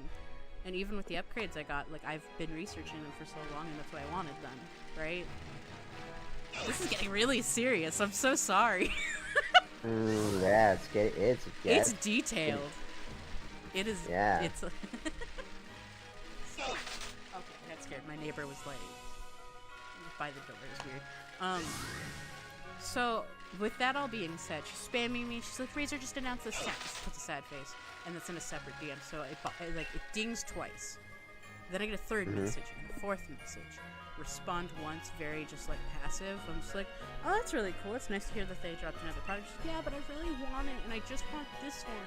I'm like, well, the one you have is really good too. So like, either way, she's like, well, I want all the cool stuff.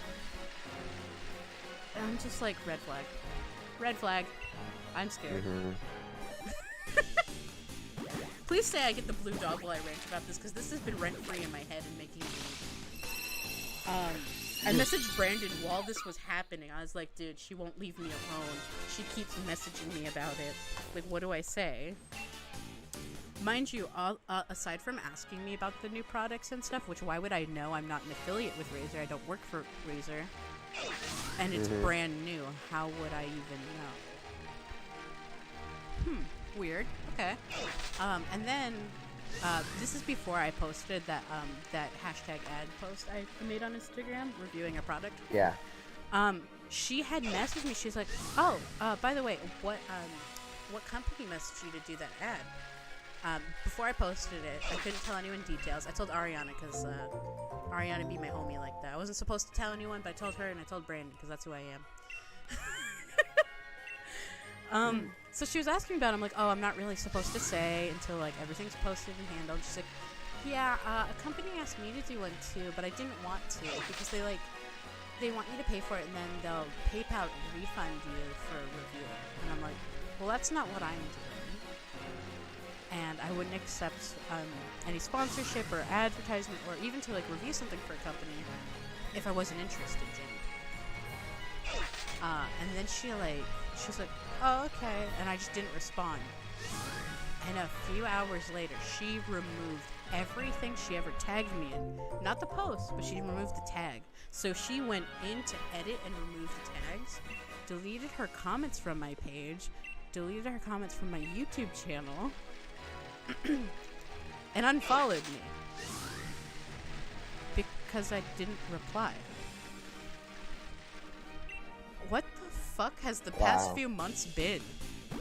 Mind you, she started bothering me in March. Like, her messages were always asking me about my products, asking me about my posts, and like in hindsight, like yeah, I could see that's scummy and really gross. But I didn't want to be rude or make assumptions because obviously there's like a cultural difference, right? Or am I crazy? I'm sorry, what was the question? Like there's a cultural difference, right? Like I didn't want to make the assumption that like she was just trying to use me or whatever.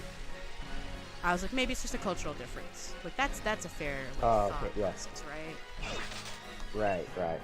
But like now, all of that being Gummy's just like, what the fuck? Right? So yeah, I'm here to rant about it a little bit. And to also say, I blocked her on everything. It's weird as shit. So I blocked her on everything, so she can't even see my post now unless she, like, logs out and, like, makes a throwaway account.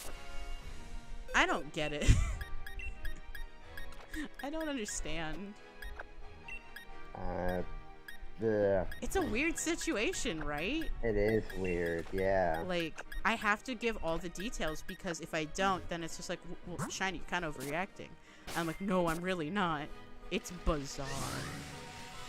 So it is weird. I got my new keyboard that she doesn't have, and I wanted to say a special shout out to her without her name, cause you ain't getting no clout, bitch. Get the fuck out. Fuck you. I'm half kidding, but I'm also just like, that's so weird that like my brain, my little anxiety half of my brain is like, was she paid to do this? Did someone fucking hire this psycho? So, that's me saying, hey guys, if you're one of my Instagram mutuals or one of my friends, and someone asks you about your products, it's probably her. Please run. It's such a weird rant, too, because it's like, well, Shiny, why didn't you block her sooner? And I'm like, because that'd be weird. Right? Like, yeah, it's like, one of those things where it's like you could have blocked her, but then like it would have been like, it would have been weird. Oh, and like It's like, unjustified. she blocked me and didn't even get to know me or anything like that. So Right. it's like, yeah. It's like a double-edged sword at that. Why can't I get a blue dog? Hmm?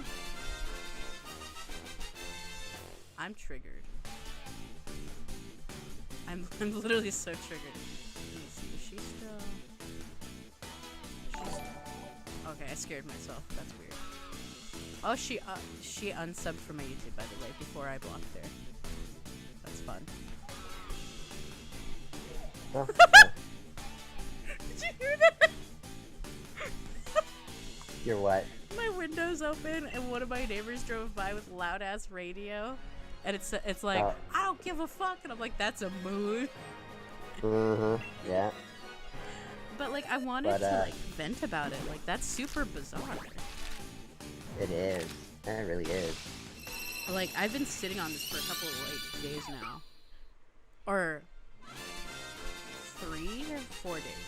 I don't know. It was like when Razer announced this keyboard is when it happened. Mm-hmm. And I'm just so weirded out. Like, there's no, like, that's why it's living rent free in my head right now. I'm like, that's such a weird scenario. It's not even that, like, she, like, bugs me, per se. It's just the scenario is really weird. Yeah, it is really weird. Let me just message someone for 4 to 5 months. And then block. I don't know. Alright. But I can distract you by showing off the rack that I'm working to get. Ooh. I wonder if I I'll can... post it in chat. Oh, okay, cool. Or That yeah, works, I can post it in 'cause I chat can so you can. Yeah. Yeah, I don't know. because I have. And everyone else can look at it as well too, and I can talk through. It's basically a foldable rack because the garage, my roommate, he parks his car in there, so I'm being mindful of space. And I'm also thinking long term as well too, because eventually, like, once my personal training business get up, like, I'm able to make more money, like, and if I were to move or anything like that, or my situation change, I can literally take this setup, break it down, set it up somewhere to where, like, even if I want to, I can set it up in my room, and I can do workouts in my room, or if I were to live on my own, I can turn my living space into a little gym or whatever the situation may be. So it's pretty cool. It's expensive as balls, but it's made in the US, and it takes about like 14 to 30 days for them to make it and ship it out. So That's not bad. no, it's not. So it's one of those things where I was like, yeah, I'm definitely working up to it. The only thing that kills me is that the shipping. So if I were to... I think we talked about this one, because the shipping was Yeah. fucking crazy. Yeah, because with just with the rack in itself, it's just $11.75, right? Mhm. And then it adds the shipping and handling plus the tax is $15.18.73. So I'm just like, Jump well, the whole fuck. floor something anyway. Yeah, so Which, I mean, I guess I get it because of the weight. The weight to ship things is kind of wacky. But, like, goddamn. yeah. Plus the shipping and handling house being, shipped around and all that other stuff. So yeah. So it's definitely something I'm working towards, and once I get it, it's like there's no way for me to like even consider getting my own gym membership. Or Menma says hi. She's like right up against the Menma. mic smelling it. She's like, it's still got that new mic smell. Hi. I heard her meow. Did you? I'm gonna Yeah. try to get her to meow closer to the mic. Oh, she's so cute. You want it? Okay, don't meow and go farther. I need you to come up to meow for it. Come on, Memo. We can get clout if you do this. Come on. Why are you so stingy? She doesn't want to Because meow she into the is. mic. Because She's she like, is I'll stingy. meow around the mic, I'll meow away from the mic, but not into it. Come on. That sounds fair. Is that Oh, I good? heard that one. Yes. Okay. I heard that one. She was like, "Eh." She's such a brat. I just want her to be out into the mic for me. Then we can make that an alert sound.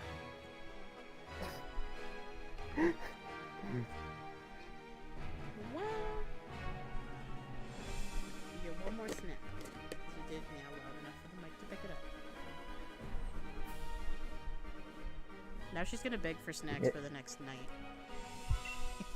The next night. Dude, Never mind. I'm not even gonna ask how that begging works. for snacks. Like, she'll come cuddle up, she'll rub up against me, be all cute, and then she'll look over and point at the snacks. I'm like, I hate you. Fucking rude. Using me for clout, just like what's her name, Menma. Don't rub up on the mic. Don't rub up on the mic, or Menma, please.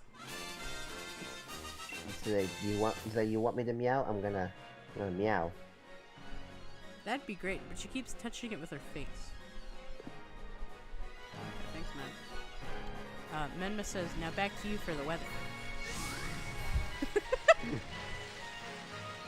It's gonna rain.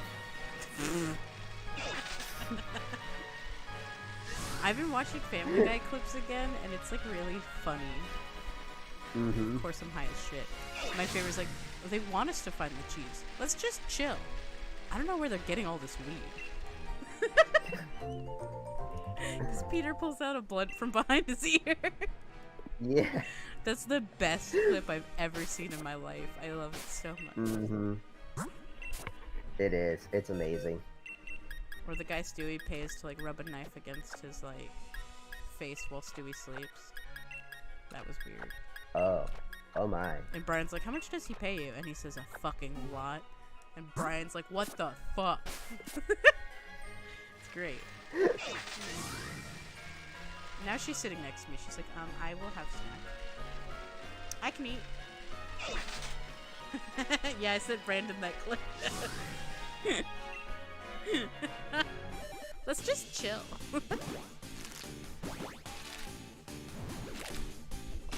I sent that to another friend of mine, and they thought I was flirting with them, and it's really awkward. They're like, are you trying to fuck? And I'm like, no! It's a meme! What do you mean? I am an innocent... I mean, except for all the shit I said earlier. I won't deny that. Mm-hmm. That shit I'll never deny. Like when I let Miss Piggy smack me on the ass and call me a dirty whore. Oh my. I had to briefly think if that has happened. Kermit, you need to relax. You set boundaries. Yeah. Can I please just have my blue dog?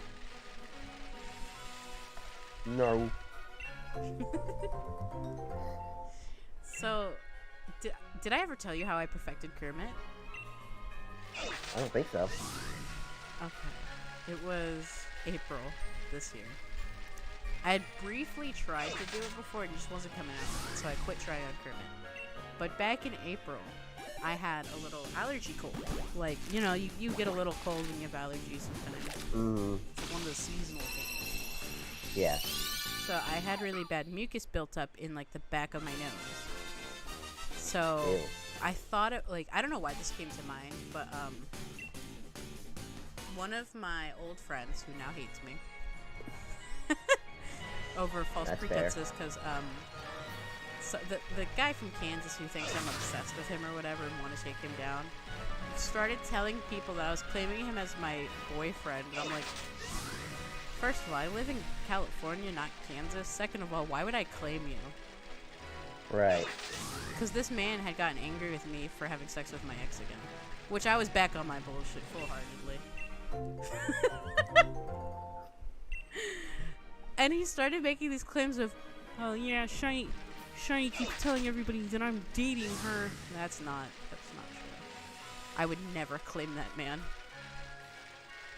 A man that literally duct taped his mouth and it had the N-word full ER at the end on his mouth. Okay, yeah, no. Oh my. Yeah, I mean, if you want proof of that, I have it, but I'm not gonna out that to anybody. I don't need proof. That's just, I'm like, oh my god. Yeah, he was really Sounds like edgy. a very troubled individual. Individual situation. I'm sorry, I've been watching a lot of like the amazing it's like really funny because him and a bunch of other people were really good at the Kermit impression, right? So like I asked him, I'm like, how does that work? And he's like, well, just imagine when you eat macaroni. I was like, what the fuck do you mean by that? He's like, well, the macaroni's like thick and the way it like sticks to your throat. So you kind of have to like move your tongue to where it kind of mimics an elbow noodle. Elbow noodle. Which I do it so passively now that I don't even know how I do it. It's just I feel like what happens is I just like shrink my throat. Oh no, it's like move my tongue forward and I move my cheeks in. So I just go. What the fuck? What are you saying? I can't even do it. Like, if anyone wants to put a Nicolas Cage quote in the chat so I can read it out as Kermit, full power to you. If anyone has favorite video game quotes they want as Kermit, I'm doing ringtones. oh my god. I gotta pee I gotta go to the bathroom. I gotta pee so bad. That's alright. Get your wop out. Oh my god. I'm sorry. I'm sorry. I'm getting slower with the hatching because I'm just getting fed up at this point. I'm trying not to. I'm trying to stick it out for Gummy's sake and for my sanity. Because I want the dog. I want the rockruff. It's funny because, like, okay, realistically, chat, there's so many girls that, like, have super cute voices and I love them. And like they're super cute, and they're like, "Oh, I got this from the super kawaii store, and it's really amazing." I love that. I love the kawaii aesthetic. I love the girls that like thrive off of it. They look like they came out of a Hello Kitty store and they bought all the clothes. Love it, love it. But I'm the bitch that wears platform boots that have cats on them. It's goth as fuck, and like I'm all like the way I dress is very alternative. But I come home to a pink-ass desk because I love my fucking cute-ass pink setup. I'm goth in the streets, and I'm kawaii pink in the sheets. So I die. I earned it. I deserve it.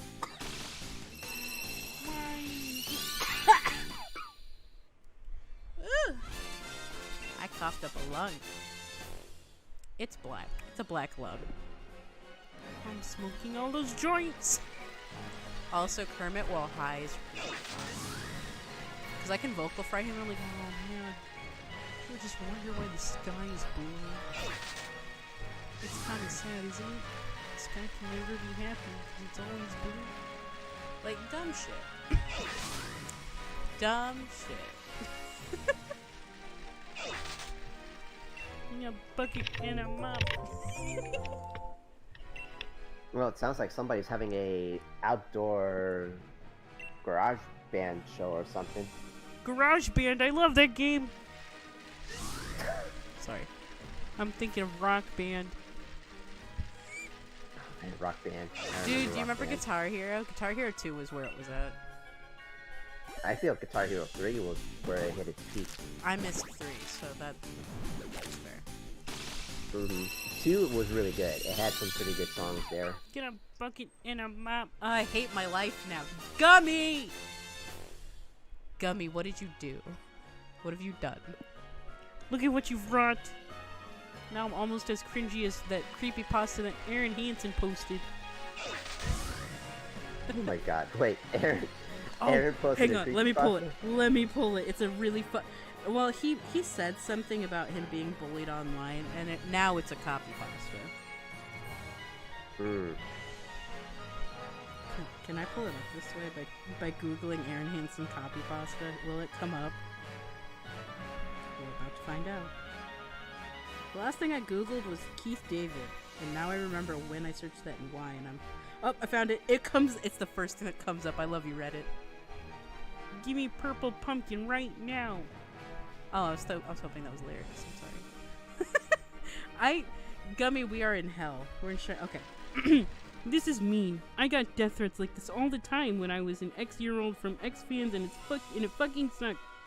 It didn't give me a thick skin or make me better or make me think more about what I was doing. It just hurt. Thanks, Aaron Hansen. That was great. Someone made a better version, and I want y'all to buckle up because this is about to be the best thing I read. Wait. Before you do, read this Nicolas Cage quote that I just posted in chat. Is it in stream chat? Yep. Where's it? Give me that good shit. It's already there. No one told me that my music ended from the background, and now I feel fucking scammed. I know, Mama. Why can't I see it? Why can't I see it? Posted it up. I don't know. So you have your chat. I'm looking for it here. If somebody wants to copy and paste it so she can see it. Did my screen click into it? I still got this a fucking vibe though. Facts. Using titties as pocket? Oh my god, you guys are fucking wild. I just saw that YouTube was holding some comments for review and y'all are fucking horny. Stop. Alright. Yeah, I just noticed that as well too. They're now popping up. Wet ass patriarchy. It must be nice being able to have a female orgasm. Oh man. I was having sex in an abandoned house, and after we were done, we got up to leave, and a hobo from deep inside the house somewhere was like, "See you next time." And my ex was like, "Whoa, okay, bye." Gummy! Gummy, you gave him a show and he didn't even pay for it. I'm offended. Can you send it to me in like our spider? Okay, it's just a baby spider. That means there's more of them somewhere. Yo, Edward, are you on the train tracks again? I'm on the rail of this crazy train. She took the train going anywhere.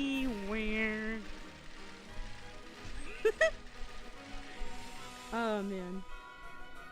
You are my world. I don't know why she calls me that. Oh, that's wholesome. Do you want to send it through Instagram DMs or? Where's my phone? Here it is. Edward's gonna send me something to read on stream. That's what we're struggling with right now. It's okay, boys. We're gonna be fine. I was shook. Dude, another thing is I really like reading drag queen posts as Kermit, but I don't have any of them saved in my phone right now. But could you imagine? The read of a lifetime? I was quaking. You were quaking? Okay, I'll say it. I never understood the Smex thing, bro.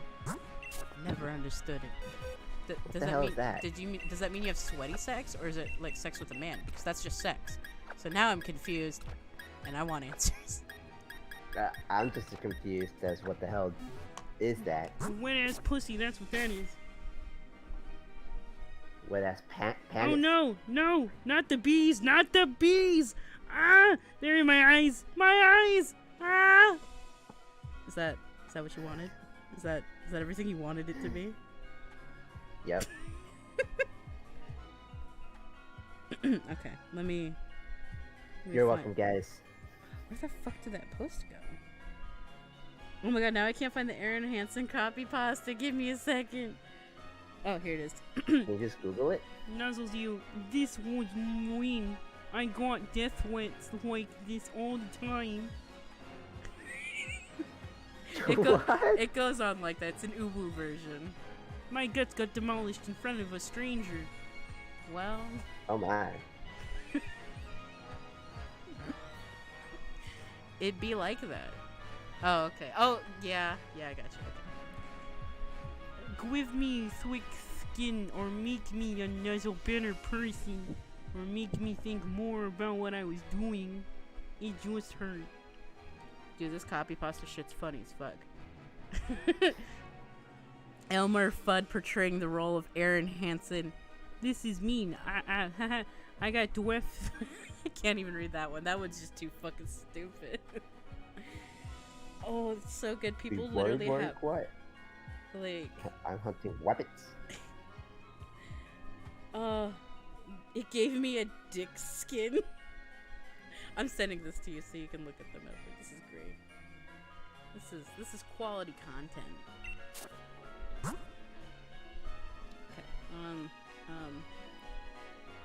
Oh my god, look what just came up. Wait. This ad literally just had Miss Piggy flash across my screen. Oh, I'm not kidding. Ooh. This is me. I got last week with this the time when I was an X-year old from X-Fans. So X-year old from X-Fans, and it fucking sucked. It didn't give me a thick skin. Not yet, Brandon. But I'm trying. Of make me a better fan of make me take my what? It's always really hard to read them. It's always super hard to read them when they're changed like that. Side note, I love reading that one, what's it called? What's it called? It's not 4chan, Yeah. It's not Reddit, but it's like that feed of like people that hate Susie Burhouse from Game Grumps. Are you talking about The lolcow feed. Oh. Yeah, the lolcow page or like thread. I found it really interesting reading through that, but like it goes from like Say, being hey like YouTube, it's Mortimer. Hey guys, it's Mortimer. Today we're opening this Lush box, but I kinda ate all the soap in it, sorry.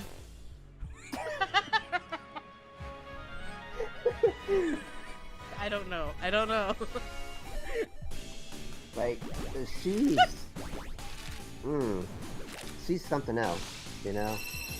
What I found interesting are those alleged nudes. Because it kind of looks like them, but it kind of doesn't. I can has cheeseburger? No Brandon, I am actually lactose intolerant. Oh no, Kermit's lactose intolerant. Yeah, I can't tolerate those bitches. They lactose. Well then. Kermit has a foot fetish. Okay. One thing I really enjoy is when I get really fucking high, and Brandon can attest this. I got really fucking high, and he says, "You need to eat," and I'm like, "No, I don't. I'm fine." He's like, "Shiny, go eat," and I got Wendy's, right? Like I got Wendy's breakfast, and oh my god, it was amazing until I got to the honey butter biscuit or the honey chicken biscuit. They literally just sop the shit in honey. Like, it's literally just, like, sopping and soggy. It's not even tasty. It doesn't even look good. Give me Blue Dog. Raging. Also, what were we talking? Also, what were we just talking about, Susie? Yeah. Briefly. Mm-hmm. What was I talking about? About alleged nudes and how she's the whole thread about they hate her. Sorry. Excuse me. It's a bean fetish. A toe bean fetish. I mean, that's valid. Well, I went, like, I remember that night because I was just, like, going through it because it just popped up for some reason. So I read part of it, and they're like, oh, you can find the rest on the lolcow page. So I Google it, and I'm reading through the page. I remember sending you part of it because apparently, like, the whole thing with the jewelry scam where she was, like, upcharging generic jewelry from China from, like, $2 to $100 something and saying she made it. It was crazy. So it went from stuff like that where it's like, oh, that's shady, that's kind of interesting to know about her, to being people, like, talking about how she, like, she looks like her mom was drinking alcohol while pregnant with her, and that's why she came out deformed. And it's like, whoa, what? Wow. That's a jump. Furries. That's fair, dummy.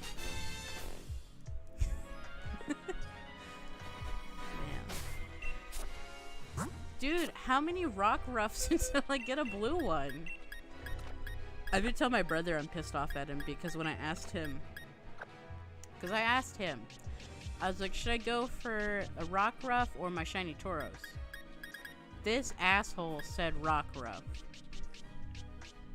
Shout out to my brother for being a satanic asshole. Dude, this is nuts. I'm about to, you know what? I'm gonna text him. Okay, so, oh, you know what, chat? You can fucking settle this for me because I got in a heated fucking argument with my father. It's not actually that deep, but like, I got a heated argument with my father.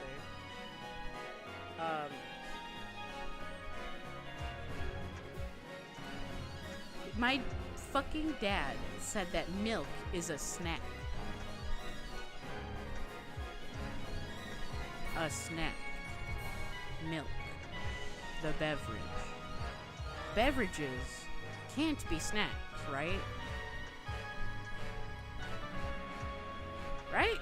Well, it depends. No, I know it depends, but like just milk on its own in a cup, snack. No, absolutely not. Well, I mean,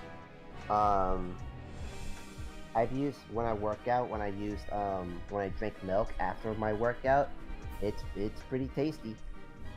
Yeah, but it's not a snack. Like a snack is like food, right? Or like a thicker like drink. Like I'd say like a meal replacement, a protein shake, a milkshake. We're not discussing if milk is gross by itself. That one's an obvious answer. But like the thing is too is like milk is one of those things where it's like it has protein, like the whey and casein protein in it. So like technically just a glass of milk could be a snack, but it's not filling. So if you're thinking like a filling snack, like an apple or fruit, veggie snack, that type of snack, those are different versus like a glass of milk. It's more like like you're kind of thirsty, but you're not that thirsty, but you're not that hungry. That's so what soup soup is too much. So. Oh, but soup's too much? What do you mean? No. What do you mean? Right the fuck now. What does that mean? Because with soup you can add bread, and that's gonna make it even more filling. Milk is not a snack. Milk is a beverage. It's not a snack, right? But like you can add things to milk to make it into a snack. Right. No, that's fair. But what the argument here was that a glass of milk is a snack. No. That's what if I'm anything, saying. it's just like a little, like maybe a little snack, but even then, like not even. It doesn't classify it. I'm about to fucking message Matt Pat's fucking food theory because the bitch is mad. Because like it got so heated, I called my fucking brother. I fucking called my brother, put on speaker. I'm like, your father and I are in the middle of a debate. And because he figured out what side I leaned on, he's like, that's right. I'm like, I fucking hate you. You fucking narc. You fucking betrayer. I mean, yeah, that's a fair answer. Traitor! You know? Can I also say that, like, if you haven't tried it, Trader Joe's has this amazing frozen fettuccine alfredo. It doesn't have any meat, but it has, like, this really rich, creamy sauce. And it's the best frozen food I've ever had. It's so good. And you can get, like, a bag of it for, like, maybe $3 to $6. I can't remember for some reason. But you can, like, for one person, you can get 2 to 3 servings out of it. Maybe 4 if you're like on the peckish side that day. And peckish side. Yeah, like you know when you're like, oh, I kind of want to eat pasta, but I also want to eat like this bread with it, which is super filling because bread's filling. I don't care who you are, bread is filling. That's why like some barbecue places will give you a piece of bread or like a roll. Ooh, I like Church's chicken honey rolls. Or are they technically biscuits? I need to go to Daiso because I miss their bread. Gummy, I feel it. fucking 5 hours of feeling it now, Mr. Krabs. God help me. We're getting to the outrage part where I'm just like, Here we go again. It's like, ah, shit. Here we go again. You are my friend.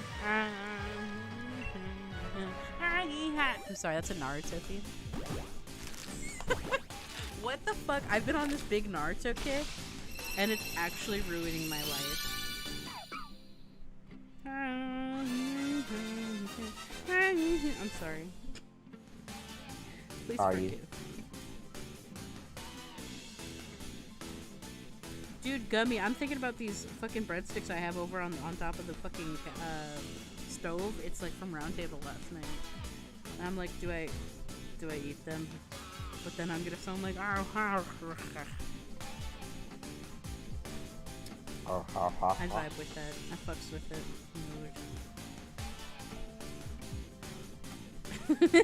You know the first song I learned how to sing as? Yeah, Brandon. Me and Edward had that conversation. We're like, what the fuck? I believe it though. We're actually talking about the different sugar levels in different breads. Fun fact. It's fun to look at how much sugar is in your bread. Oh yeah, we were talking about that, yeah. I licked the mic again. Are you high? No, I'm not. I'm actually sober today. Well, I could get high. no. Anyways, yes. So we had that conversation about the bread, and like the breads I have, like it has like in total of 5 grams of sugar for one slice of bread. Oh, So let me it's go like, get my bread. Hang on, I'll check.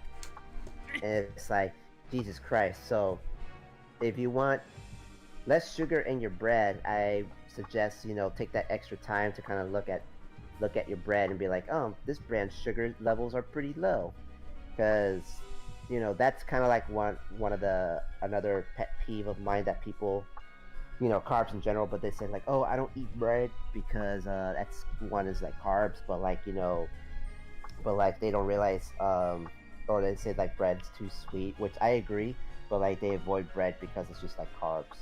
So it's one of those things where I'm just like, no, bread's not the enemy here. You just overeat too much.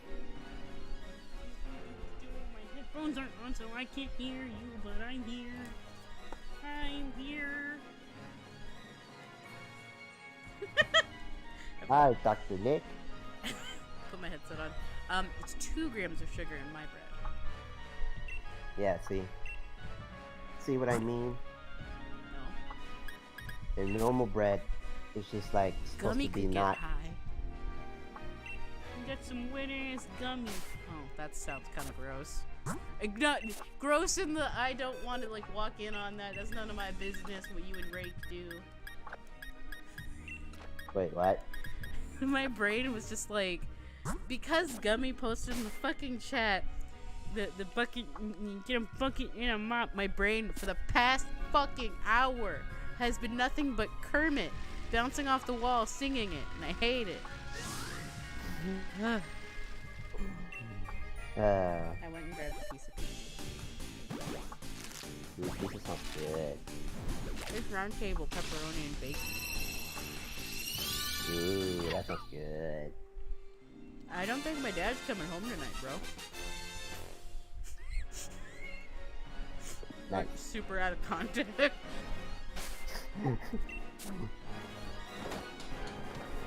I'm like, cool. Look at this fucking have jackass. to- Look at him. Look at him with his fucking fake smile. Fuck you. Jackass. Mistake. Fucking Are you talking about the doggo? Yeah. Gummy. I was gonna. I was confused there for a second.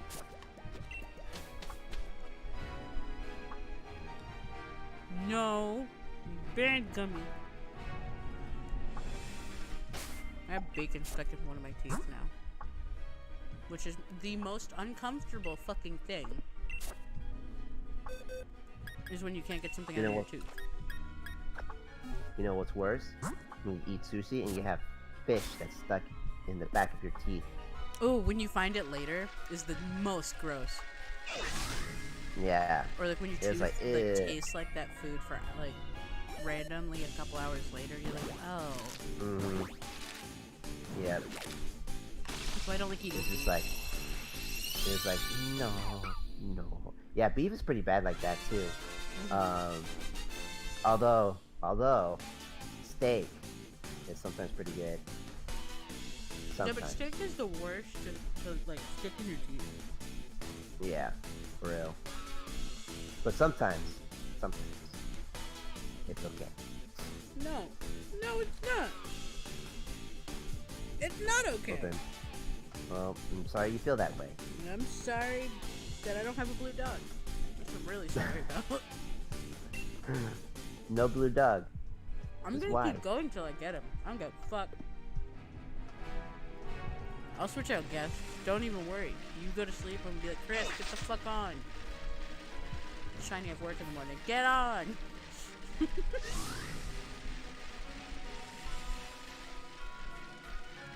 Got a bucket and a mop. I got pizza in the fridge. Got rocks on my mind. I think about it all the time. And if you leave me now, you take away the biggest part of me. Bruh. If I got paid every time that happened. Wait, Brandon, what? how are you out of weed? What the fuck? You want an edible, bro? I'll fucking fax it to you. Fax? Yeah. I'll like set up a fax machine.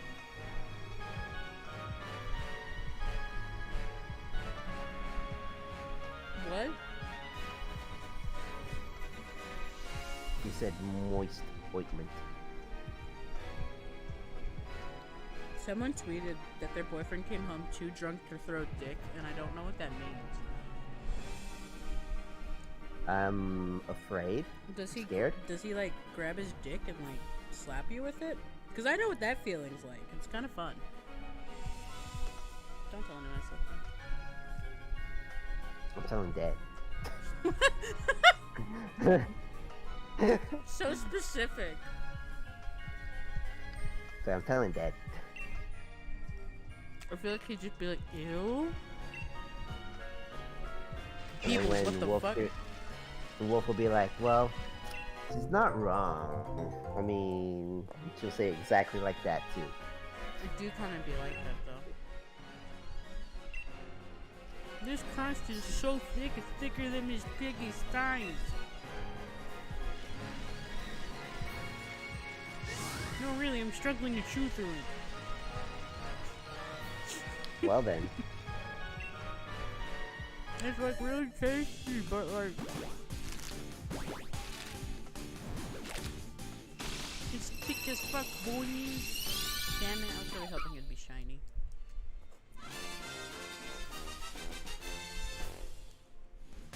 No blue doggo. Can I really be shiny if I don't actually hatch a shiny? I mean, you'd be fine. Yeah. Dude, there's a whole weird Pokemon community for fake Pokemon. I believe it. That's Because, yeah, like, there's like those fan-made Pokemon games as well too. It's oh, yeah. interesting. It's interesting. Brandon reminded me of it because the other day he was like, he asked me if I watched them. I don't remember who it was, but like they talk all like Pokemon stuff, like fake Pokemon, like the fake shinies, the fake good stat Pokemon for people that try to be competitive. It's super weird, but it's interesting. Excuse me, that was nasty. What? I told my dad the other day to try licking guys' belly buttons before he goes down on them. That's gross. Well then. Though just make sure they wash their belly buttons. That's all I have to say. Dude, some dudes don't even be washing their belly buttons, so that's where you got me fucked up. They belly buttons be smelling like the back of an earring. back of an earring? Yeah, if you wear an earring for a while without cleaning it, that's what the belly button smells like. I wouldn't know, so I'll have to take your word for it. Fun fact, Shiny Espers likes to make eye contact while sucking dick and then pulling out a Kermit impression. That's how you really fuck with him. He pissed me off. He said Jesus some Christ. dumb shit and I was like, Oh yeah, you like it when your dick touches my lips. My Kermity lips. yeah, I got slapped for it. I forgot we had the agreement where, like, if I annoy him and I say something in the Kermit voice, he can slap me as hard as it, like, relates to how annoying it was. He barely touched me with his hand. Like, I just felt a light touch. I was like, so am I okay? I don't wear earrings. I'm saying that Neither as a do I. reference because, like, there's this really funny joke that, what's his name? That Lamar Odom, who dated Khloe Kardashian. There's like a joke tweet that he said on Twitter that her pussy smells like an earring back.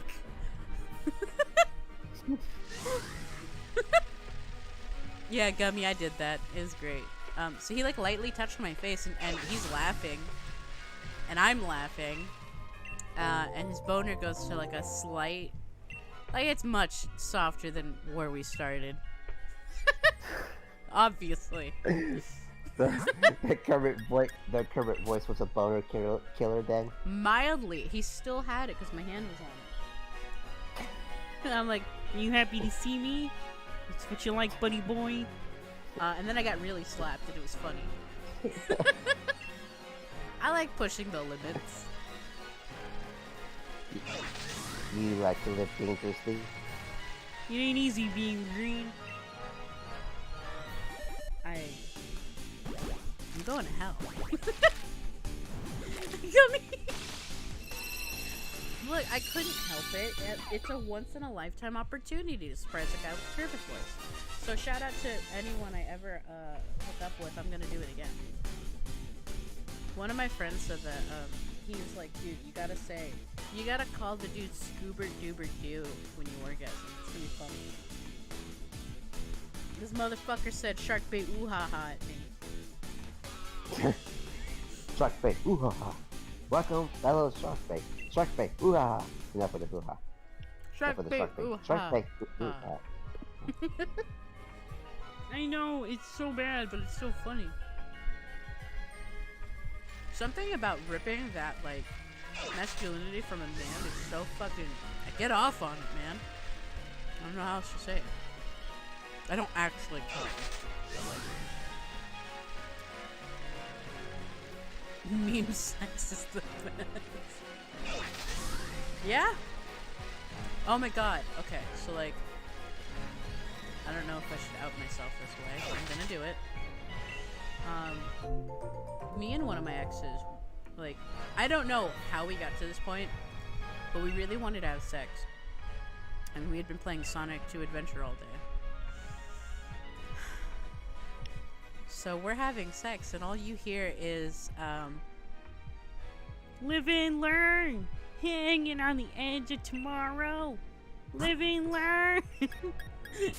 for like an hour straight.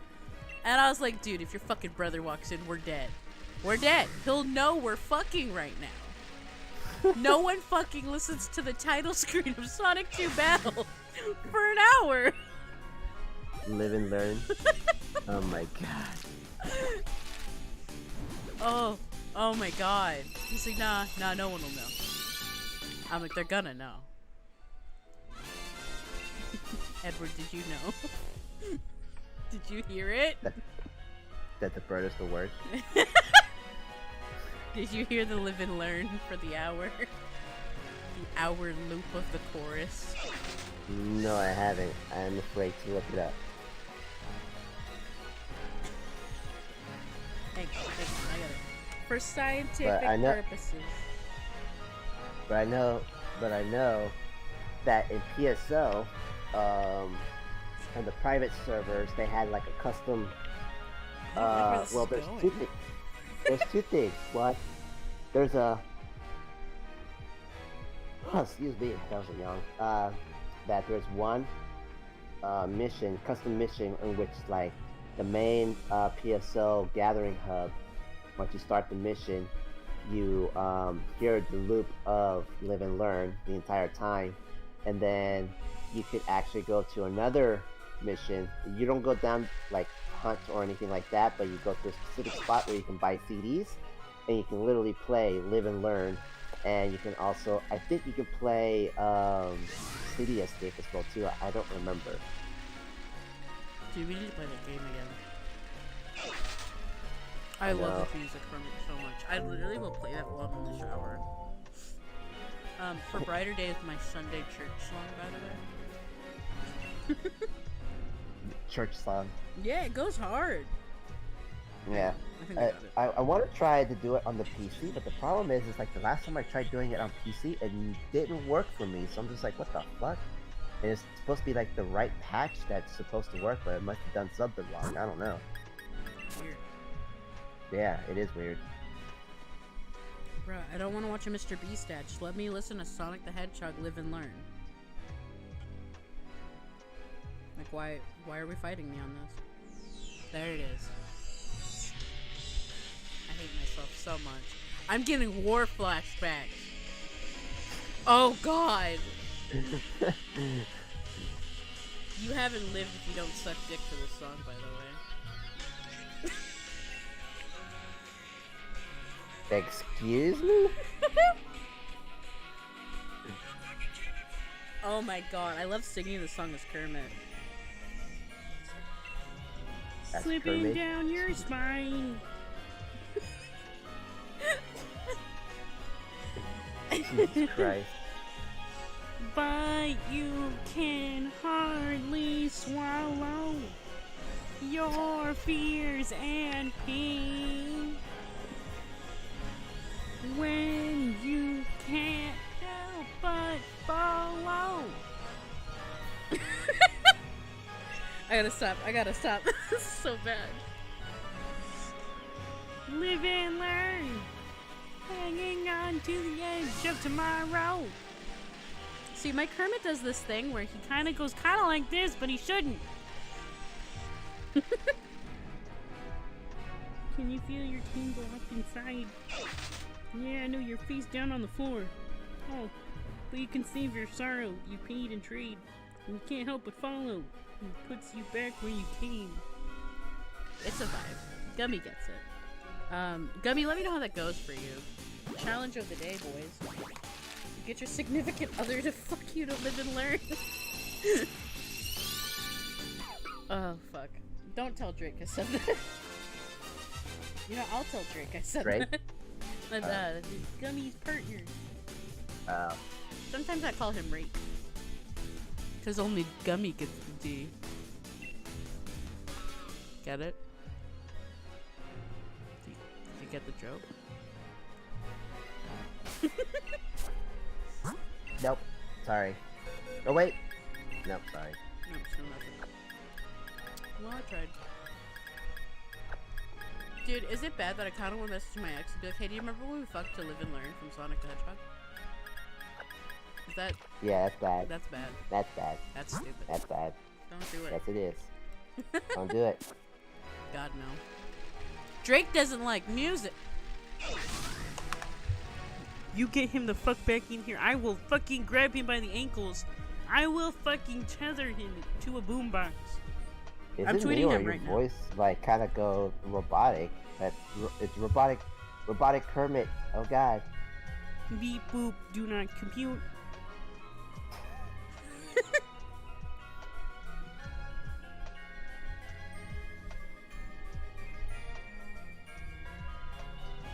I'm tweeting him right now.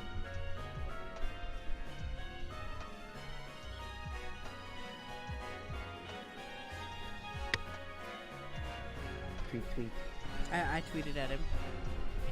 Oh, what the fuck? He's sleeping. Jump on him. Pull a John Cena my. and just fucking... just body slam his ass. Also, I got in trouble for grabbing too much butt last time. He doesn't really like when I grab his butt. I was like, nope, nope, nope, nope. I'm gonna grab your butt. I want that sweet cheek meat in my hands. Gross. I like grabbing his butt. There's nothing wrong with grabbing butt cheeks. I mean, that's fair. But still. He do be having them cheeks, though. Oh, I hope he never watches my streams. Could you imagine just getting text message? I heard you talking shit. Oh, fuck. I'd be in so much trouble. He's like, You'd just be like, what's But this the- about cheek meat? but then secretly you're like, well, I mean, we're at the point of no return, so might as well see it all the way through, boys. Okay, but I'm gonna be real. I love when he beats my ass. Like, no memes. See, No memes. I love when he hits me. I love when he hits me. Gummy saw the tweet. 5.5 hours! Bruh, come on. like, come on, I'm man. gonna have a fucking breakdown. I want it so bad. That's what she said. Live and learn. Hanging on the edge of tomorrow. Live and learn. Kermit can't sing super fast, that's right. Also, when I do Kermit, it makes like this fake mucusy feeling in my nose. Dude's gonna wake up to that and go, what the fuck happened? That's valid. That is totally valid. This is what friendship is like. I see. Oh no, I think he should suffer without context for an hour. Jesus Christ. That's what you get for killing me, you fucking imposter. Faker. You're not good enough to be my fate.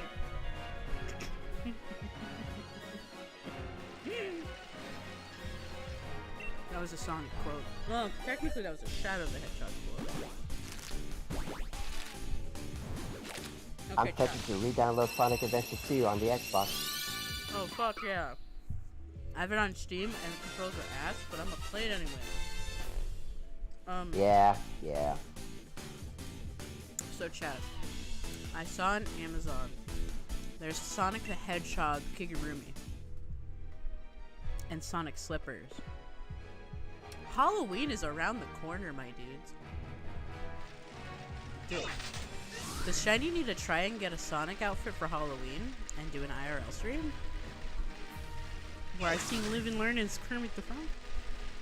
Maybe. But last year's Leafy is Here cosplay stream was really fun. Fuck, now I got mucus all in my fucking mouth. Not really, it's like that feeling. You know that feeling where it feels like mucus is in the back of your nose right above your mouth? Mm-hmm. That's what happens if I do Kermit too much. What the fuck is this? What the fuck is this? How did I get this on my keyboard? How did I already get something on my keyboard? I don't know. I'm a fucking idiot, that's what I am. Haha, I know I am, but what are you? Shiny, you insulted yourself. Haha, I know I did, but what are you?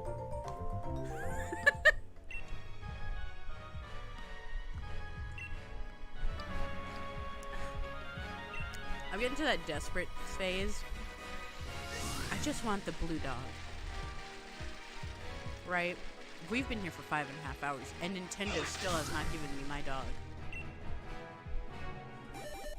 I'm about to tweet at Nintendo that they scammed me. Like the biggest fucking Calm joke. down. Calm down. It's not that serious. God, it's still just... Look, I'm not saying there's anything wrong with being brown or beige, but I don't want a blue dog. I mean, I want the blue dog. Maybe you should start saying that you don't want the blue dog, so that way you will get the blue dog. You know, that reverse psychology thingy. I think after 16 boxes, the game knows I want the dog. Yeah.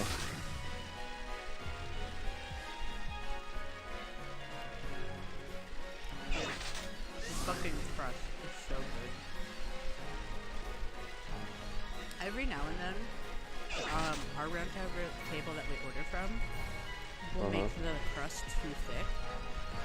So it's more of like it looks bigger and it's fluffier. And I love that crust. That's my favorite kind of crust. I'm having a good time eating it. I'm not gonna lie. That's always good. I love a good pizza crust. Because it's not required to have good pizza crust. Because you're paying for it. Or do you guys count the crust as what you're paying for also? Because, I mean, technically, I'm mostly in it for technically, yeah, technically. Because I love that initial bite where it's like the little pointy part of the pizza and you dip it in sauce. Like, I dip mine in ranch. Or barbecue sauce. Oh my god, barbecue sauce drizzle is so good on pizza. I worked at Mod Pizza for a couple of months, and my favorite pizza was Alfredo sauce, chicken, cheese, and I'd put all the cheese, olives, pineapple. I'm trying to think what else. Barbecue sauce, ranch, more cheese. Right. I think that's it.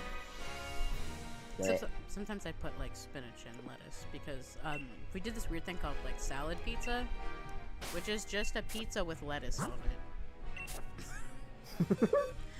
I mean, that's not all it is. It's a pizza, but it's like it has all the garden stuff for like the salads.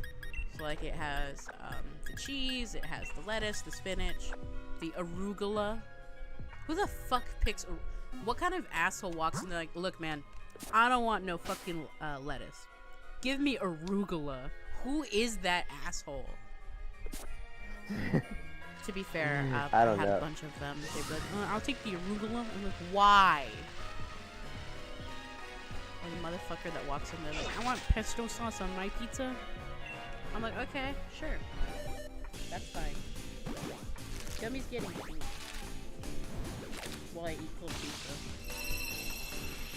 I could have heated it up. But Shiny wants shiny dog. Ah, I got ranch on my hand. I done goofed. I'm gonna name this. You done goofed? I'm gonna start naming the dogs because I'm getting really fucking impatient. There, his name's Mitsake. Because he's a fucking mistake. Really? Yeah. You good? You feel good about yourself? Absolutely. Live and learn. Rolling around at the speed of sound. Got places to go, gotta work. The mucusy feeling came back. Wow. Hey, y'all remember when the government thought Sonic the Hedgehog was a terrorist? Haha, and they arrested him? Haha, I love that game.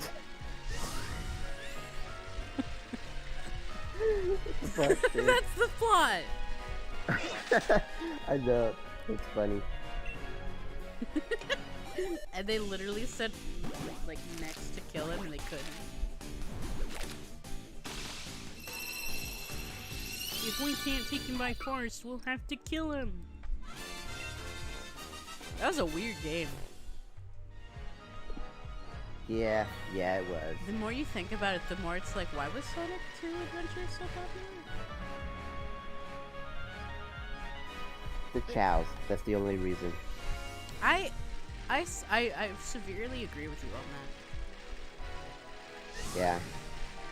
Chows are like, it was a good time to kind of just, you know, take care of them, do your own thing. The racing levels were fun.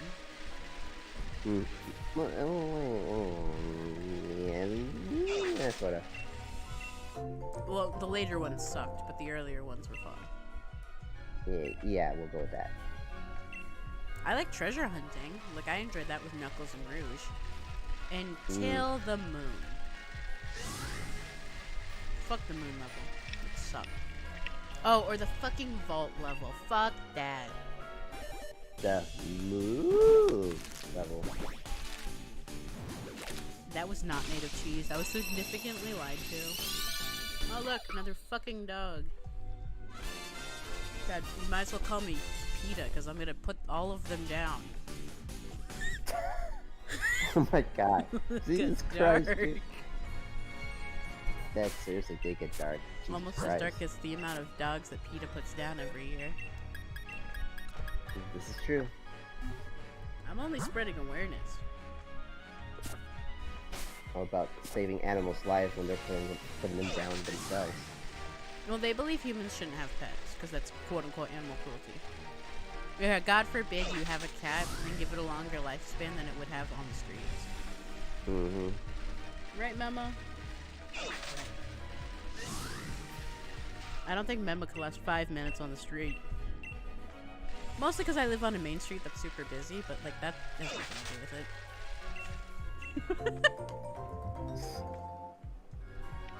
But I mean, like, the other thing too, like, a lot of people just don't give a crap too when they're driving. Yeah. I think it was me. I think it was me. Yeah, me and my mom when we were driving up to Concord. I've seen like at least 3 different types of roadkill on Highway 4. Yeah, it's just like, yep, there's one. Up, there's another one. Up, and there's another one. It's like bird bingo. Yeah. Regular dog. Dude, my hopes and ambitions are dying.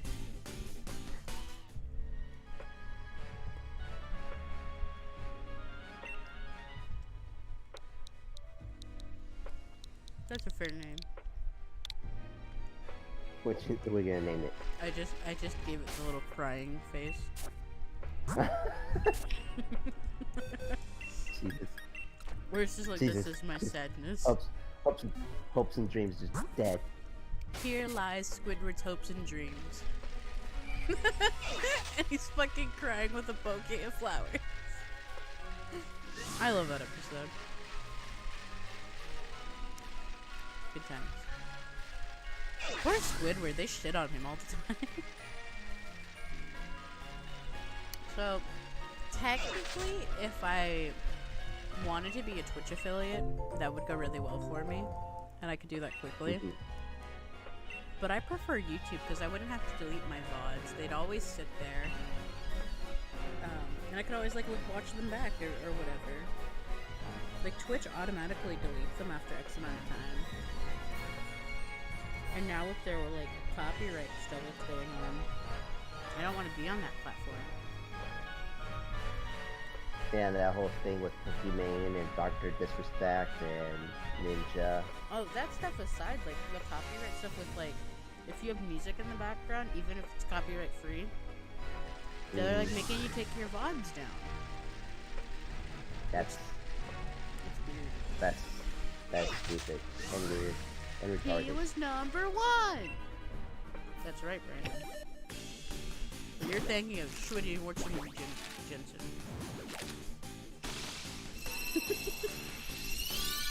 Well then. I didn't think this through. I put like some slice of pizza on this pizza box that has my breadsticks in it. Now there's pizza crumbs on top of this box, so if I open it, now there's gonna be crumbs everywhere. Yeah. I'm ready.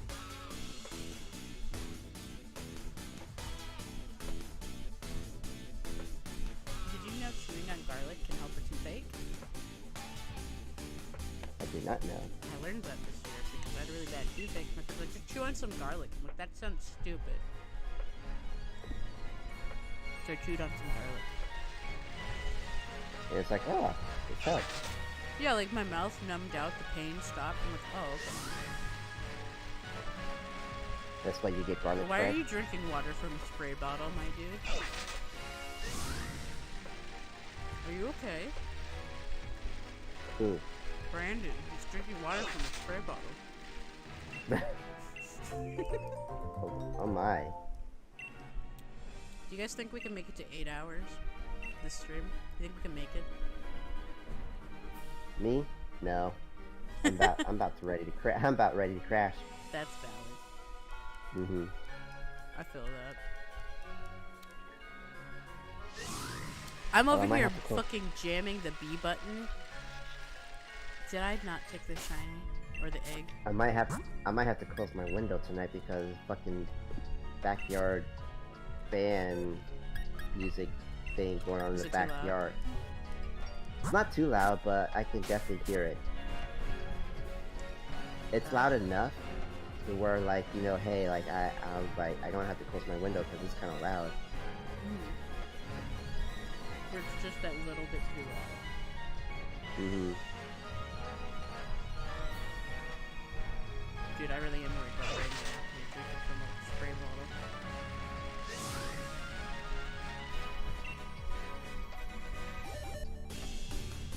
You know what they say? I don't know what they say. I was about to say, no, I don't. What did they say? I don't know what they say. I'm sorry. No one knows. No one knows. I might make a G Fuel and power through this blue dog shenanigan and then get really angry about it. Because I really want it, and I want Gummy to get a shiny Pumpkaboo. I reduce his shiny. Do you hear it? Do you hear the mucus in my fucking face? This is what happens after Kermit. It's like really weird. For some reason, when I try to like new photos, it says try again later. We restrict certain activity to protect our community. Tell us if you think we made a mistake. What is that? I have no idea. Wait, where did that come from? Like, well, so like, for example, I'm on one of your latest post videos about the keyboard, and tapping to like, and then I get the prompt that says try again later. We restrict certain activity to protect our community. Tell us that's if weird. you think we made a mistake. Yeah. That's fucking like, weird. What? Yeah. Am yeah. I a I don't know danger what to the the hell's going on community? here. No, it's not just you. I think, cause when I have the rock, he posted his tequila thingy. I like it. It says try again later. Says the same thing. I was like, what's going on here? Have you ever fucked on the Wii main menu music? Bruh. Y'all a bunch of hornies. Wait, what? I'm like looking through the chat to approve stuff because some things didn't make it through the automated system. Nah, the Kermit voice made him come like a geyser. Dude, my boner would be rock hard after that. Just playing What? Mario Odyssey while someone's Excuse me? bouncing on my dick. I did that to Ratchet and Clank. I shouldn't have said that. Oh. It thinks you're a bot. You like too many things, you must be fake. I don't know why you think that, because this is my legit account. Or maybe because I have a VPN on. That's probably what it is. That might be. I need to buy my another connection's shitty.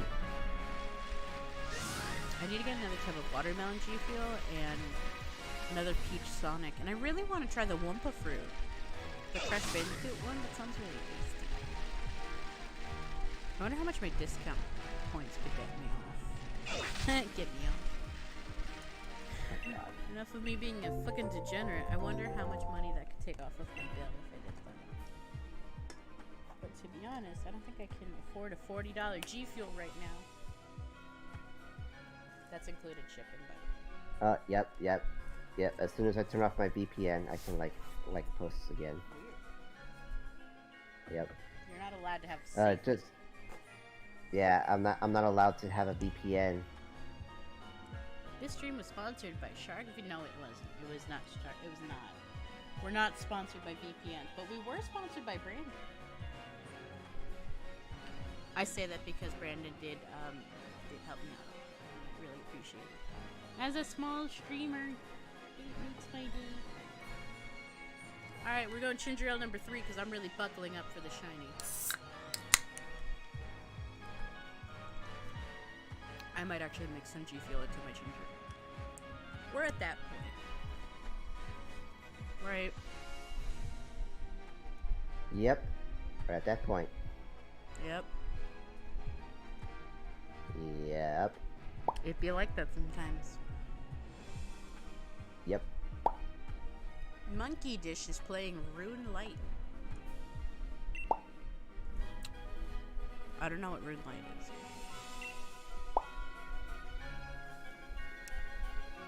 I think after stream I'm gonna go raid and invade Gummy's server. I like hanging out in there. What are you doing? I'm not doing anything. I hear you. Look, donkey, I don't... Donkey. God. I like when they're all arguing. It's like, Dad! Fiona! Donkey! Donkey. Come on, guys, I need you all to fucking really help me out on these eggs here. Fuck! Y'all suck! I'm sorry, let's not. Just make it an audience abuse video. Jesus Christ.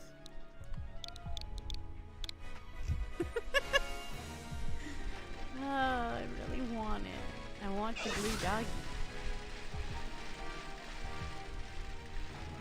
Be aware of the furries.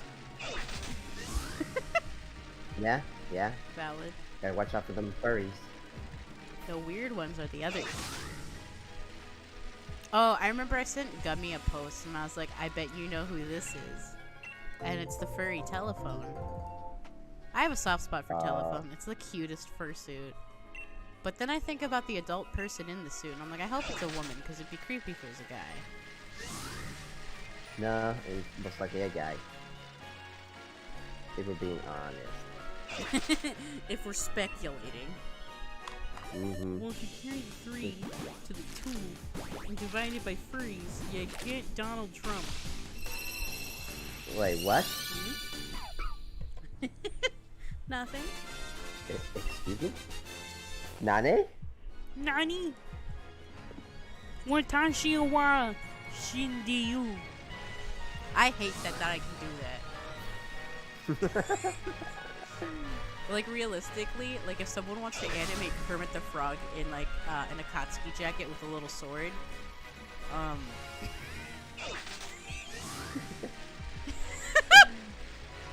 and it's like all Japanese subtitles. Oh my god. You don't know true pain.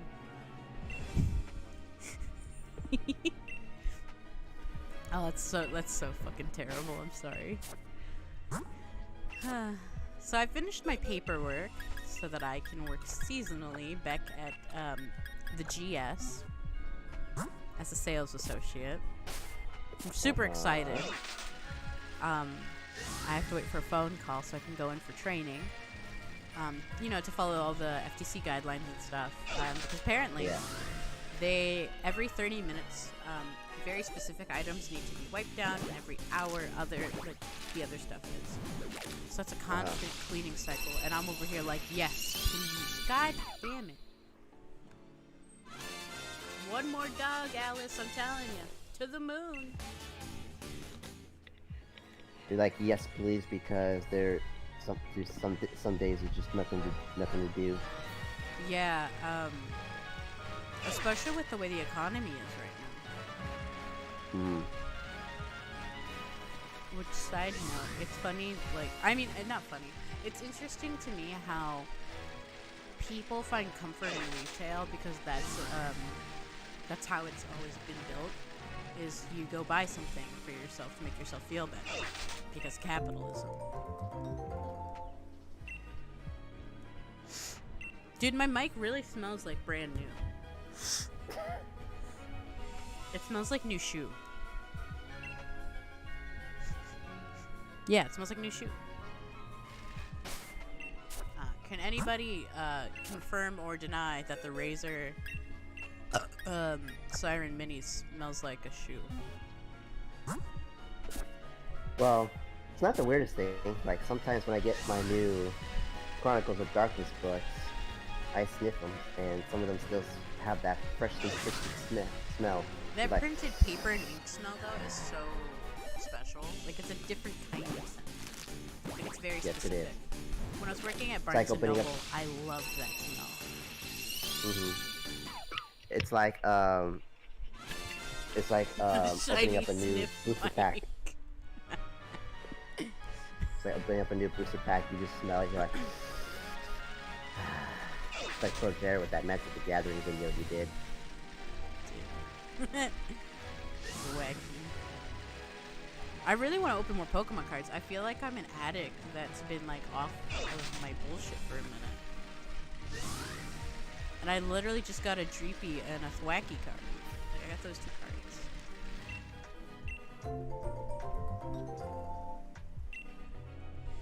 I have a little bit of pizza stuck in my tooth and it's making me sad. I like how like that should be a sticker where it just says in text, shiny sniff Mike, shiny lick Mike with I'd put that on something. I'd put that sticker on my binder. Brandon's going AFK. Ask. I still can't believe this keyboard's in front of me, dude. I had my other one for so long. I might change my RGB settings to teal though. Because like all my stuff is pink, but like the teal would be a really nice contrast, and I do that when I'm not like taking photos of my setup. And I just want to stay. But I like branded myself on pink. The first world struggles are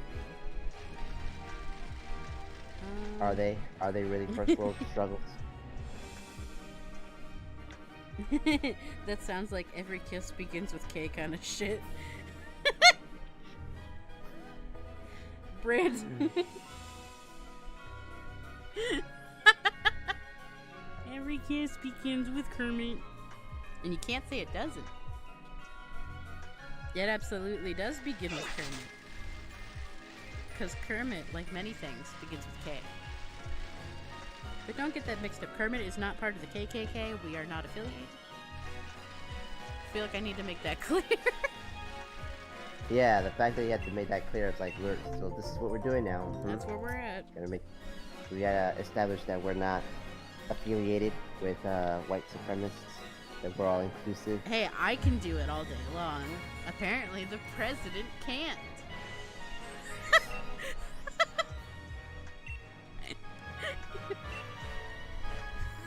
Fuck, that's so depressing. Proud Boys are, What did he say? Something about, like... He called out the Proud Boys. He told them to, like, stay aware or something? I don't even know exactly. Stand by and... That's it. Something like that. Yeah, he's like, Proud Boys stand by... Stand down and stand by, something like that. Some bullshit. I don't know if he said stand down, because that doesn't sound like him. As a known racist who literally splits up families and then loses whose kid belongs where.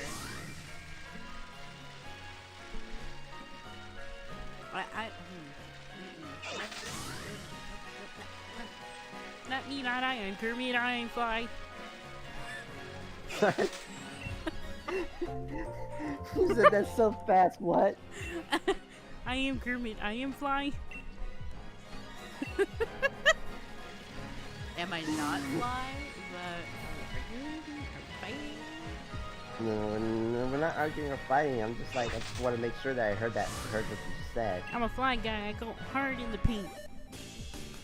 I go motherfucking high in the paint. What? I sniff the paint and then I get high. I was gonna clean my room until I got high. Kermit be on that bullshit today. I don't know what the fuck's going on. Oh yeah. We'll blame Kermit. Yeah. It was Kermit. Sure. I was just vibing. Yeah. Piccadilly, Piccadilly, fly me, right, fiddle, fiddle, fiddle, bow, like me, I don't know. God, get it. For brighter days.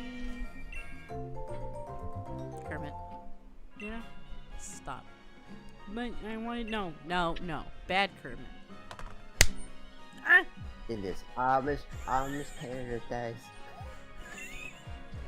Just the whole skit of Kermit getting slapped. See, this is why we need the Kermit cam. Like, he'll piss me off, and all you hear is like, you see him get slapped. It's like, Shiny. What did the frog do? Gummy, it's such an exhausting process. Shinies make me super tired. I'm surprised I made it 6 hours. Wow, we did it. We did it. No, we did it. Vincimo. Vinicimo? Is that it in Spanish? Maybe? I don't know. Don't ask me. I know English. Swiper knows swiping. Unless you're swiping right on my profile on Tinder. Kermit. What? Miss Piggy left me. I have to figure it out. I am by myself. Okay, alright, well. Yikes. It's okay, Gummy. We'll get them. Oh, we'll get them. Ladies and gentlemen, we got them. And on that note, I am going to log off for tonight. Alright, thank you for coming in and debating with me about Star Wars. Yeah, even though we kind of like, you know. We agree to disagree on a few things, but I think I like that we do come to a middle ground on what, in my opinion, is the most important parts. Anakin, I'm looking at you. Anakin is the boy. He may be a little bipolar and a little emotionally unstable, but I love him. He's okay. He's doing alright. I was hoping it'd be a blue dog. Like you're exiting blue dog. I know. He was like, woo! But nope. Alright, you get your sleepies because you got stuffs. Good night, Edward. Night, everyone. I'll probably see you guys all later, or sometimes. I don't know. Sometimes, I don't know. I'll get off my back. You into the chat. Good all night. Right. Later, night. Alright, okay. Let me adjust, because now I gotta use my Discord and stuff.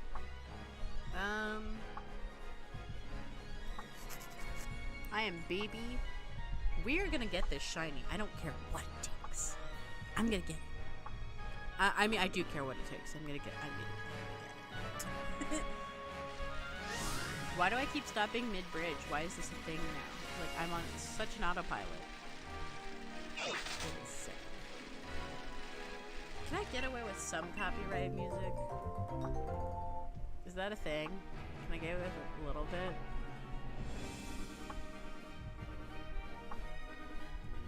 We're just gonna see if I can get away with a little bit of it. Just a teeny tatter. Pitter patter. I just want to vibe to some good lo-fi. Is that a crime? Apparently. I mean, technically this is transformative, right? Like, I can get away with that. Plays Pokemon, listens to Legend of Zelda music. Fake fan. Also, I'm gonna try to get Pikmin 3 on release date if possible, so that I can stream it, because I really, really love Pikmin 3. I've been playing the demos for a time. I want to say they did really great with the controls and moving it over to the Switch. That's great. It's very user-friendly. I haven't played Pikmin 3 in years, so it was really nostalgic and fun to go through all of that. But also, if you want to just like skip through the this is how you do this. This is the explanation for that. You could do that, and I think that's really great that Nintendo implemented that. Yeah, we gotta. Okay, I want my blue dog. You get your purple pumpkin, and then we all get to go to sleepies. I feel like that's valid.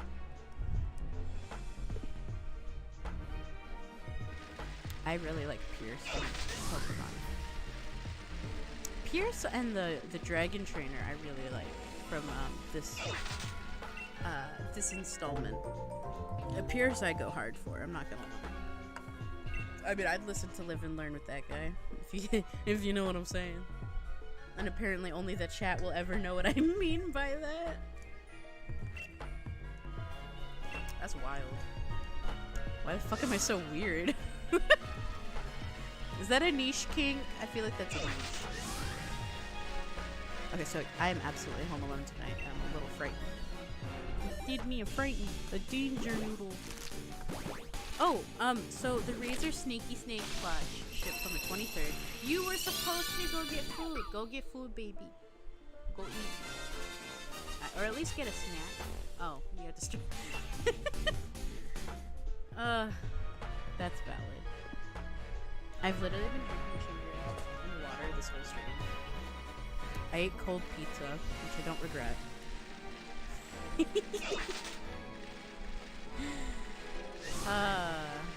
Whereas, I wish it was something that I could switch for something relevant to me.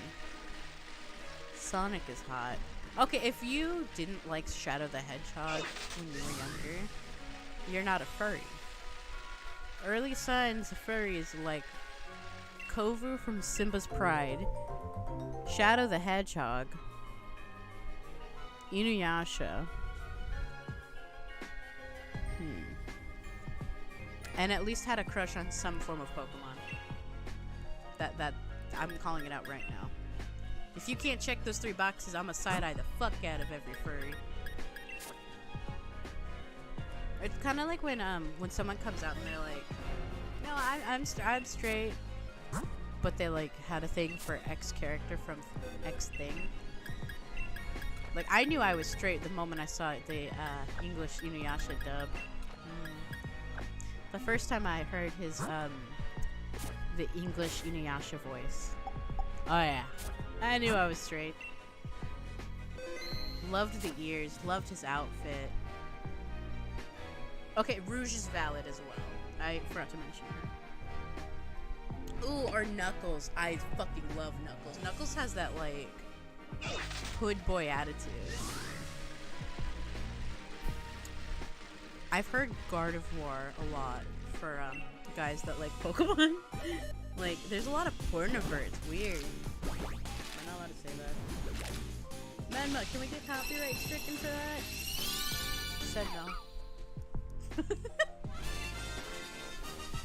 I got dark, but it's not blue. I guess you could say the Shine Hunt is going pretty rough. I want to die.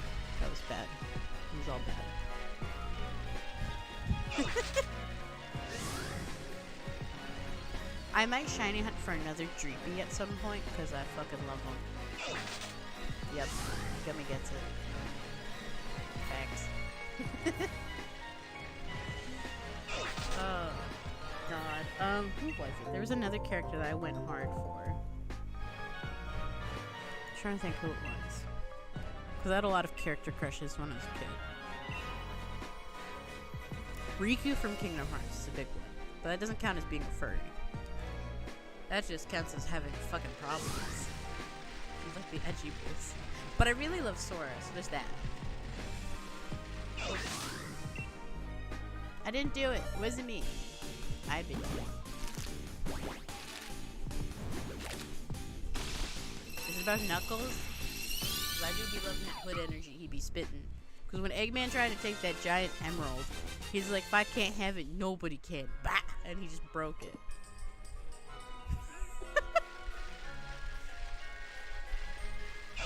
Dude, I'm so excited for Hyrule Warriors 2, Age of Calamity, because Nintendo really was like, yo, y'all want to see what these women look like when they were younger? And even Robbie, they were hot as fuck, boy. And my little heart pitter-patters, because they're so fucking pretty and well drawn, like well designed. I love Impa's Uwu Ninja vibes. But I also like the Impa that looks like she can just straight up, like, step on me. I'm comfortable enough with my sexuality to say that. Isn't that so weird?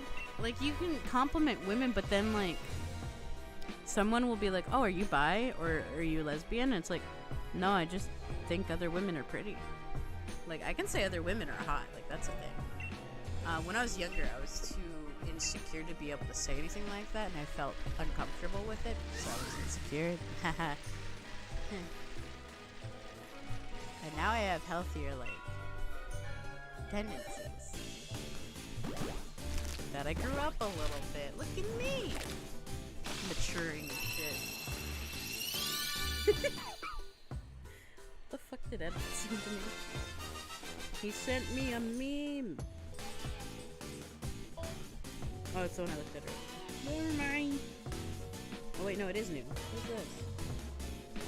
Hey, what did the body do to say when you opened up this protein cup? No, no way. What? No. My fucking connection's kind of trash on my phone. So don't. I'm struggling. Blue dog, please. No, I don't want to give it a nickname. How many boxes are we at? Oh my god, there's so many rockruffs. We're almost at 20 boxes and no shiny dog. When we get shiny dog, what are we naming it? So I kind of want to give him a name. Should we name him Chad? It's blue, so I kind of want to name him Cotton Candy, but I don't know if that'll fit in the thing. Or we can name him Sonic! He call me Sonic. Jumping around.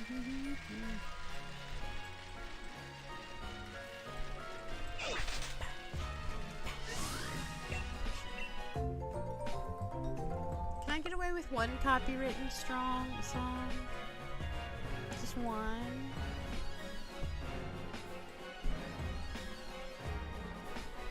Oh, you know what? Maybe I can get away with a remix. Wait, let me risk everything for music.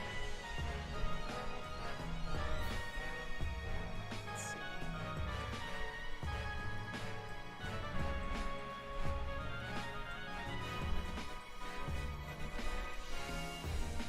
Amberlynn Reed.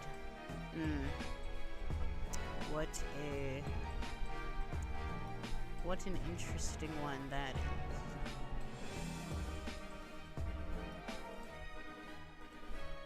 Is this gonna work?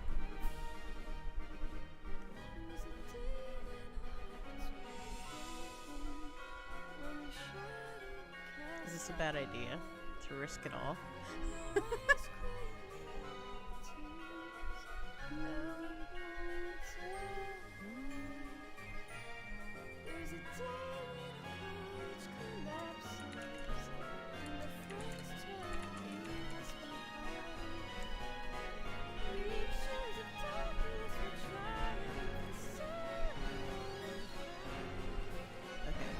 I'm gonna like indulge. Oh, don't even worry. Yeah, I'll send you a photo if I snag him tonight. Get some sleep, get some rest, get some foodsies. Or a snack, either way. Chad. Alright, Gummy, you sleep tight. I'ma get this boy. We'll go hard in the paint. Well, listen to Ruby music, so that's the plan now. Please be blue. Please be blue. Come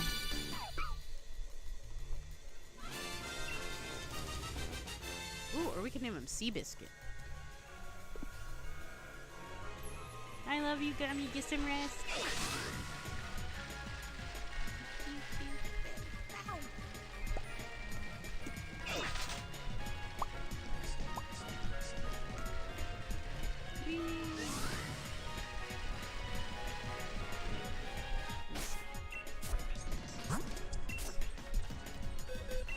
If I don't get it by box 20, I will go to bed because it's 11 o'clock. We're on box 2. I'm gonna turn up the music. That's how.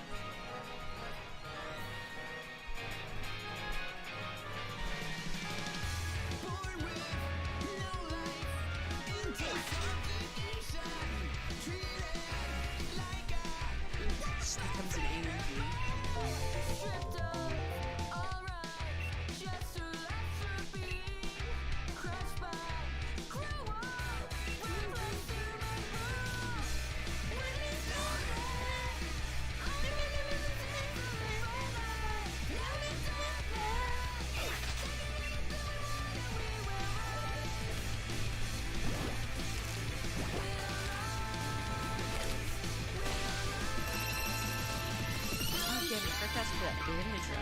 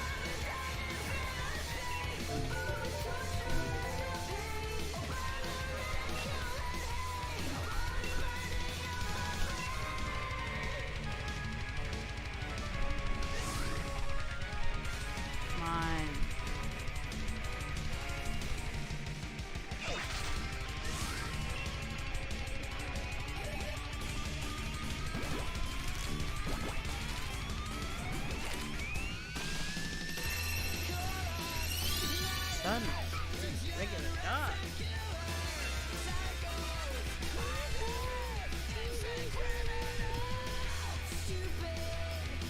Man, they really fucking... They set the bar high for the White Fang. Like, they came out fucking swinging with From Shadows, and then they gave me fucking no real, like, racial discrimination to fight against, and then it just was a terrorist group. Wow.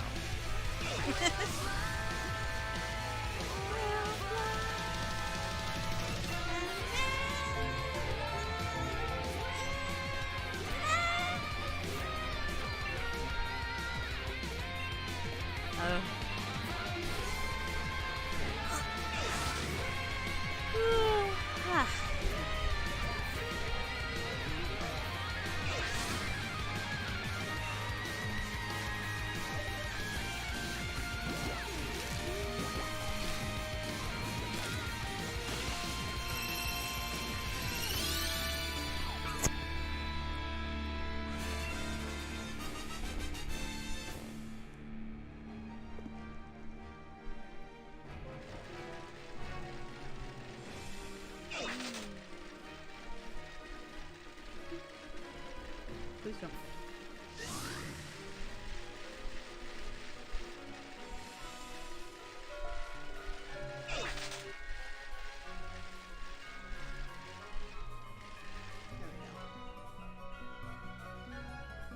Guess we're doing this? Maybe?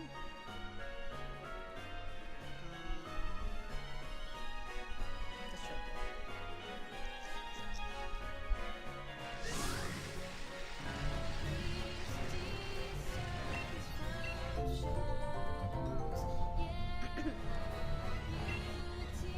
Okay.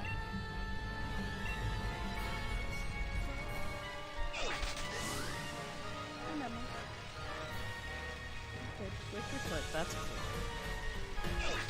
That's a move.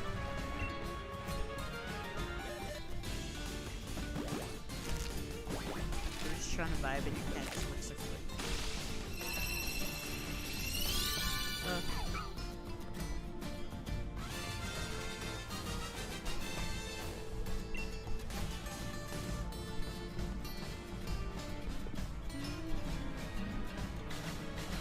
This is actually my least favorite movie track.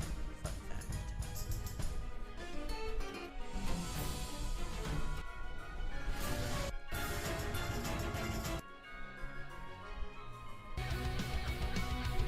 There it is.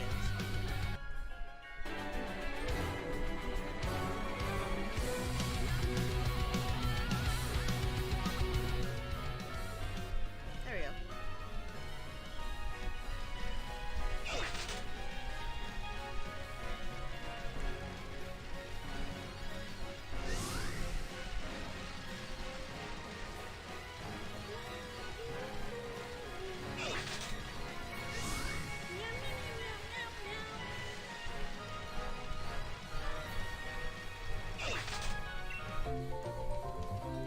I am a sleepy sheepy.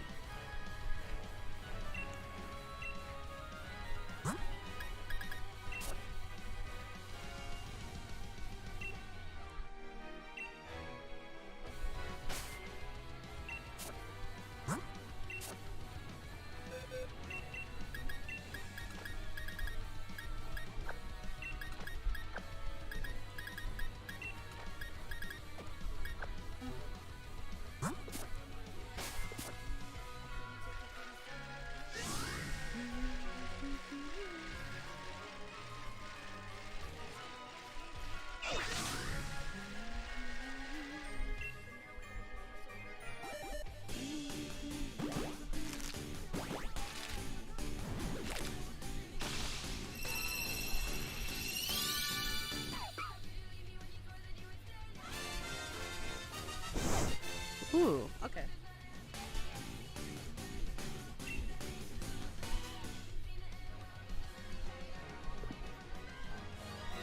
It is starting to get late. And I'm starting to get really tired.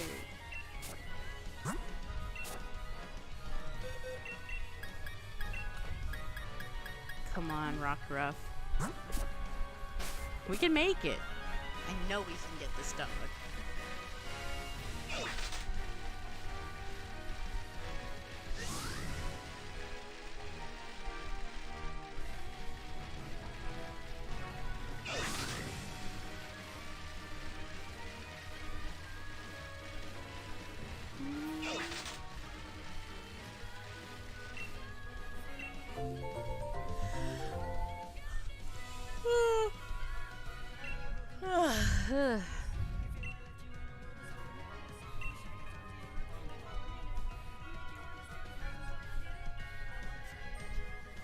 I'm gonna see if anyone's on.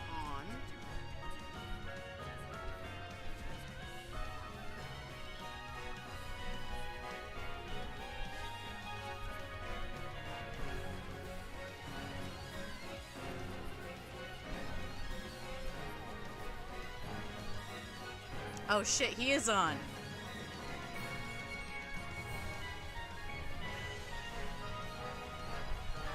Oh my god. Oh my god. Oh my god. Hey, Chris. Hey, hey.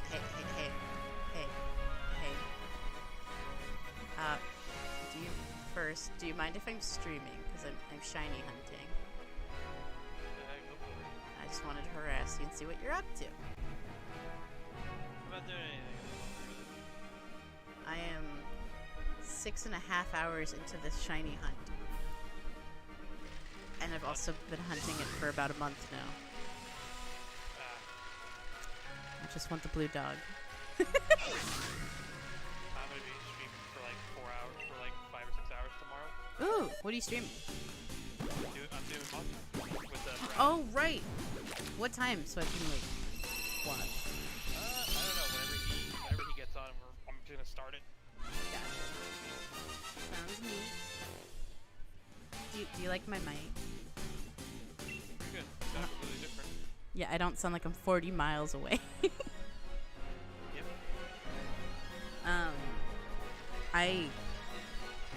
I got gifted the keyboard I wanted, so I got to go pick it up today. I ran my ass to Best Buy. I was like, gimme. I want to get the game on PS4 because of the name. Oh god, what's the name? BDSM. Valid.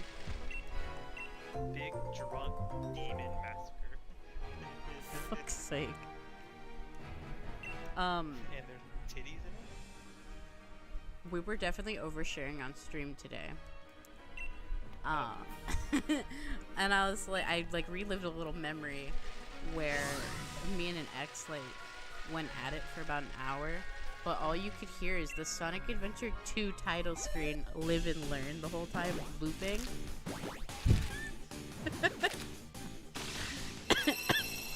So of course. Holy shit. What? I watched my FOV game. You what? Look at my. Hang on. I'm gonna see if it posts. Okay, yeah. That's. Look at it's posting right now. I need to change my thing. You know. I'm scared. Oh. Oh no. My FOV is fucked. That is. I like it out of context because if anyone just opens this, like, what the fuck is going on? And it's damn. It really be your own gods. I mean, show me proof of Greek gods, and then, and then that image. Oh man, good times. What? I'm playing Postal. Oh, that's valid. Wait, Postal 1 or Postal 2? Postal 4. Oh. Well, goddamn, fuck me then. I done goofed. Who's your favorite badly written character? Me? Yeah, like, Yeah, me. oh, that's fucking goddamn it, Chris. Son of a bitch is another regular dog. It's a rockruff. And the shiny is supposed to be blue. 6.5 hours in. And I ain't got no shiny. Am I a fraud? Maybe.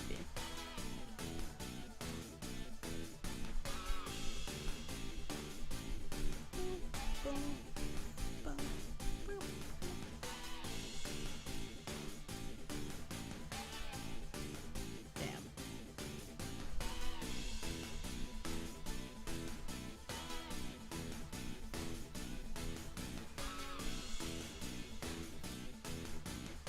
Ooh, where is it? There we go. What are you doing tonight? Are you gonna stream? I don't know, to be honest with you. I'm thinking about streaming, but I'm doing it tomorrow, so I don't know if I want to stream tonight. But I'm kind of tempted to. I just don't know when to stream. I don't know what to stream to my one follower. By feats. That's my favorite story arc that we have in your streams. There's a guy just literally just vibing in the chat and just fucking go for it.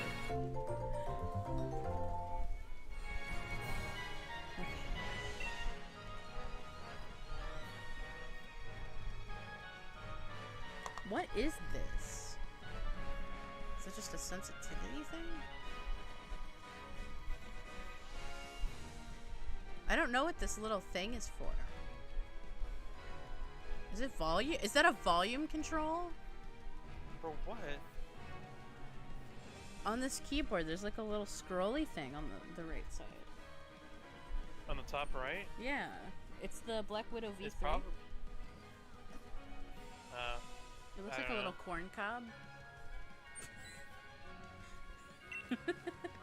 Shiny's explanations for shit.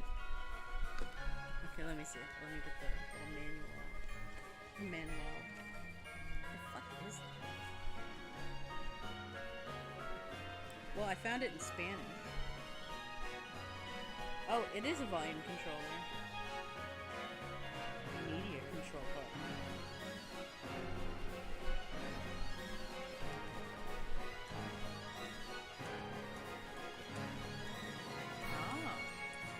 I picked up a pigeon pine. Oh, what? A pigeon pine. Is that like just a mine that looks like a pigeon?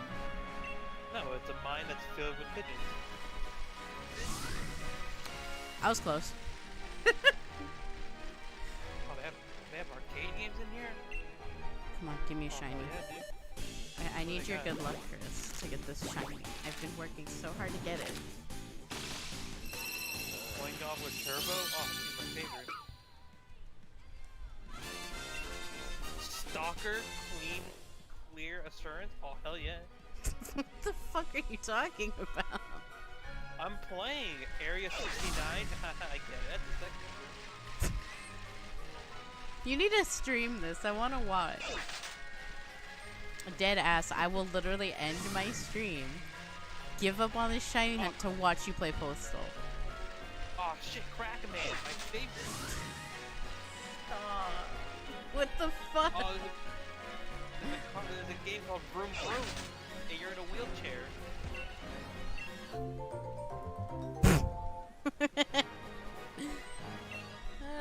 I could just stream on Discord and not do it through Twitch, because I don't think anyone else needs to see this. Oh shit, Twerk Twerk Revolution. Oh shit, yeah, my favorite. Yeah, I'm gonna end my. All right, boys. Thanks for watching me poorly try to hatch a shiny for 6.5 hours and not get it. Epic gamer moment for sure. I want to cry. What are we on box 18? I don't know. You tell me. Sounds fair. Yeah, we are halfway through box 18, and I really want to listen to Ruby music. And watch Chris play stuff. I'm already achieving right now on I heard it. Discord. I heard it beat. Alright, boys, thank you for coming in. Thanks for celebrating the brand new keyboard with me.